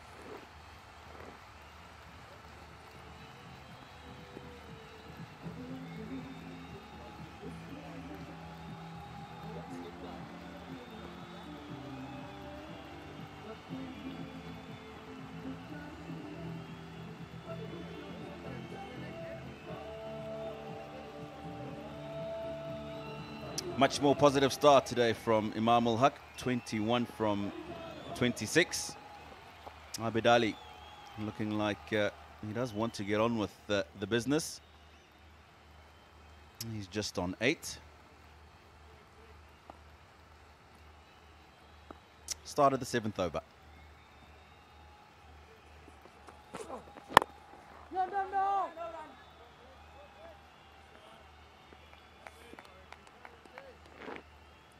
not getting wickets, the next best thing is to keep the batsman honest. And I think that is what the try has been.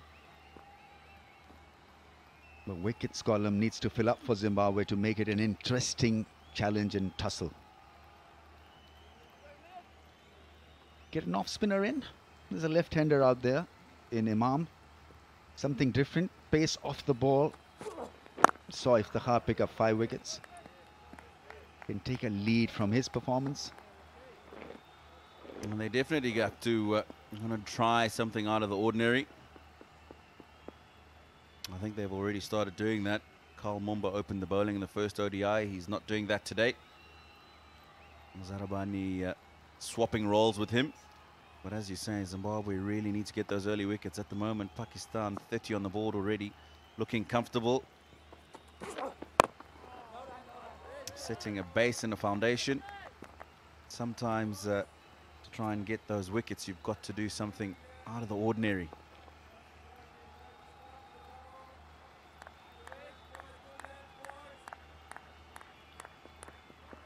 I'd be very keen as a fielding side to hold on to an opportunity of a run out. Look for that run out opportunity, because with Imam out there, anything can happen. Drive into the gap and 4, powerfully struck by Abid Ali.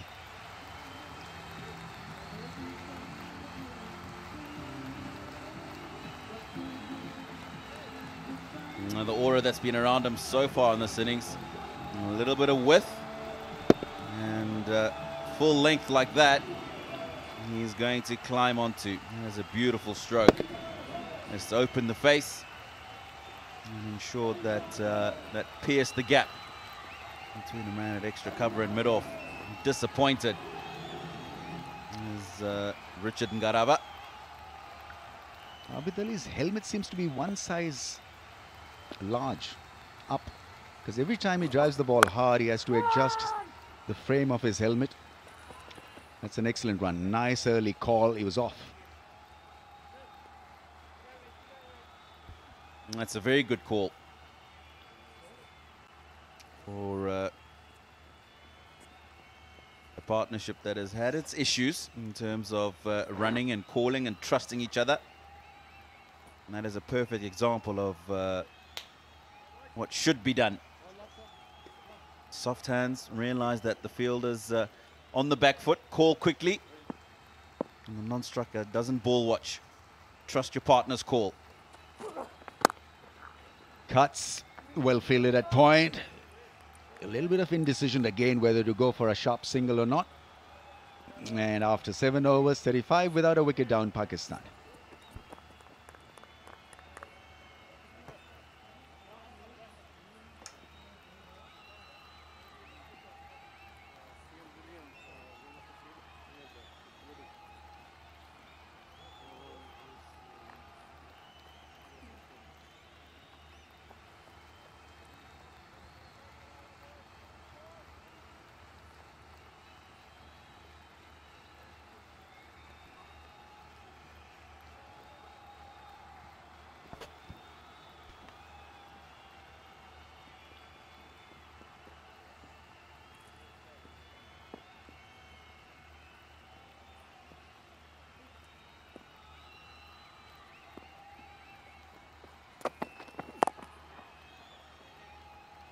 Oh, that's been worked leg side.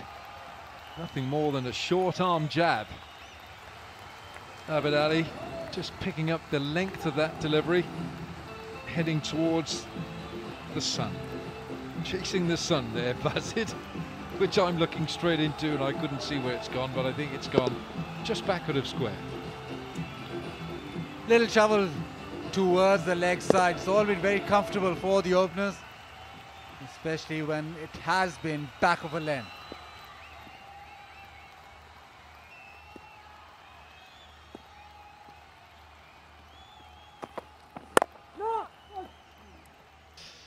Musa Rabbani has got a lot going on with this action. We have talked about it in the first ODI. Obviously he's a rhythm bowler because, you know, the arms cross and he's a little bit off balance when he's when he delivers, but there's something there. There's a little bit of spark, and he gets every now and again he gets one to deviate dramatically off the pitch. So there is something to work with there. Bold, and every now and again he hurries on to the pads. I just feel that he's lost a slight bit of pace because of those crossing of the arms. I've not noticed this before, but been pointed out yesterday. Well, just watch the ball. Great there, that's good. But then now the ball comes down on the left-hand side of his head, and it should be on the other side. And if you try and do that, try and do it at home in your back garden, you'll probably end up hitting yourself. It's most awkward, and he's, as we said, he's losing some pace there because of it, because of the angle, and because these arms are crossing. So I would still think that if somebody can work with him, and you know, that's what's required.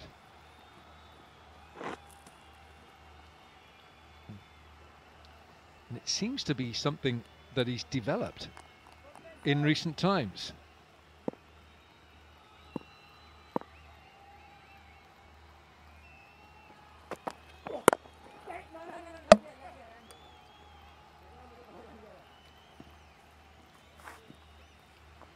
Yeah, I was sent photographs again very kindly by Contact in Zimbabwe, and he showed in those photographs that his action in 2018 was better, and he was getting the ball through much better with the energy going down the ground or towards the batsman.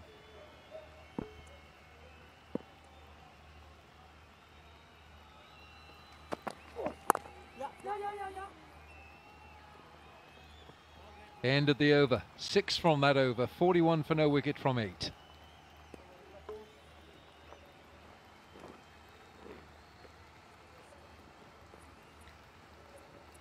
.41 was the power play score for Pakistan in the first one-day international. Imam and Abid Ali. I think there might have been a temptation to give Fakhar Zaman a game today. He gives a different dimension, certainly from that which Imam offers. Hyder Ali in the side, Musa Khan brought into the side.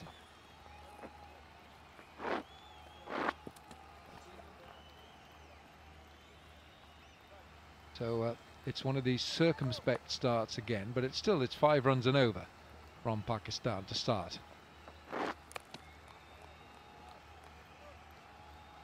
A 22 for Imam, Abid Ali with 18. 8 gone, 41 for no wicket, and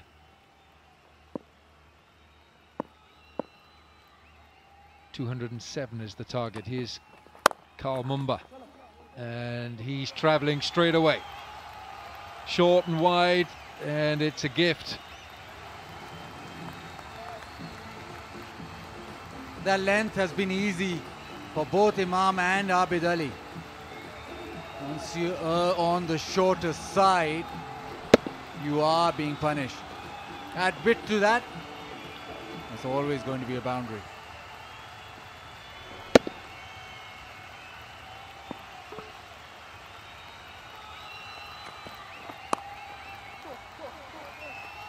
Again, that's travelling fast. Oh dear. And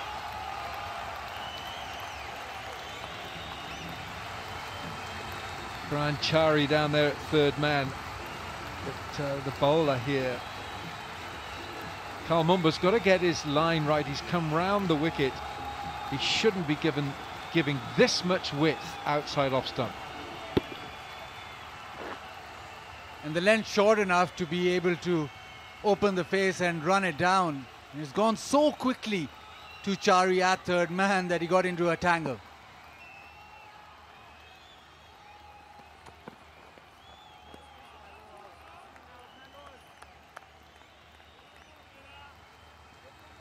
He has had problems, Karl Mumba, running on the pitch. He doesn't look so natural coming around the wicket. Wouldn't mind seeing him coming over the wicket, especially since 2 of these first 3 deliveries have gone flying for 4. Doesn't look comfortable in the way once he's delivered the ball, he doesn't quite know where to run.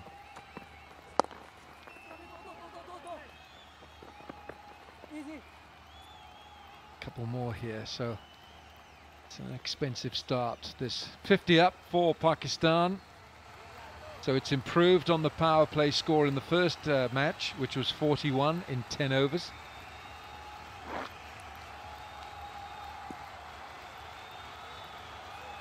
Imam going along at a slightly quicker rate of knots than he did in the first game. Abid also rather taking his time, but they're setting the foundation here.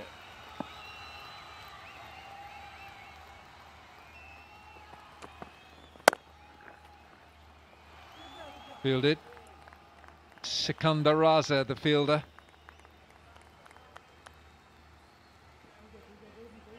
Really, I think if you're the captain, you'd have to go and have a word with the bowler here and say, listen, that's 4 deliveries which have been 4 balls. Hit me balls. Yeah, it's just too short. The one delivery that was wide and full, Iman left that alone. So the width plus the length has been wrong.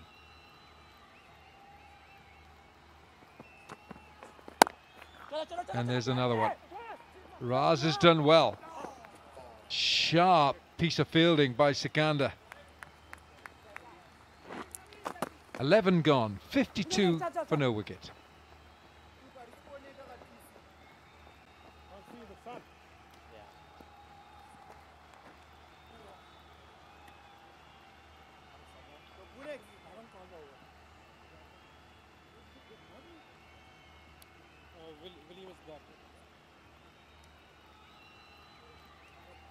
Sikandar Raza didn't really bother the scorers too much today. Need his bowling. He's changed his bowling action. He's got a sort of a Sunal as Narain copycat, really. He's changed it. He holds his arm behind his back and bowls it like Narain.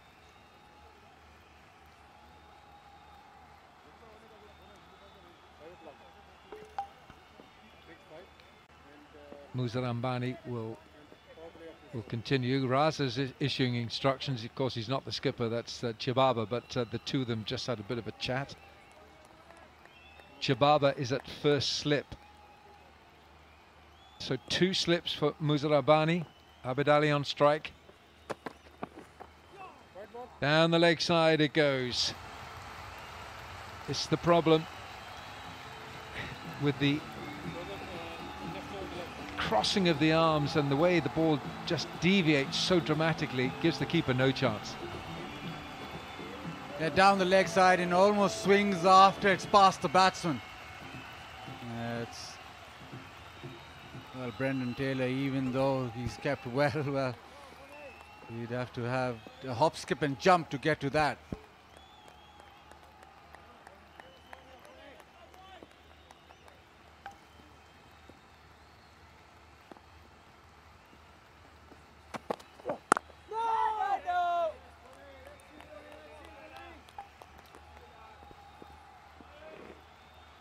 Qaid Azam Trophy all around Karachi happening. That's the scores up till tea. More than got 354 all out. 92 for 99 for 2. Sarfraz with 100.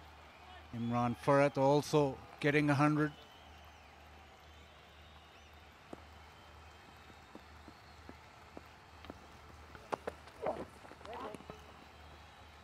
Leg side wide again. This time didn't swing, so Brendan Taylor got across. A couple of hundreds from Sarfraz and Imran Farhat. And somebody who missed out on his 100 was Omar Amin. This is National Bank Sports Complex. Boutique ground, quite picturesque. But quite a classy player, Omar Amin. Would have been quite disappointed not to get those 6 small runs.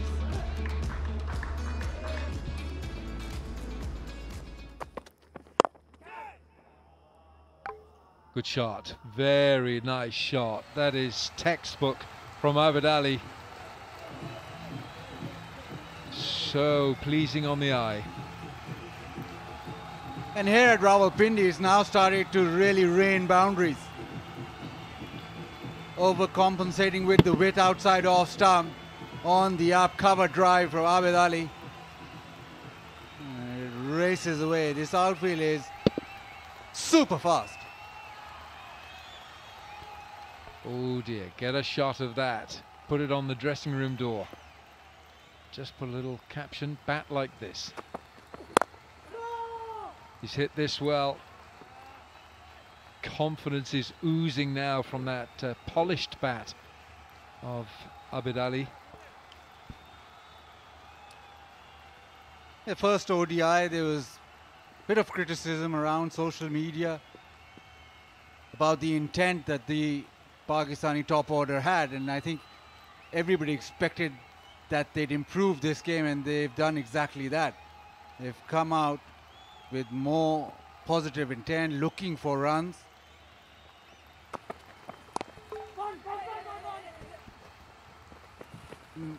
And exactly that, just looking for the short singles as well. Maybe the pitch is now sliding on better, so you can play your shots better, but whatever it is, everything's improved in terms of strike rate, in terms of run scoring. And like I mentioned before, the intent has improved. Also the fact that they've played a game and they've maybe now figured out that first game wasn't good enough. And they've now got into this series. It's not, everybody's not as professional as Alan Wilkins, who just hit the ground running every time. You've been reading the right reports. No, I'm not sure if there's anything on that, but that is swung prodigiously. No, it's buys. Buys given. That's unfair on the keeper. This is almost like watching cricket in England. The ball passes the bat and then starts to swerve or swing. And I keep telling you, this is the one ground that reflects English conditions the most, Rawalpindi. I'll take your word on that.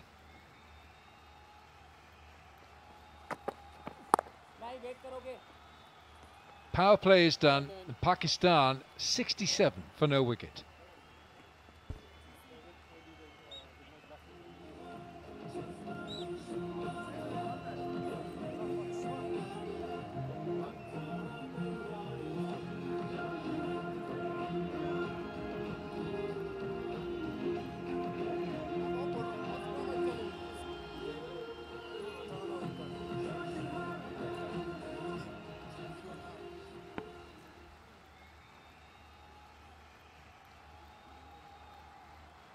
Power play is done. 10 overs, good start this for Pakistan. They're chasing 207 to win this contest.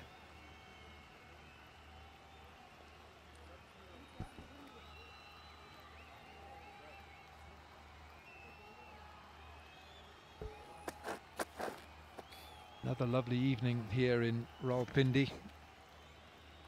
Say evening, it's just 25 to 5. Well, this is just a few clips from the power play.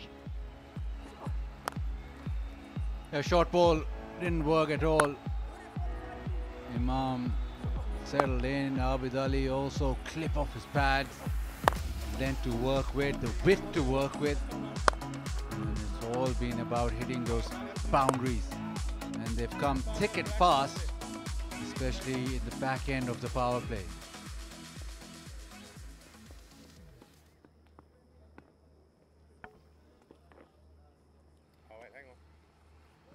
Change of bowling, it's going to be slow left arm spin now from Tendai Chisoro.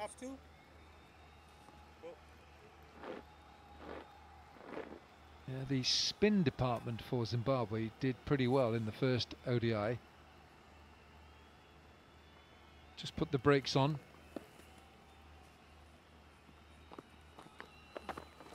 Short, wide. And Irvin, Craig Irvin, has pulled off an absolute stunner. And it's left Abid Ali forlorn, but walking off. That is a catch to remember. And he's probably got stinging fingers because it should have clattered into the concrete on the other side of the ground. The problem with all that is that it's only the catch to remember. The ball is to forget, and also the shot straight at the man where he could have played it anywhere. It was so short and so poor that it took Abid Ali by surprise. It took Chisoro by surprise as well. Abid Ali, it looked good while he was there. 23 he's gone for, 68 for 1.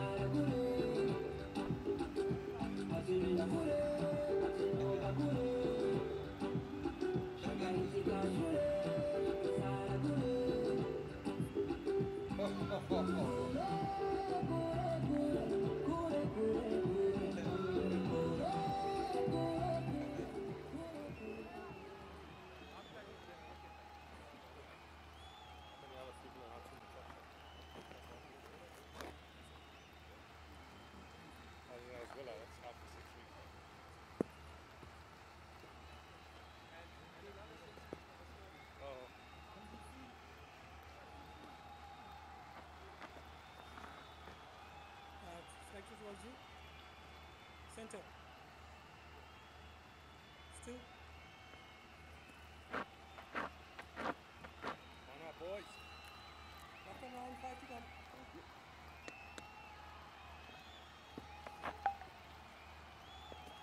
Babar Azam, Fine. Pakistan's captain, one-day captain. And if you want a ball to get off the mark, that's the one. Short, wide, completely. Well, it's not threatening anything really. Babar Azam, who's the most stylish player, and he backs it up with substance as well. Heading towards 3,400 runs. Strike rate 87, his best the 125. He's got 11 one-day international hundreds, and the average heading towards 54.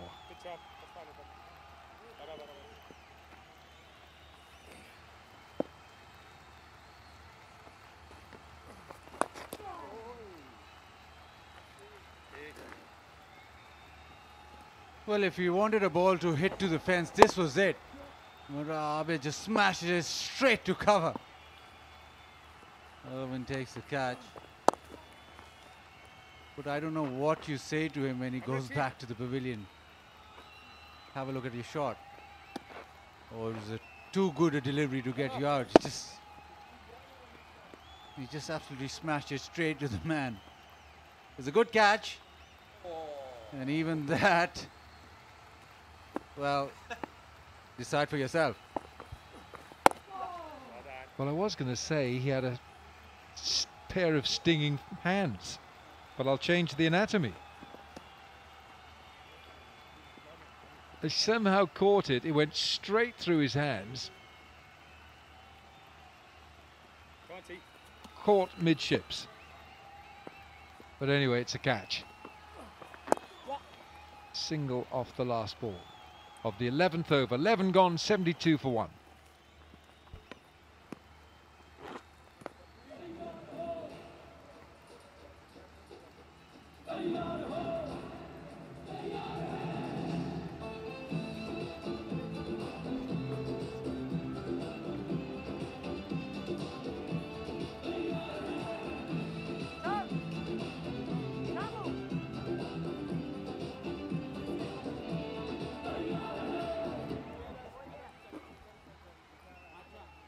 Abid Ali gone for 23. He was beginning to look very threatening, playing some delightful cover drives. Haider Ali is due in next.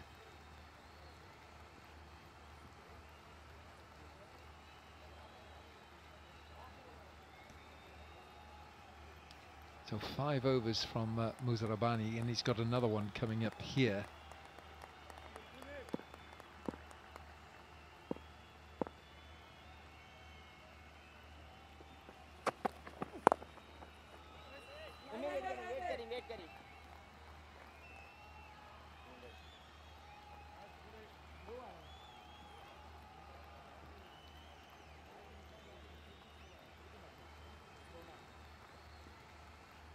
Pakistan's boundaries, and there's been 9 in this 72. It's been a lot of width. Look at the width on offer. And quite a few short ones as well. And Imam with that has been very comfortable. Short and wide obviously is going to get hit, but I think if you go fuller, especially on this pitch, even if you miss your length, you've got more of a chance. But if you just go short all the time, it's not going to work. And with Zimbabwe having won the toss and elected to bat, they would have thought that under lights the ball will swing. Maybe that's the opportunity where you nick a couple off, you get them in trouble with that attack. They're good with the new ball. They sort of fall away at the back end. So you wanted to maximize that. But for swing to happen, for sea movement to happen, you have to pitch it up.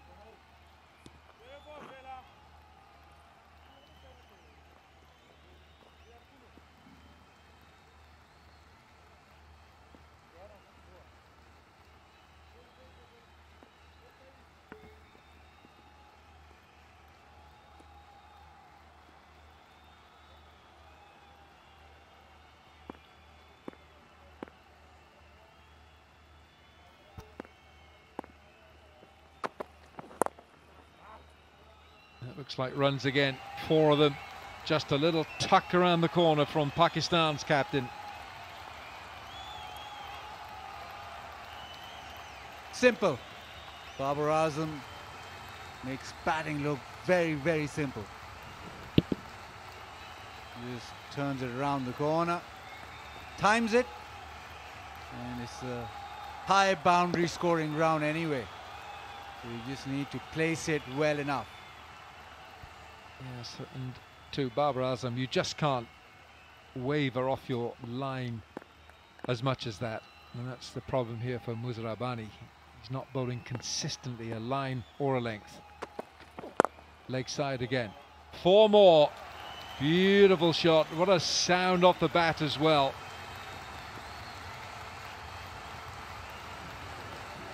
Silky smooth from Babar Azam yet again. Like flick of the wrist, and it's off and away. Beautiful boundary. And the 11th 4 of the innings.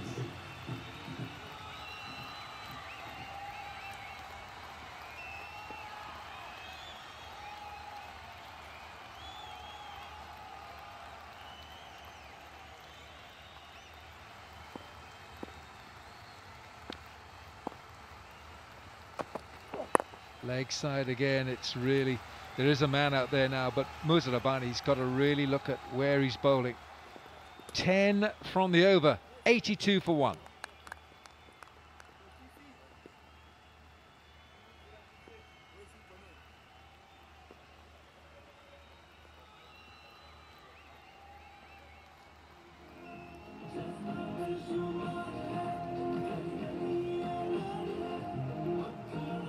Pakistan well ahead of the required rate, which is a fraction over 4. They're going along at nearly 7. So perfect start here for Pakistan, and with Imam ul Haq, he seems to be setting his store out once again. 37 from 42.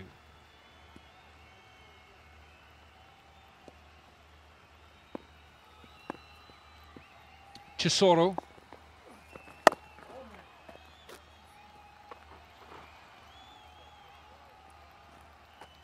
I think Chisoro has decided that the best way to get a wicket is just bowl in the middle of the pitch. That one extremely short again. He's very good in the first game. His lengths were perfect. Today he's got a wicket, a bonus wicket. But he's just been banging in short throughout these 8 deliveries. Let's swap these guys around and block the one here.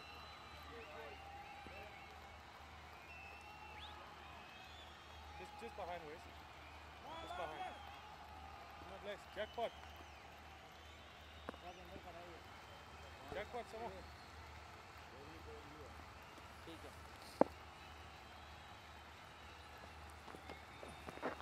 no, no. You see?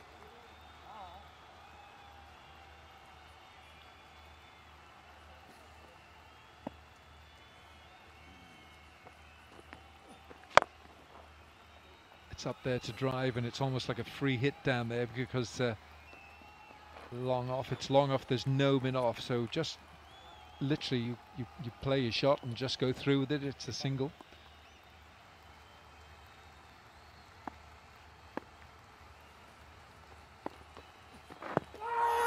Oh, that's close. That's worth a shout. Might just be worth a review because he is the captain. Go on. You've got to go upstairs if you fancy, if you think it's got a chance. Captain Chibaba, seconds ticking away. If he's given leg by, time is out. Well, I think given the circumstances that Pakistan are 84 for 1, a leg by has been given. I think you've got to try and get anything you can going your way.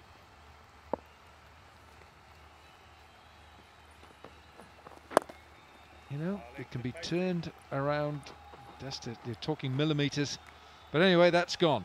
So is that over. 4 from it, 13 gone, 86 for 1.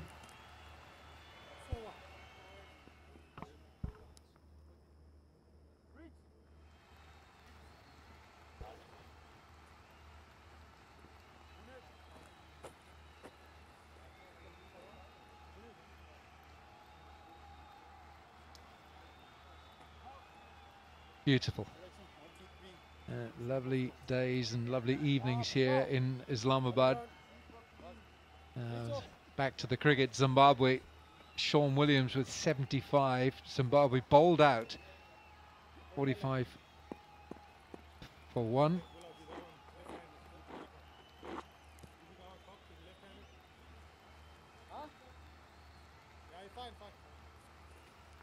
Pakistan 86 for 1. In reply to Zimbabwe's 206. Pakistan need 121 off 37. That's a wide. Madhaveri is on, the off spinner.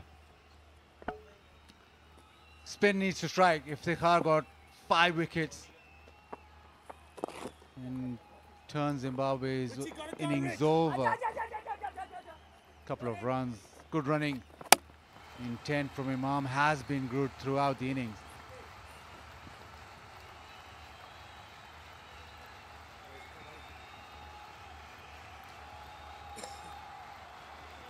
Babar Azam last over. Well, there was a huge appeal, but they didn't go upstairs. And even if there was a slight chance, they should have gone upstairs.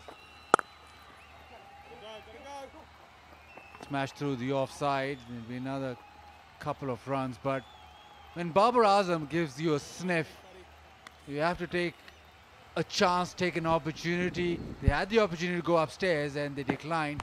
Well, it is clipping, so they wouldn't have lost the review, but they didn't even go and check. That could have easily been a wicket, just inches in it.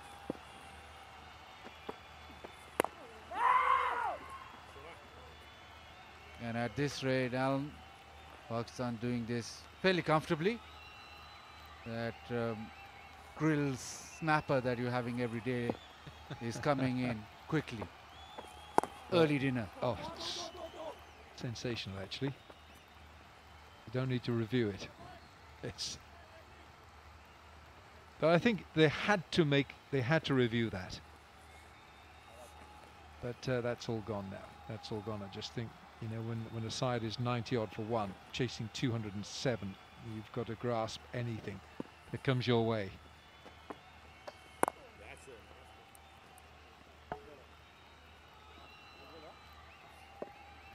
Madhaveri, the bright future, I think, for Zimbabwe cricket, bats with increasing confidence and a decent off spinners as well bowled. 7 from the over, 14 gone, 93 for 1.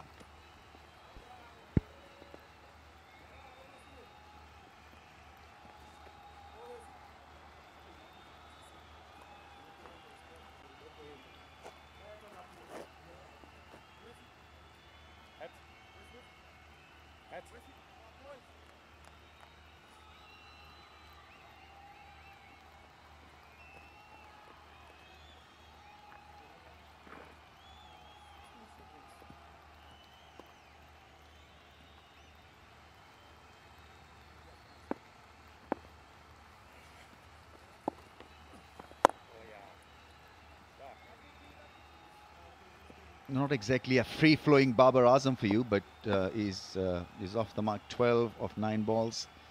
Rawalpindi railway station. Beautiful architecture. There's a lot of history as well. Look at that brickwork, those arches. Pakistan's 4th largest city, Pakistan. And we've got the Rawalpindi Express locked in there as well.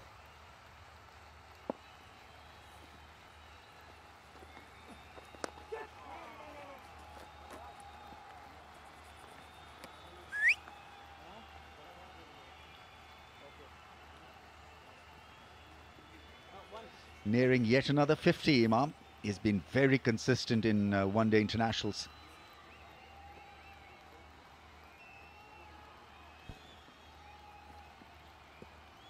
Played with a lot more purpose and intent today, with an improved strike rate as well.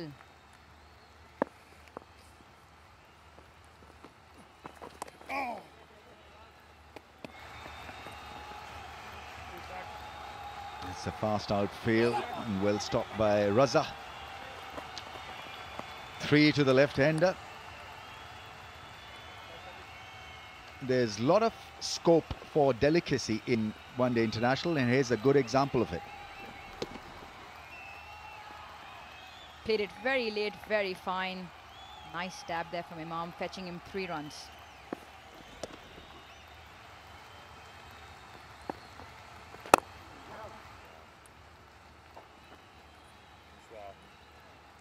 Who's this class, Babar Azam? Such a neat player, classy player. Great exponent of cover drive. There he goes. Nice high elbow. Still hit. Magnificent follow through. That's good running. Imam called for the second. 99 for 1.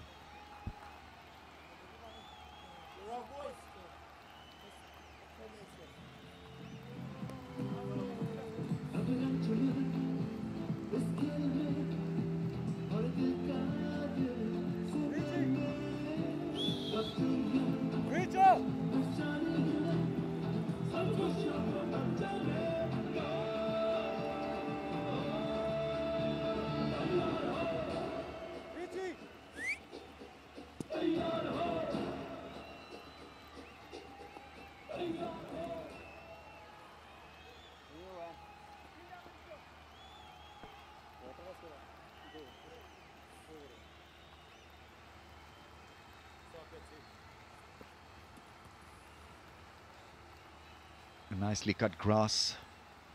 Lovely one-day conditions here in Rawalpindi. The artificial lights are in full bloom.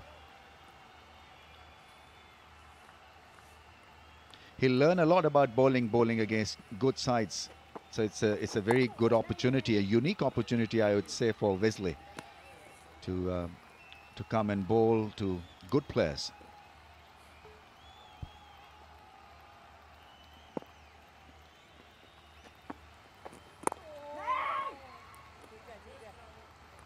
Shown his potential with the bat. Even earlier on in the innings, in the first innings, he did get some good blows in. But again, we've seen the importance of an all-round cricketer, Iftikhar, with his off-spin, picking up the 5 wickets. So if he can develop in the bowling aspect as well, what a find and what a potential he'll be for Zimbabwe.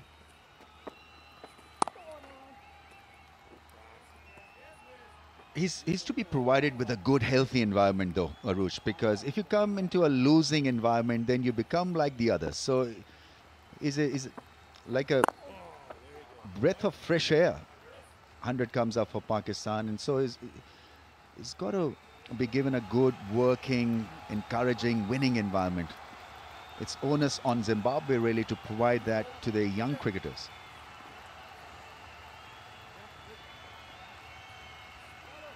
The captain has mentioned this a couple of times, that the belief in crossing the line to the winning matches is what's missing. And youngsters like that can provide impetus to that. Well stopped. Lovely stop by the bowler himself. It's 100 for 1.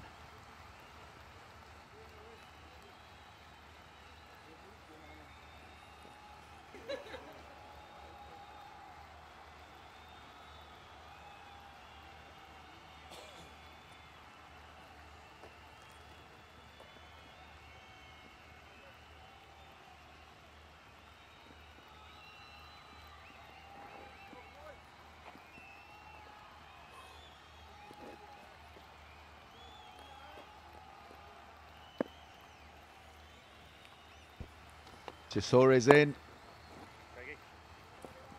A single away from a 50 Imam.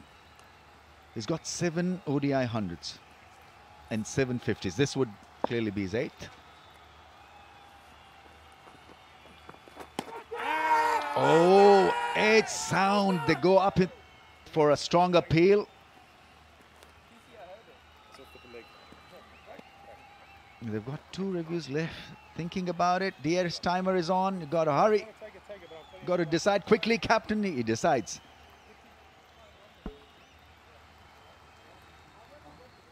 Third umpire to director. Review for caught behind. Original decision not out. It's a fair delivery.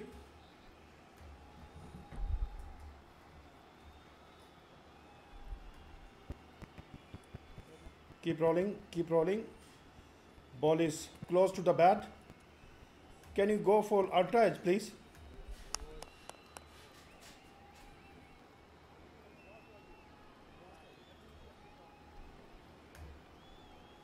Stand by waiting for ultra edge.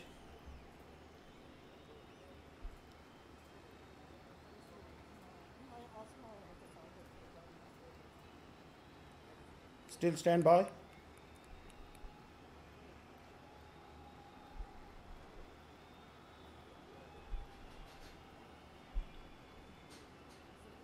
Yes, keep rolling, flat line. Roll it back. Yeah, freeze the frame when ball is next to the bat. There is a spike when ball is next to the bat and there is no gap between ball and bat. So can you go back on field, please?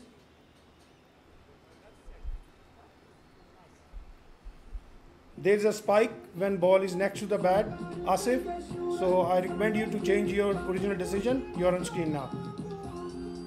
So correct decision made in the end. There's a slight spike, and in the end Zimbabwe did well to ask for a review. 1 away from his 50, and it's 100 for 2 now.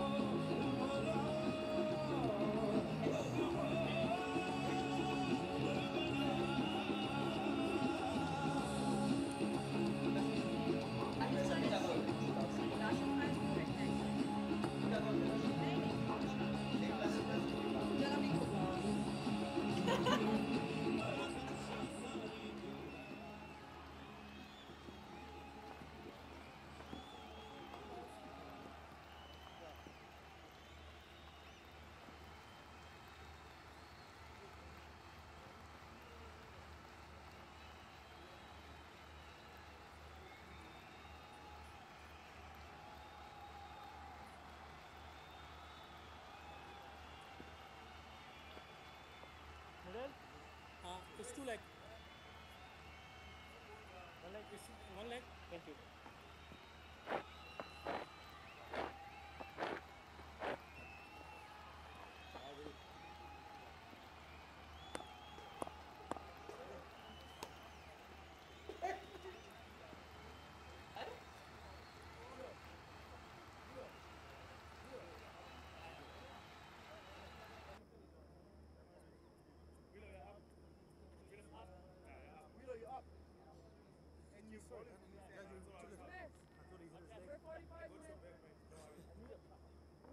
Yeah.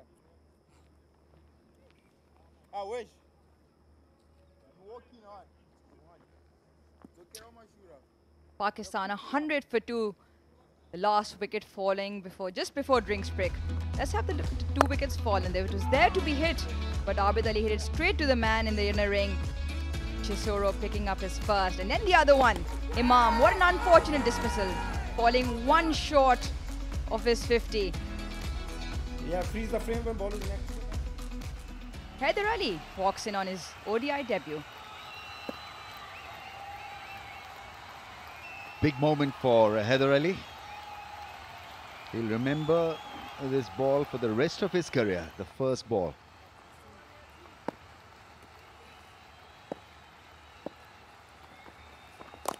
Oh! Almost got the better of Haider Ali. What a good arm delivery that was. Deceived him, deceived the first slip fielder as well.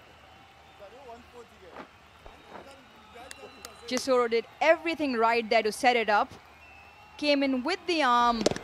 Wasn't there to be cut, but Zimbabwean skipper could not grab hold of that.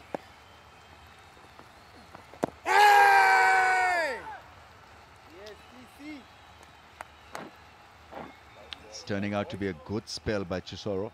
2 for 15 in 3.3. Keeping it nice and simple, looking to attack the stumps and getting it to come back with the arm. Not getting a lot of spin, but he's got a field set to keep things quiet. Unlucky dismissal. Choked down the leg side. Umpire didn't give it out. DRS was taken, and there's a spike shown on the ultra edge. On 49. To reverse his decision, and it's 1 or 2 for 2.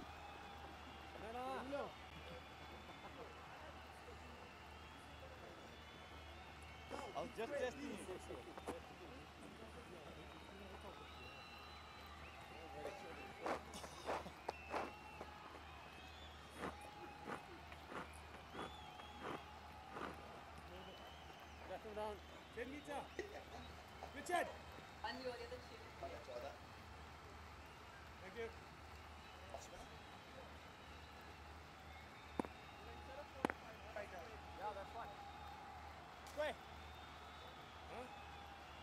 Left arm spin of Sean Williams will be on view. Pakistan need 1 of 5 in 33 overs. Not a difficult task at all. In fact, good for Haider Ali to come in and play his natural calm innings. No pressure whatsoever, the scoring rate, even though he's such a good striker of the ball.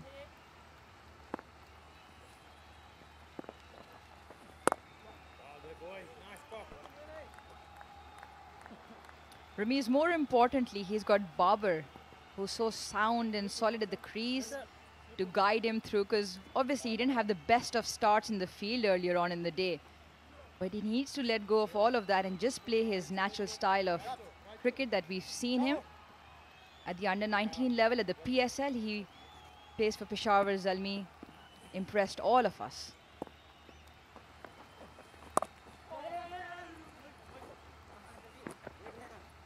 Should be 2.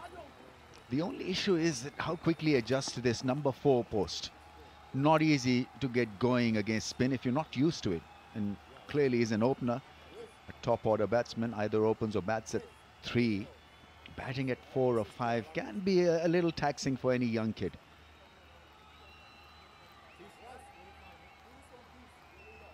But learn he must. It's an opportunity. He should grab it with both hands. Good batting pitch. No pressure whatsoever off the run rate. 102 required in 33 overs. Just got to be careful with his back foot cut shot, because the ball can remain low, and most of these left armers from Zimbabwe have been quick through the air. They're not seeking spin. It's just accuracy and the arm angle that they look at. Oh, and dropped. I think it was a catch, yes. They all look pained by that drop.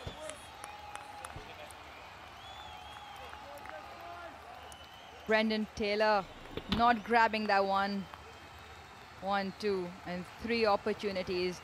Come back to the point that you make that Heather almost seems like going too hard at the ball. Ball's not really there to be cut. Needs to be careful.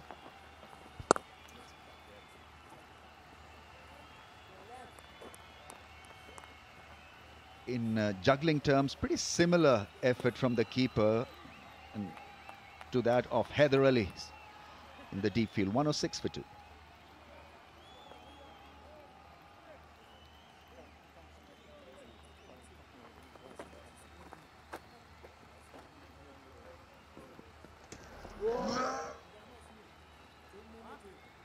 Almost had him. It wasn't such a difficult chance. All he had to do was to stay low and then get up with the ball. Wes, come up. Wait. Yeah.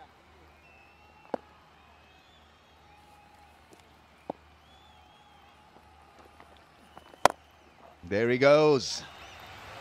Over the top. Easily done. It's a 4 strong strike from Heather Ali. Such a good striker of the ball, especially down the ground. Backing his strength here. Picked up the length early and just swung through the line. We saw him during the National T20 and the PSL both. We saw him do that during those tournaments.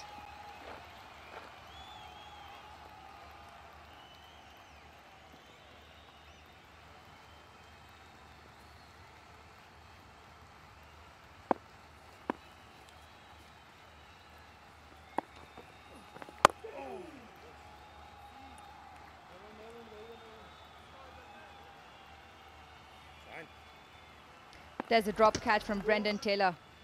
Simple one. There wasn't much of a deflection.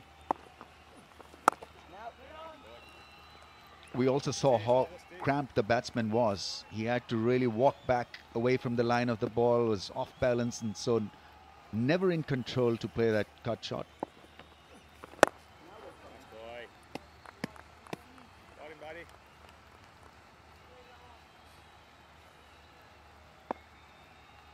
Little things, little errors that Zimbabwe can ill afford.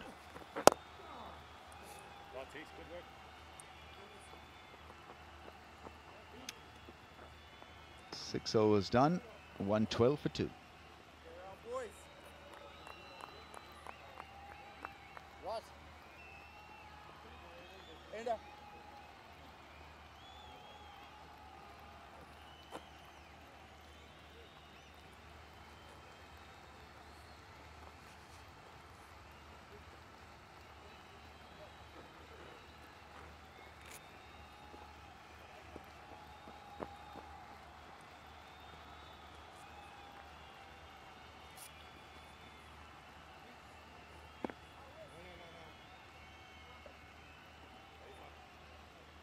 Five men in the ring. Got to have more men in the circle.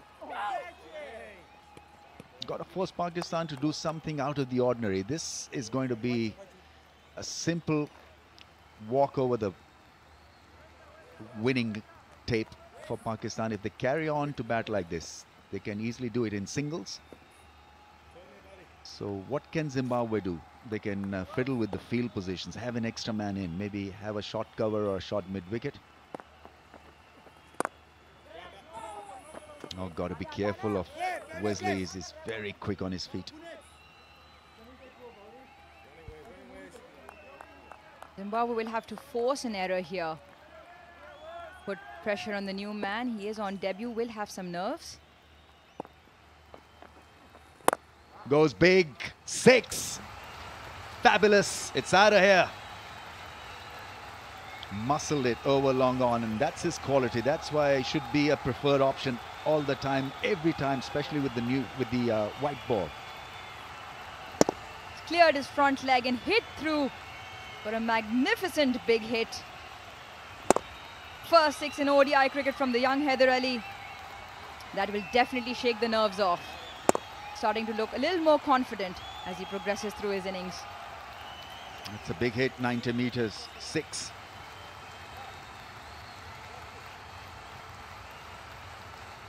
It's youthful exuberance, it's being fearless, and a very, very refreshing approach. Got his cap in the morning. ODI debut for him. Great scenes, being congratulated by his mates. Richly deserves the green color on his chest, on his head. And is qualified quite briskly from under 19 level to Pakistan level. Made the headlines during the PSL, caught the eye for hitting some massive sixes, turning the game on its head in a matter of few balls. He's got that kind of caliber and quality.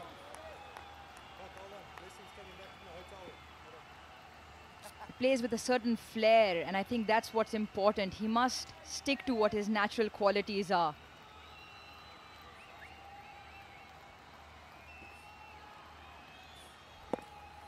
Long on, long off in position for Haider Ali. So that allows him an easy passage to the non-strikers, and that's what you do against spin. So look for an attacking option. If you achieve it, then milking singles become that much more easier through mid-on and mid-off.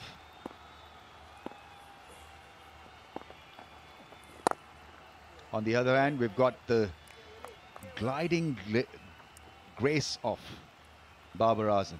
Glides into those drives with so much of ease.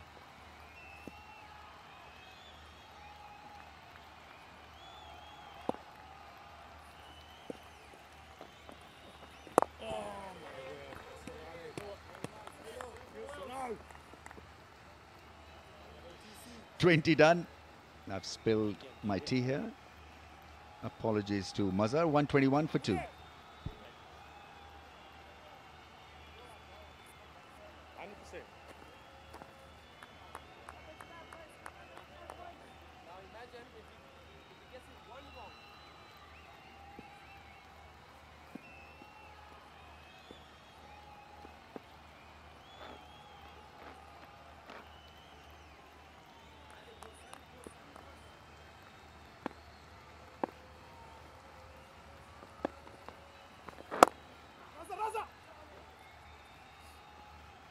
As Ramiz Raja enjoys his tea here in the commentary box, we'll be experiencing a delightful innings being played by 2 batsmen. Both of them seem to have plenty of time, and especially Babar, so pleasing on the eyes, seems to have so much time on his hands.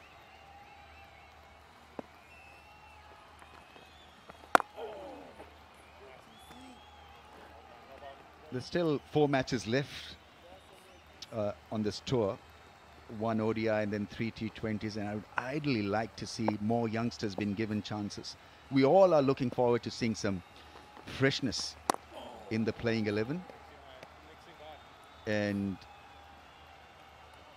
on the account of what we saw during the T20 tournament, there's plenty of skill, class and talent in young kids. And there's some talent for you. That is some shot. It wasn't more than a flick through wrists.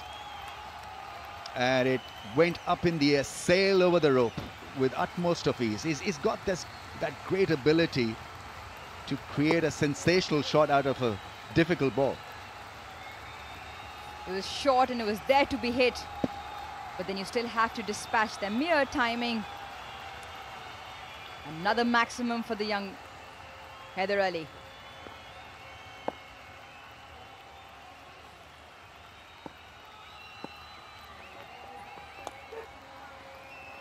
More runs. That's lovely batting. Once again, Risti played it fine. And he's overtaken Babar Azam in speed and in runs terms also. 25 from just 18 balls. Another thing with young players coming up is fresher legs, younger legs. They run faster through the wickets and convert the ones into twos.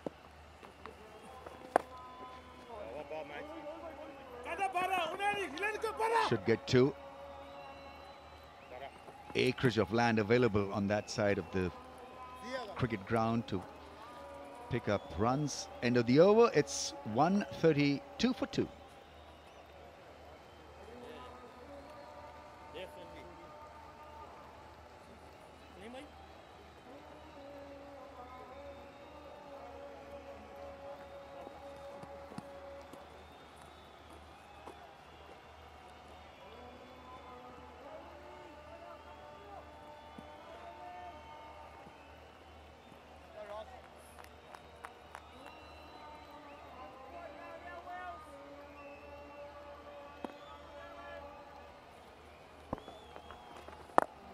Goes aerial, and it's safe into the gap.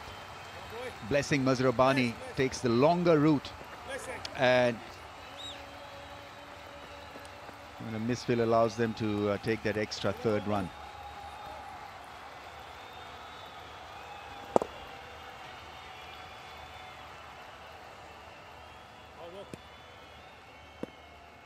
Our stint is over. We've got Wilco and Mr. T to take you through.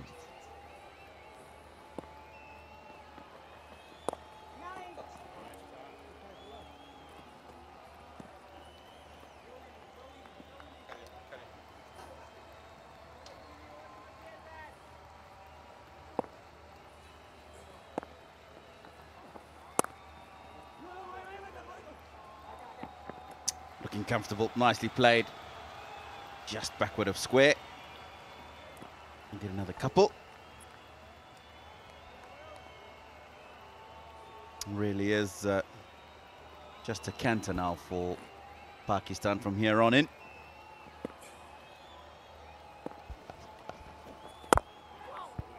Current rate at 6.37. Required now below 2.5 to the over.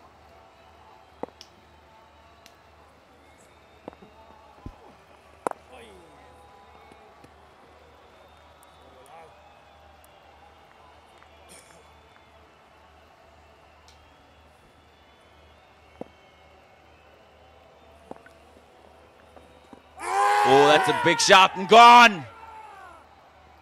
He looks like he's going to go straight up and does exactly that, Haider.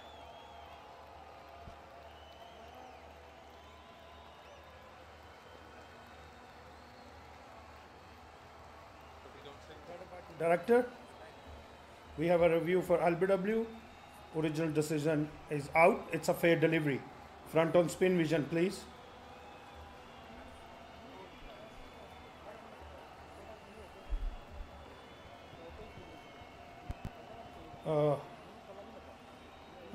Ball is very close to the bat or gloves. Ball is very close to the bat or gloves. Can you go for ultra-edge, please?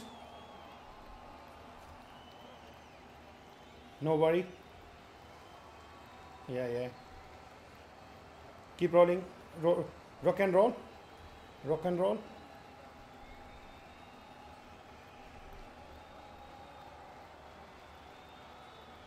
Still waiting for ultra edge. Stand by, Alim. Stand by.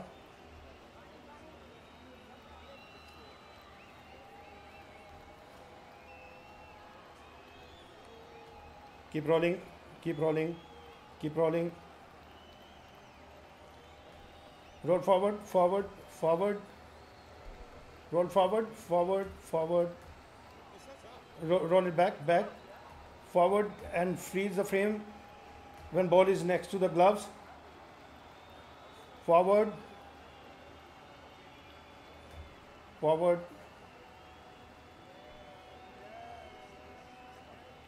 Roll forward, forward. more, 2 frame more. Forward, forward. Yes, freeze. Forward, forward, 2 frame more, more, more, more. Satisfied. Flat line, satisfied, no bat involved or gloves. Can you go for ball tracking, please? Roll forward. Forward, forward, forward, forward, forward, forward. There is no spike. When ball is next to the gloves, roll through to the pads. Yes, there is a spike now. So I'm satisfied, no gloves or bat involved. Go for ball tracking, please.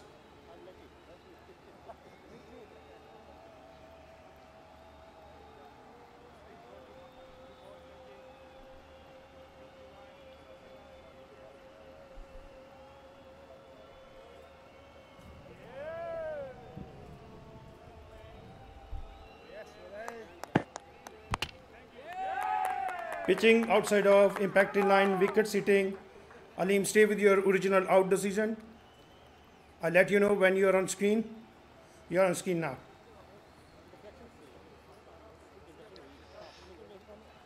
Well, the technology shows that Haider Ali was out, LBW. It looked from the one angle that it might have been a bit of glove involved, but no spike. As you heard, third umpire, Haider Ali, LBW bowled Sean Williams. He's gone for 29, 137 for 3.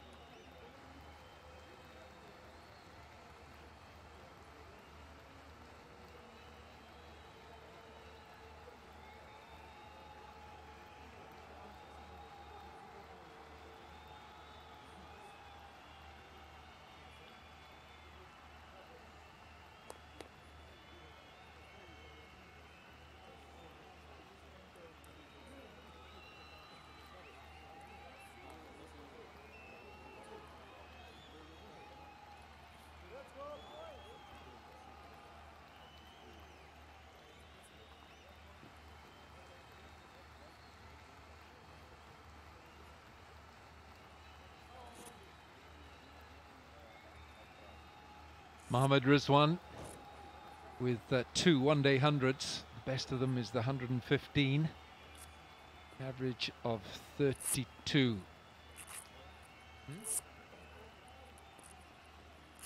Both those hundreds against the Australians. Now let's have another look at this.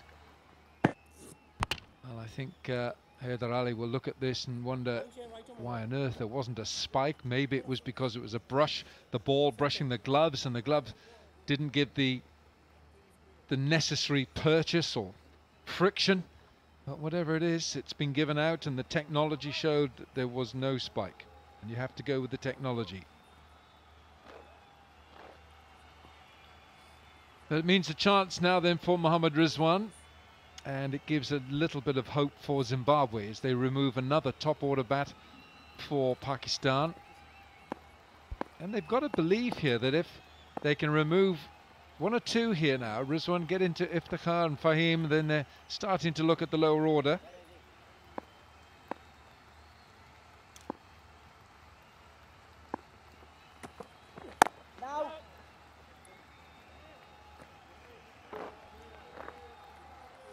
It's good, Alan, that they've managed to get 3 wickets. For me, it's a bit late. Again, the Zimbabwean seamers weren't able to strike early, and it was even more important to do that today with only 206 runs on the board than it was the other day when Pakistan were batting first. Thought about the quick single, decided smartly against it. Sean Williams getting on a bit in terms of age, but still very, very quick across the ground. What Zimbabwe don't have here, you know, with respect, is they don't have the big sort of fast spearhead bowler like Carl Jarvis or like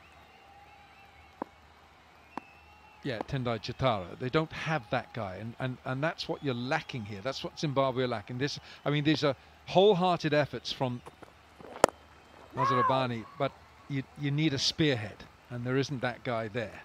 So although these efforts from the attack, they're good and they're wholehearted, but you need a little bit more. Absolutely. The experience of Kyle Jarvis, who you're talking about, Tendai Chitara, who's on the tour, but just a couple of concerns about him being 100% fit.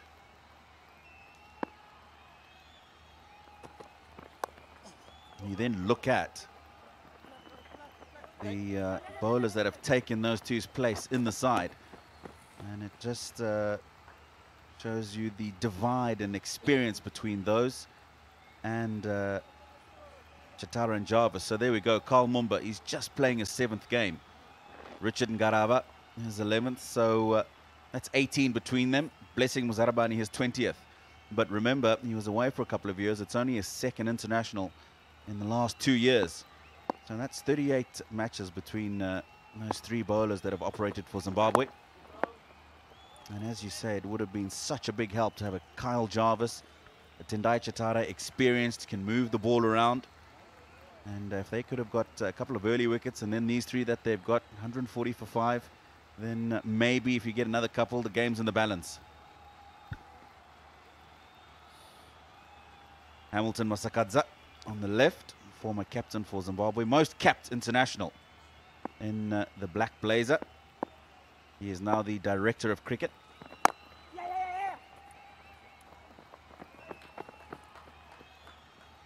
Keeping a keen eye on proceedings here in Pindi. 23 overs gone, 140 for 3.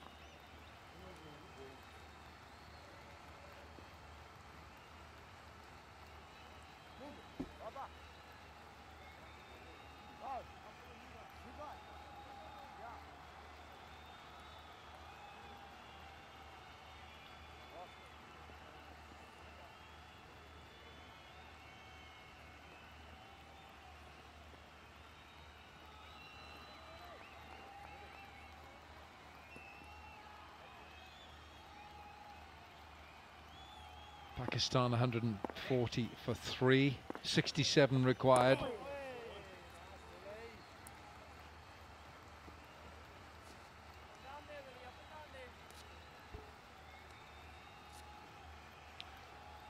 Sean Williams into his 4th over at the wicket of Haider Ali.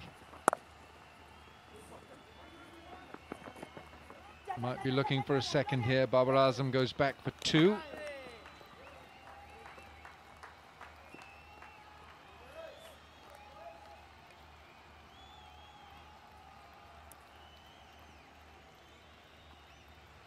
Babar Azam was looking pretty good in the first one there, and then chased one that was a little wide, didn't need to.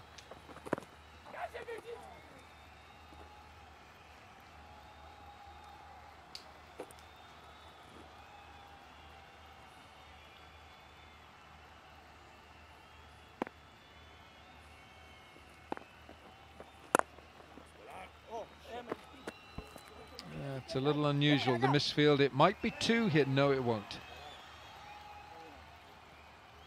Ryan Chari's made good ground there to save the 2nd.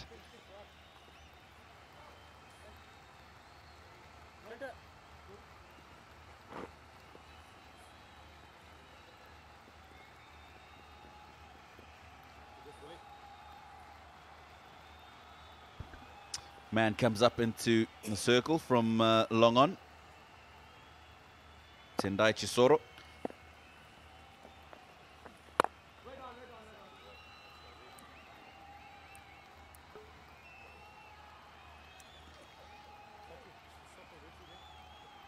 Three down, and that was first delivery to Mohammad Rizwan. I just wondered whether they might have just put a slip in there or Salim it off to start, just to put a little bit of pressure on Rizwan. End of the 24th over, 143 for 3.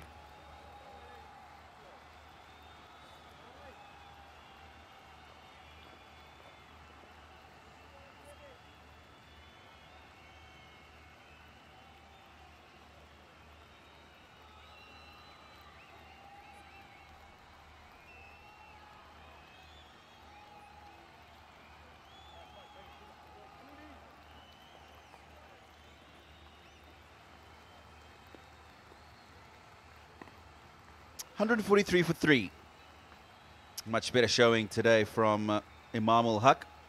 One short of a half century from 61 deliveries. Babar Azam looking good on 29 from 33. Last man to go. Haider for 29. That's been hit pretty hard. Very hard. Just rocked back. Gave himself a little bit of room and cracked it. Oh, this is a good shot. He made sure it eluded that man. Sean Williams, backward point. You don't want to be bowling short and wide to Babar Azam. Very, very strong through that point area. And he drifts down the leg side this time. This is 4 more. First one wide off stump, second one on the leg stump. And this is the problem that Musa Rabbani does have, is bowling a consistent line. Consistent line and a consistent length. Short and wide. The delivery before that. 2 men back on the leg side. And this time full, 2 straight. Babar Azam helps himself to another boundary. Brings up the 150 for Pakistan in good time. 151 for 3.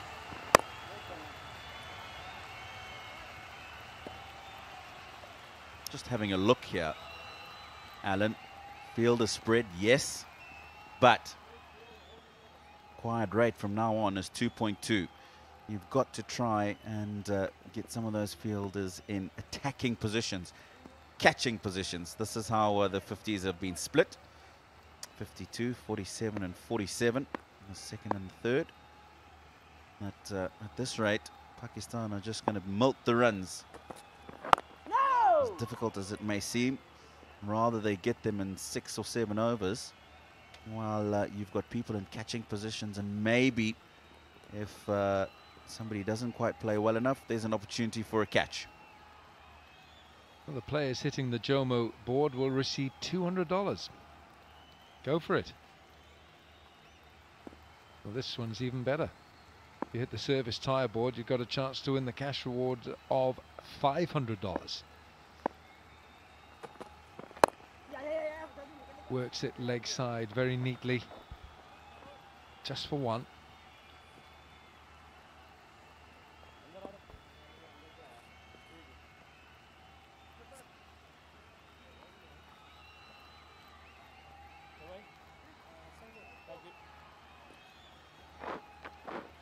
Rabbani had a spell with the county Northamptonshire in England last couple of years. I'm sure when he gets it right and he lands it on the seam on those green English pitches, he's quite a handful. But on pitches which don't offer as much. Oh, just short. But credit to Chibaba for putting himself there. That's exactly what Zimbabwe have got to do. They've got to give their bowlers a chance. And that's tempting Rizwan. It's fallen just an inch short.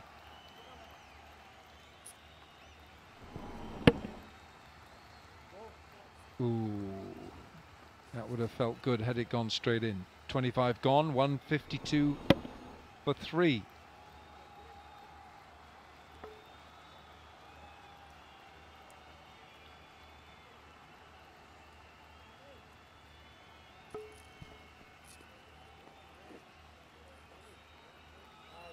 Do you know, you were saying it, and I still think here that Sean Williams, they put a bit of pressure on. I know Babar's in there with 38 from 38, but especially to Rizwan, get a fielder in there when he's on strike. Just get someone in there close.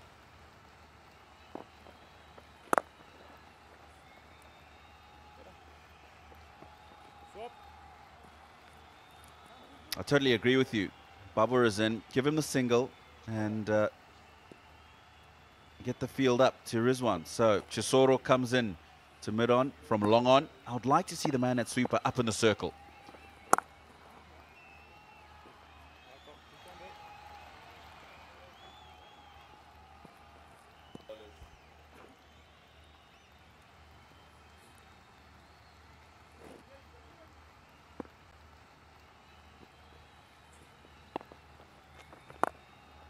shot.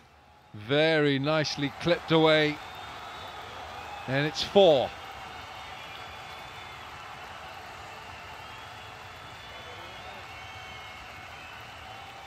Just feel that Babar Azam is moving through the gears now. He is doing exactly that. Got to the pitch of it. Even though you would expect the ball to turn away from him if there is a bit of purchase. Not much. Plays it nicely over mid-wicket.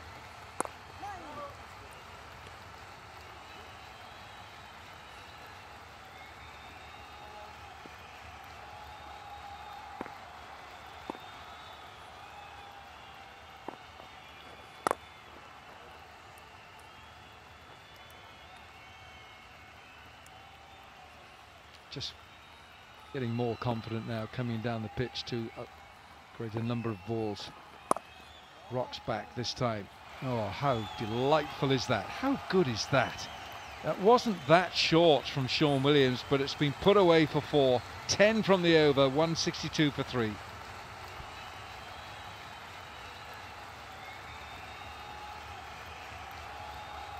Well, as you say, it's really not all that short. What he did a couple of balls ago was he forced the man who was on the boundary at sweeper to go a lot more to his right. This time, yes, short. And he's just waited and waited and waited and opened the face and hit it to those acres of space he created a couple of balls ago. That sweeper. This is what's happened so far in the second one-day international. Chamuch Baba, the Zimbabwean captain, winning the toss and batting first. 206.75 from Sean Williams, 36 from Brendan Taylor. At the moment, 45 to win from 144 balls for Pakistan. 45 runs required. And there's 24 overs to go. Sikandar Raza comes into the attack. Now he's changed his action. He's got this new approach out of the Sunil Narayan book of bowling. Have a look at that. That's what Narayan does. Oh! Has he bowled him? I think he's bowled him. I think he's actually bowled him, and Rizwan looks bemused. There were a couple of noises, but the umpires are going to confer here. But the keeper feels that this has clipped the stumps and it's bowled him. It looked to me like it's crashed straight into the leg stump. Umpire to director. Third umpire to director. Review for whether bowled or wicketkeeper remove the bails. So it's a fair delivery. Your side and angle, please.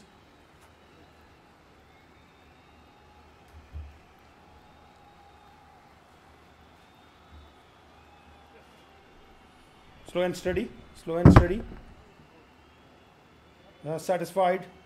My decision is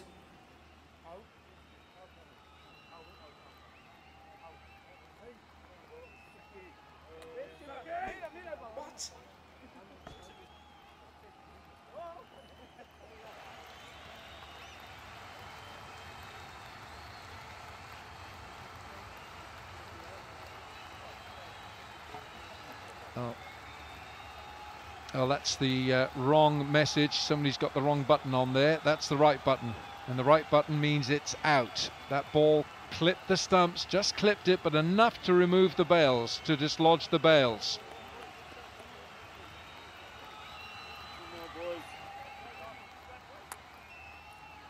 Just have a look at this. Rizwan reverse sweep, and that ball clips that leg stump. Looking head on here, it looks as if possibly the glove deflected the ball, but it didn't. The ball hit the stumps. Rizwan is bowled for 162 for 4.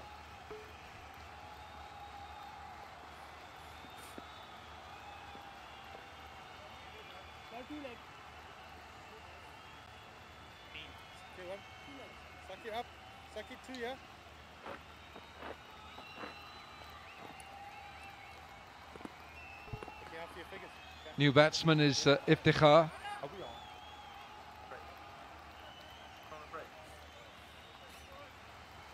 Iftikhar, who was the hero with the ball, 5 for 40 he took in his 10 overs. And Sikandar Raza gets a wicket, first ball. Well, take another wicket here, and Zimbabwe will have just feel that they've got a chance, an outside chance, especially if they remove Babar Azam.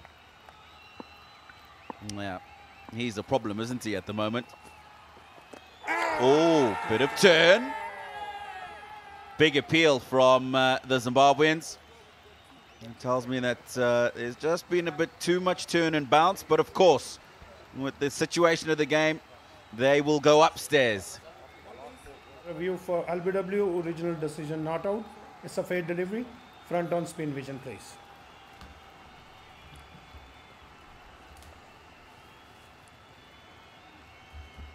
Roll back. Roll forward, forward. Look like no bat involved. To confirm, ultra edge, please.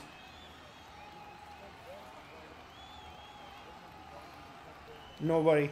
Rock and roll then.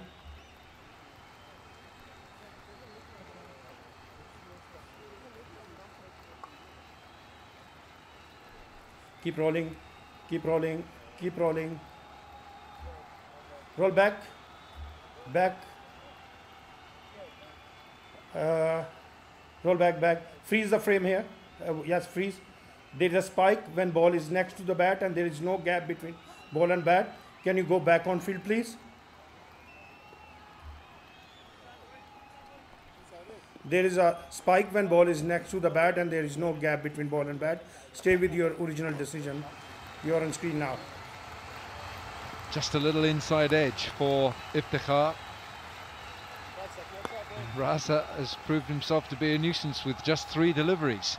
He's removed Rizwan. He's had a very close call on Iftikhar.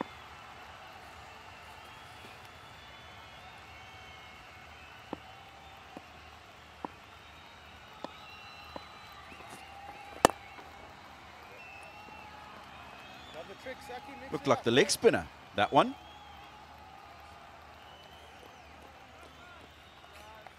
Does have the habit of every now and then Sikandar Raza.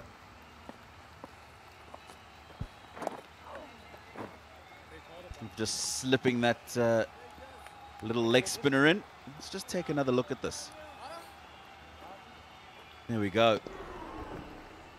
Very nicely controlled. Seam coming out, angled away from the batsman. Won't be the easiest delivery to control.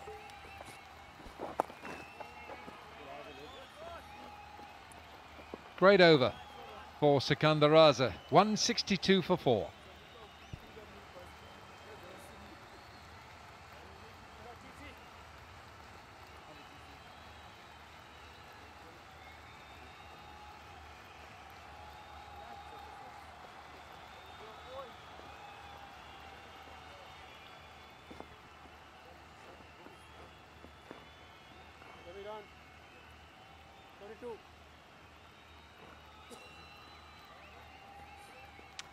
Imam ul Haq with 49, Abid Ali 23, Babar Azam holding Pakistan together with his undefeated 47, Haider Ali with 29, Rizwan's just gone, playing the reverse sweep, bowled by Sikandar Raza.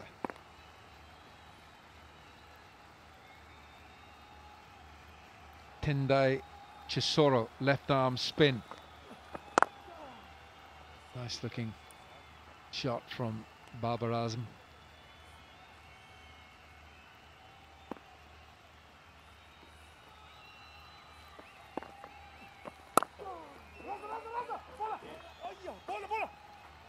There won't be a run now.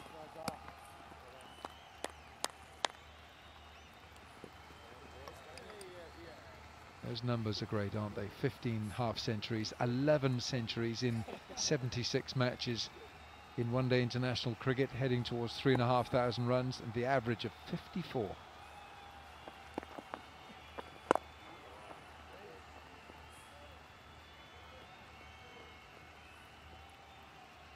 Babar Azam is number 3 in the ICC ODI rankings behind Virat Kohli, Rohit Sharma. Bowled, nicely bowled, gave the ball a little bit of air.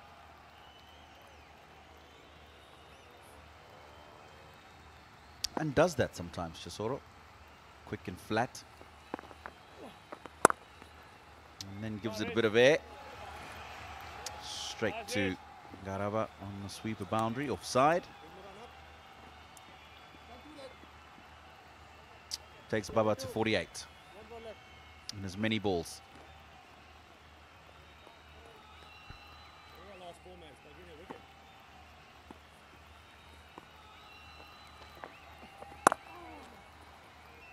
Iftikhar is off the mark. 2 from the over, 164 for 4.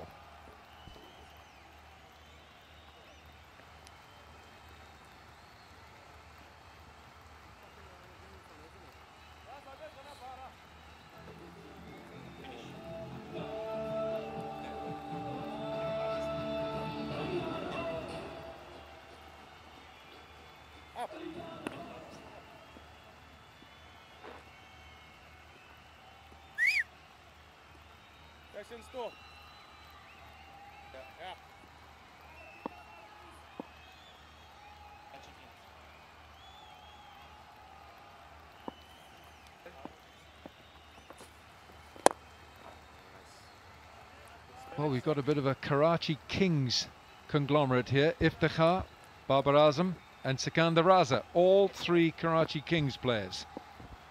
PSL, which will resume on the 14th of November.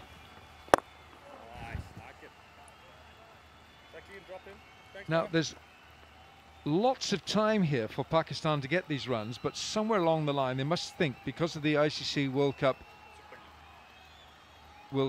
Super League, obviously points are the main criteria, but also it's the scoring rate and net run rate that can have a bearing on where sides finish. And remember, it was net run rate that decided Pakistan's fate in the ICC Cricket World Cup last year. I'll leave that one with Bazid Khan.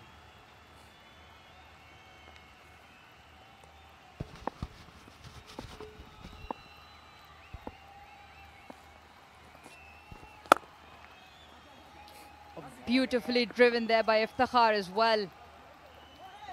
And it will be a boundary. Continues to enjoy his day, first with ball and now with bat. Pakistan now requiring only 37. Yeah, 2 full, but the ability to then place it past extra. You've seen a few of those. The outfield sort of catches you by surprise because it's so quick.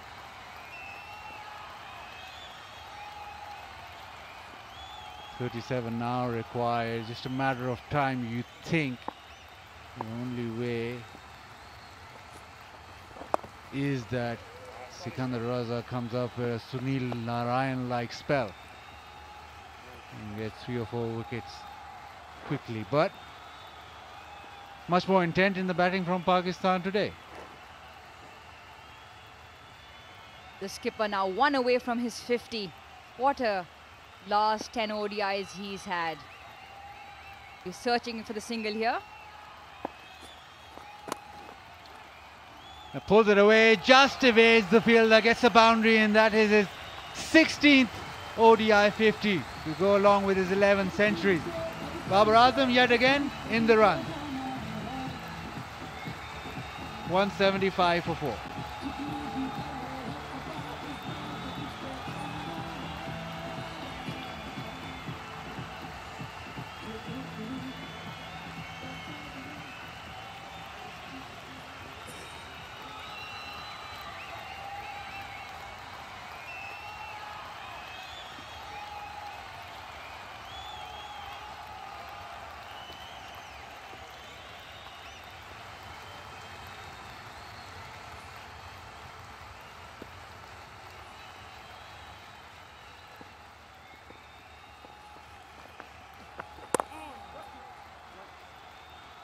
Babar Azam got to his 50. Previous over, got a boundary away. Well, this is his first 50 as captain. It was short, he rocked back. There was a fielder there who actually got a hand to it. What a magnificent catch that would have been. Luck favors the brave, and Babar's always got that positive, brave attitude when he's batting.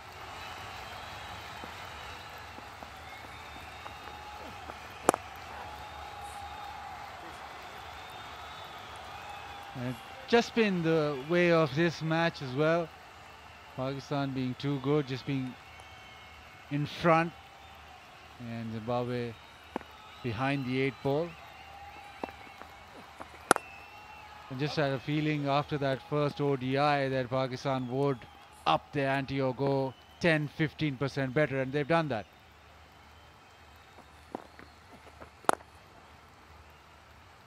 They're on their way to sealing the series. 177 for 4.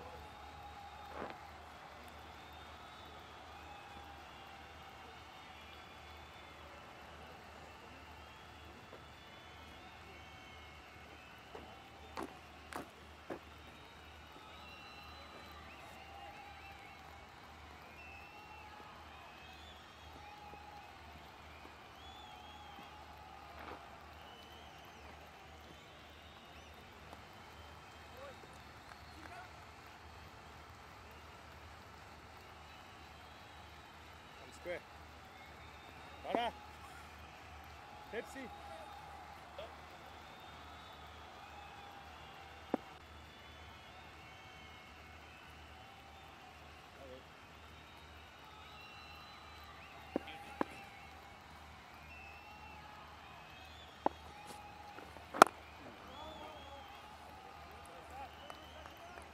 Babar Azam being promoted to Pakistan captain in ODI cricket, but we know that he's a world-class performer. So, white ball cricket, that he made his name and then transferred that. Now I think he's all format player, but ODIs he's been absolutely magnificent. We have a look at his ODI career. What a healthy average that is. 54, magnificent.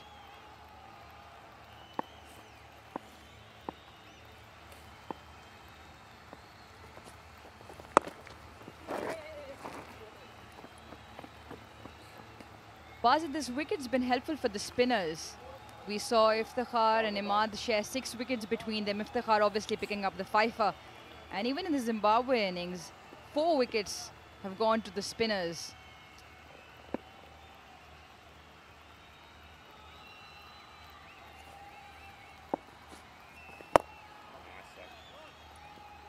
Should be a rhetorical question, because you did the pitch report, said there was no grass. You said because there's no grass, there will be a lot of seam movement. Am I correct? Or you said maybe spin?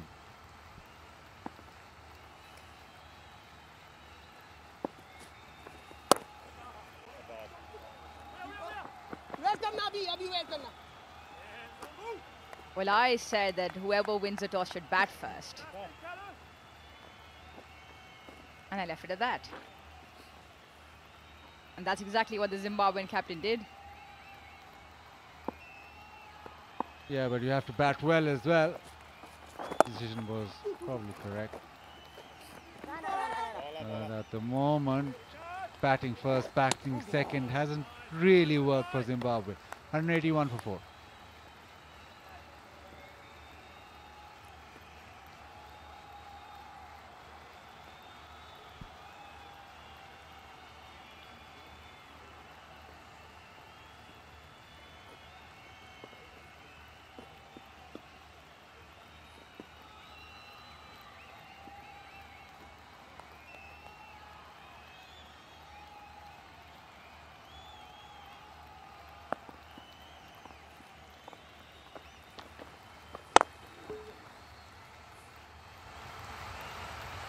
The challenge for Pakistan has always been that sometimes it almost seems as if they play to the level their opposition is playing.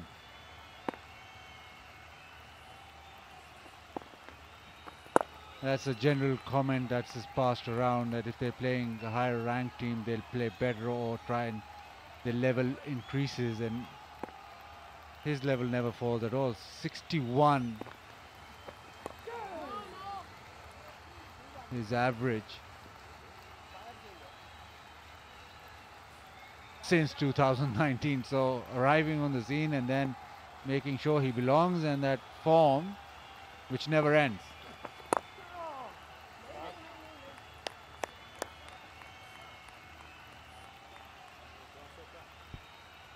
Yeah, see the point you're making of Pakistan playing at the rate at which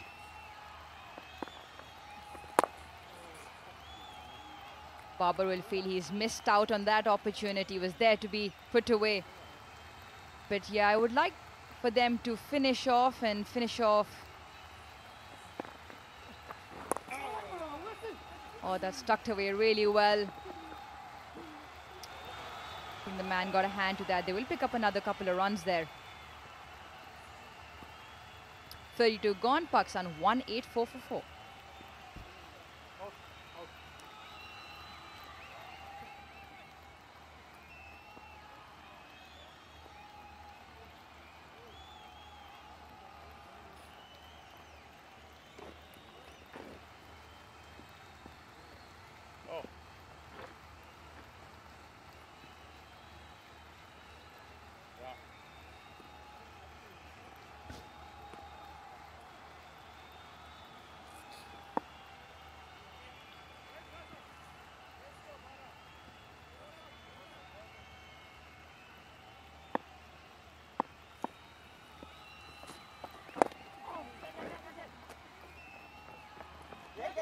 Yeah, but it's a definite improvement with the way that they've batted today as compared to day before. And people might say because Uruj Mumtaz did the pitch report and got them scoring, but maybe the pitch slightly to their liking, but the intent we talked about. You were very adamant that the first top 5 batting in a similar vein, but hasn't been much change. Well, Heather Ali has come in, but the intent or the strike rates have improved.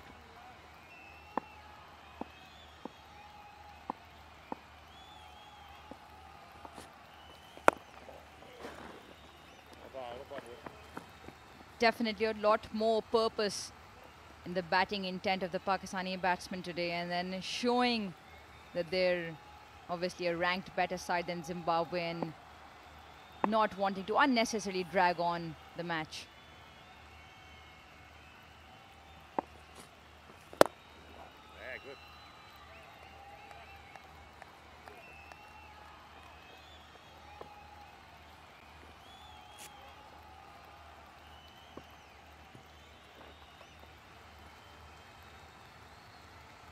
Pakistan just requiring the 19 runs now.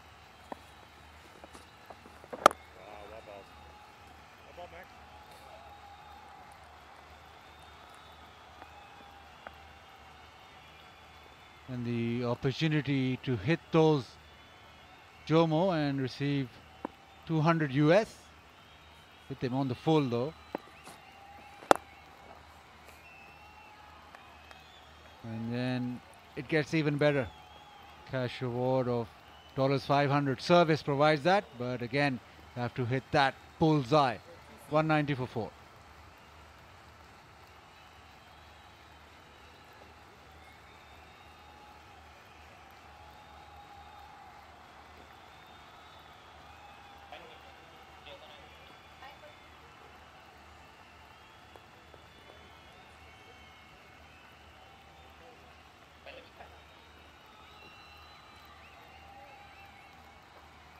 Babar, as usual, doing it easily.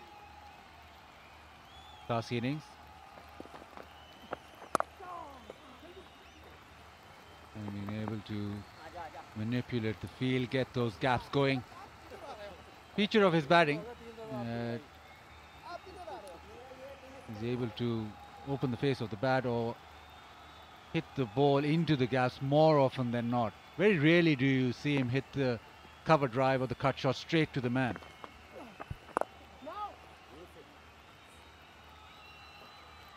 But what a difference a day makes. First day we had a left armer who did the pitch report,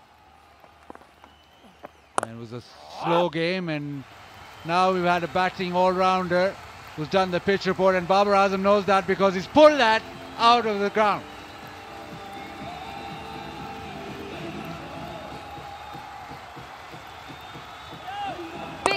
here from Babar. Rocked back in his crease and made full use of that short delivery. 79 meters, the distance on that hit. The class of Babar Azam is not going to miss out on such opportunities. He keeps packing the runs to his ODI career. Basit, you seem particularly upset. I think the next pitch report should be done by you. No, I'm very happy. We're getting a quick game. Quick game is a good game. I learned that in the com box. 8 now needed, so maybe another over. Come on, Iftikhar, finish it this over. Go bang bang.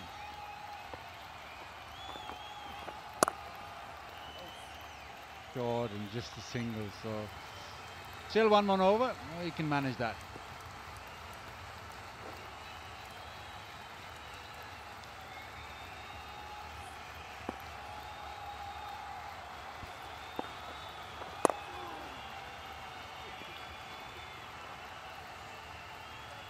.34 gone. Pakistan now need just 7.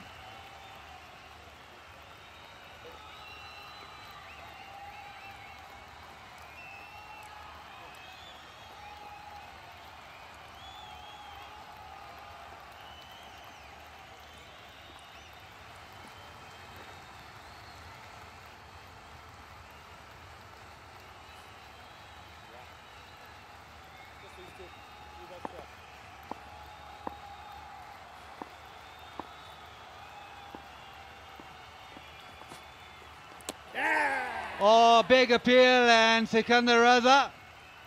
Narayan action just seems to be working.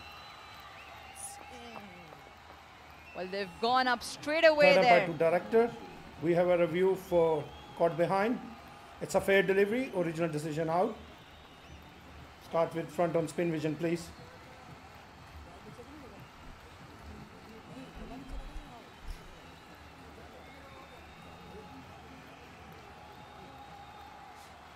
Roll forward, forward, forward. Ball is close to the bat. Can you go for ultra edge, please? Roll forward, forward, forward. Flat line, flat line. Roll it back one more time.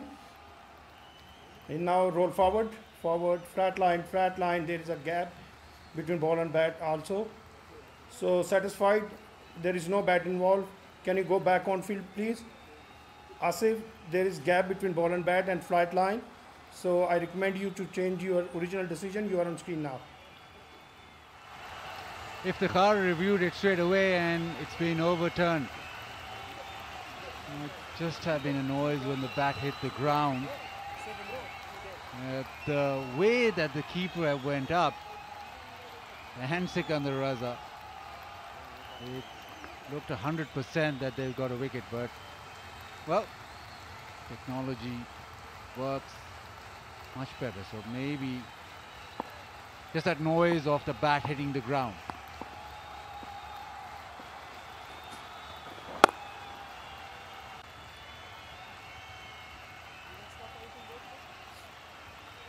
But you'd expect Iftikhar to also overturning reviews because it's been that kind of day for him. He's had a good day, hasn't he? First fifer.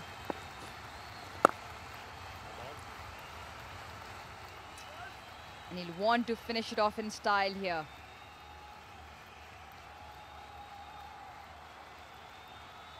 It's been a beautiful day for cricket. And Pakistan will look to seal the series just in a matter of 6 runs now.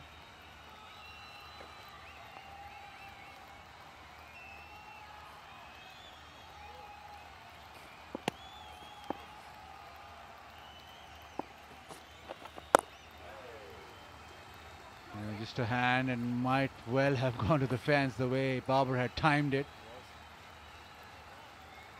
It's down to 1 hit now. 5 runs required. Not been Zimbabwe's day, not been the captain's day. But it's been Iftikhar's day, and can he finish it with one hit?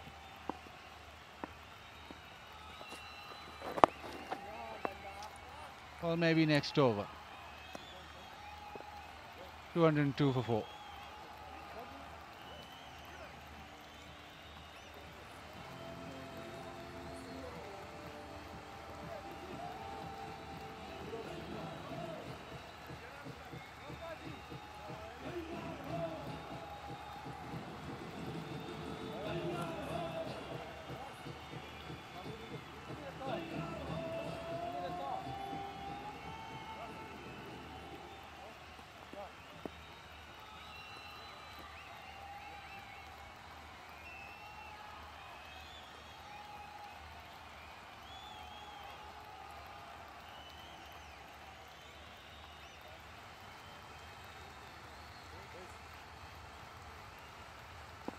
The Worms look as if they've had a fight.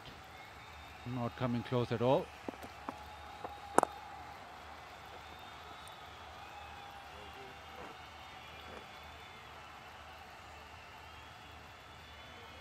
Just the 5 now required to Pakistan to win this ODI series. And Babar does it with style. Hits it over mid-off, times it over the fence. And that means that Pakistan have won the series 2-0. Babar Azam leading from the front. 77 not out. Pakistan convincing victory by 6 wickets.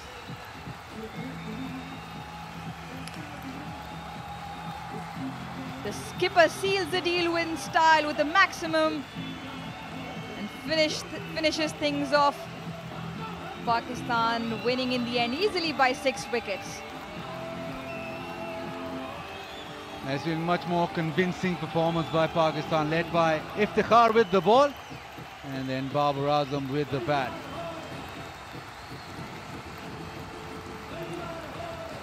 The spin of Iftikhar really did the job. Zimbabwe couldn't match that effort with the ball. Won the toss and batted first at Zimbabwe, but it's not worked well. Babar Azam with a classy shot over mid-off. Beautiful 6, high quality shot to end the innings off. And it was a high quality innings from Babar Azam. So he played it mid-shore innings. Top quality white ball player. And Pakistan's performance, well, it was expected they'd improve on their performance of the first ODI, and they did exactly that and some. Yes, it's always good when the captain himself gets in on the act and gets runs, feels that his place is justified, and they were very classy runs indeed.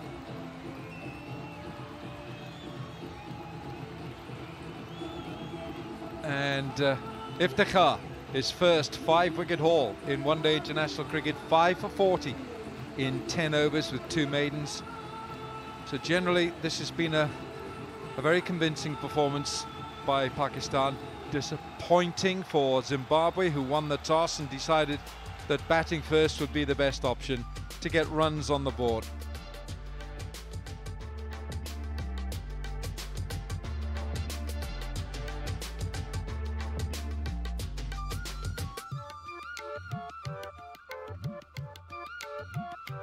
Well, after Zimbabwe got 207, it was Pakistan who chased it down comfortably. Imam looked set for a big score, but out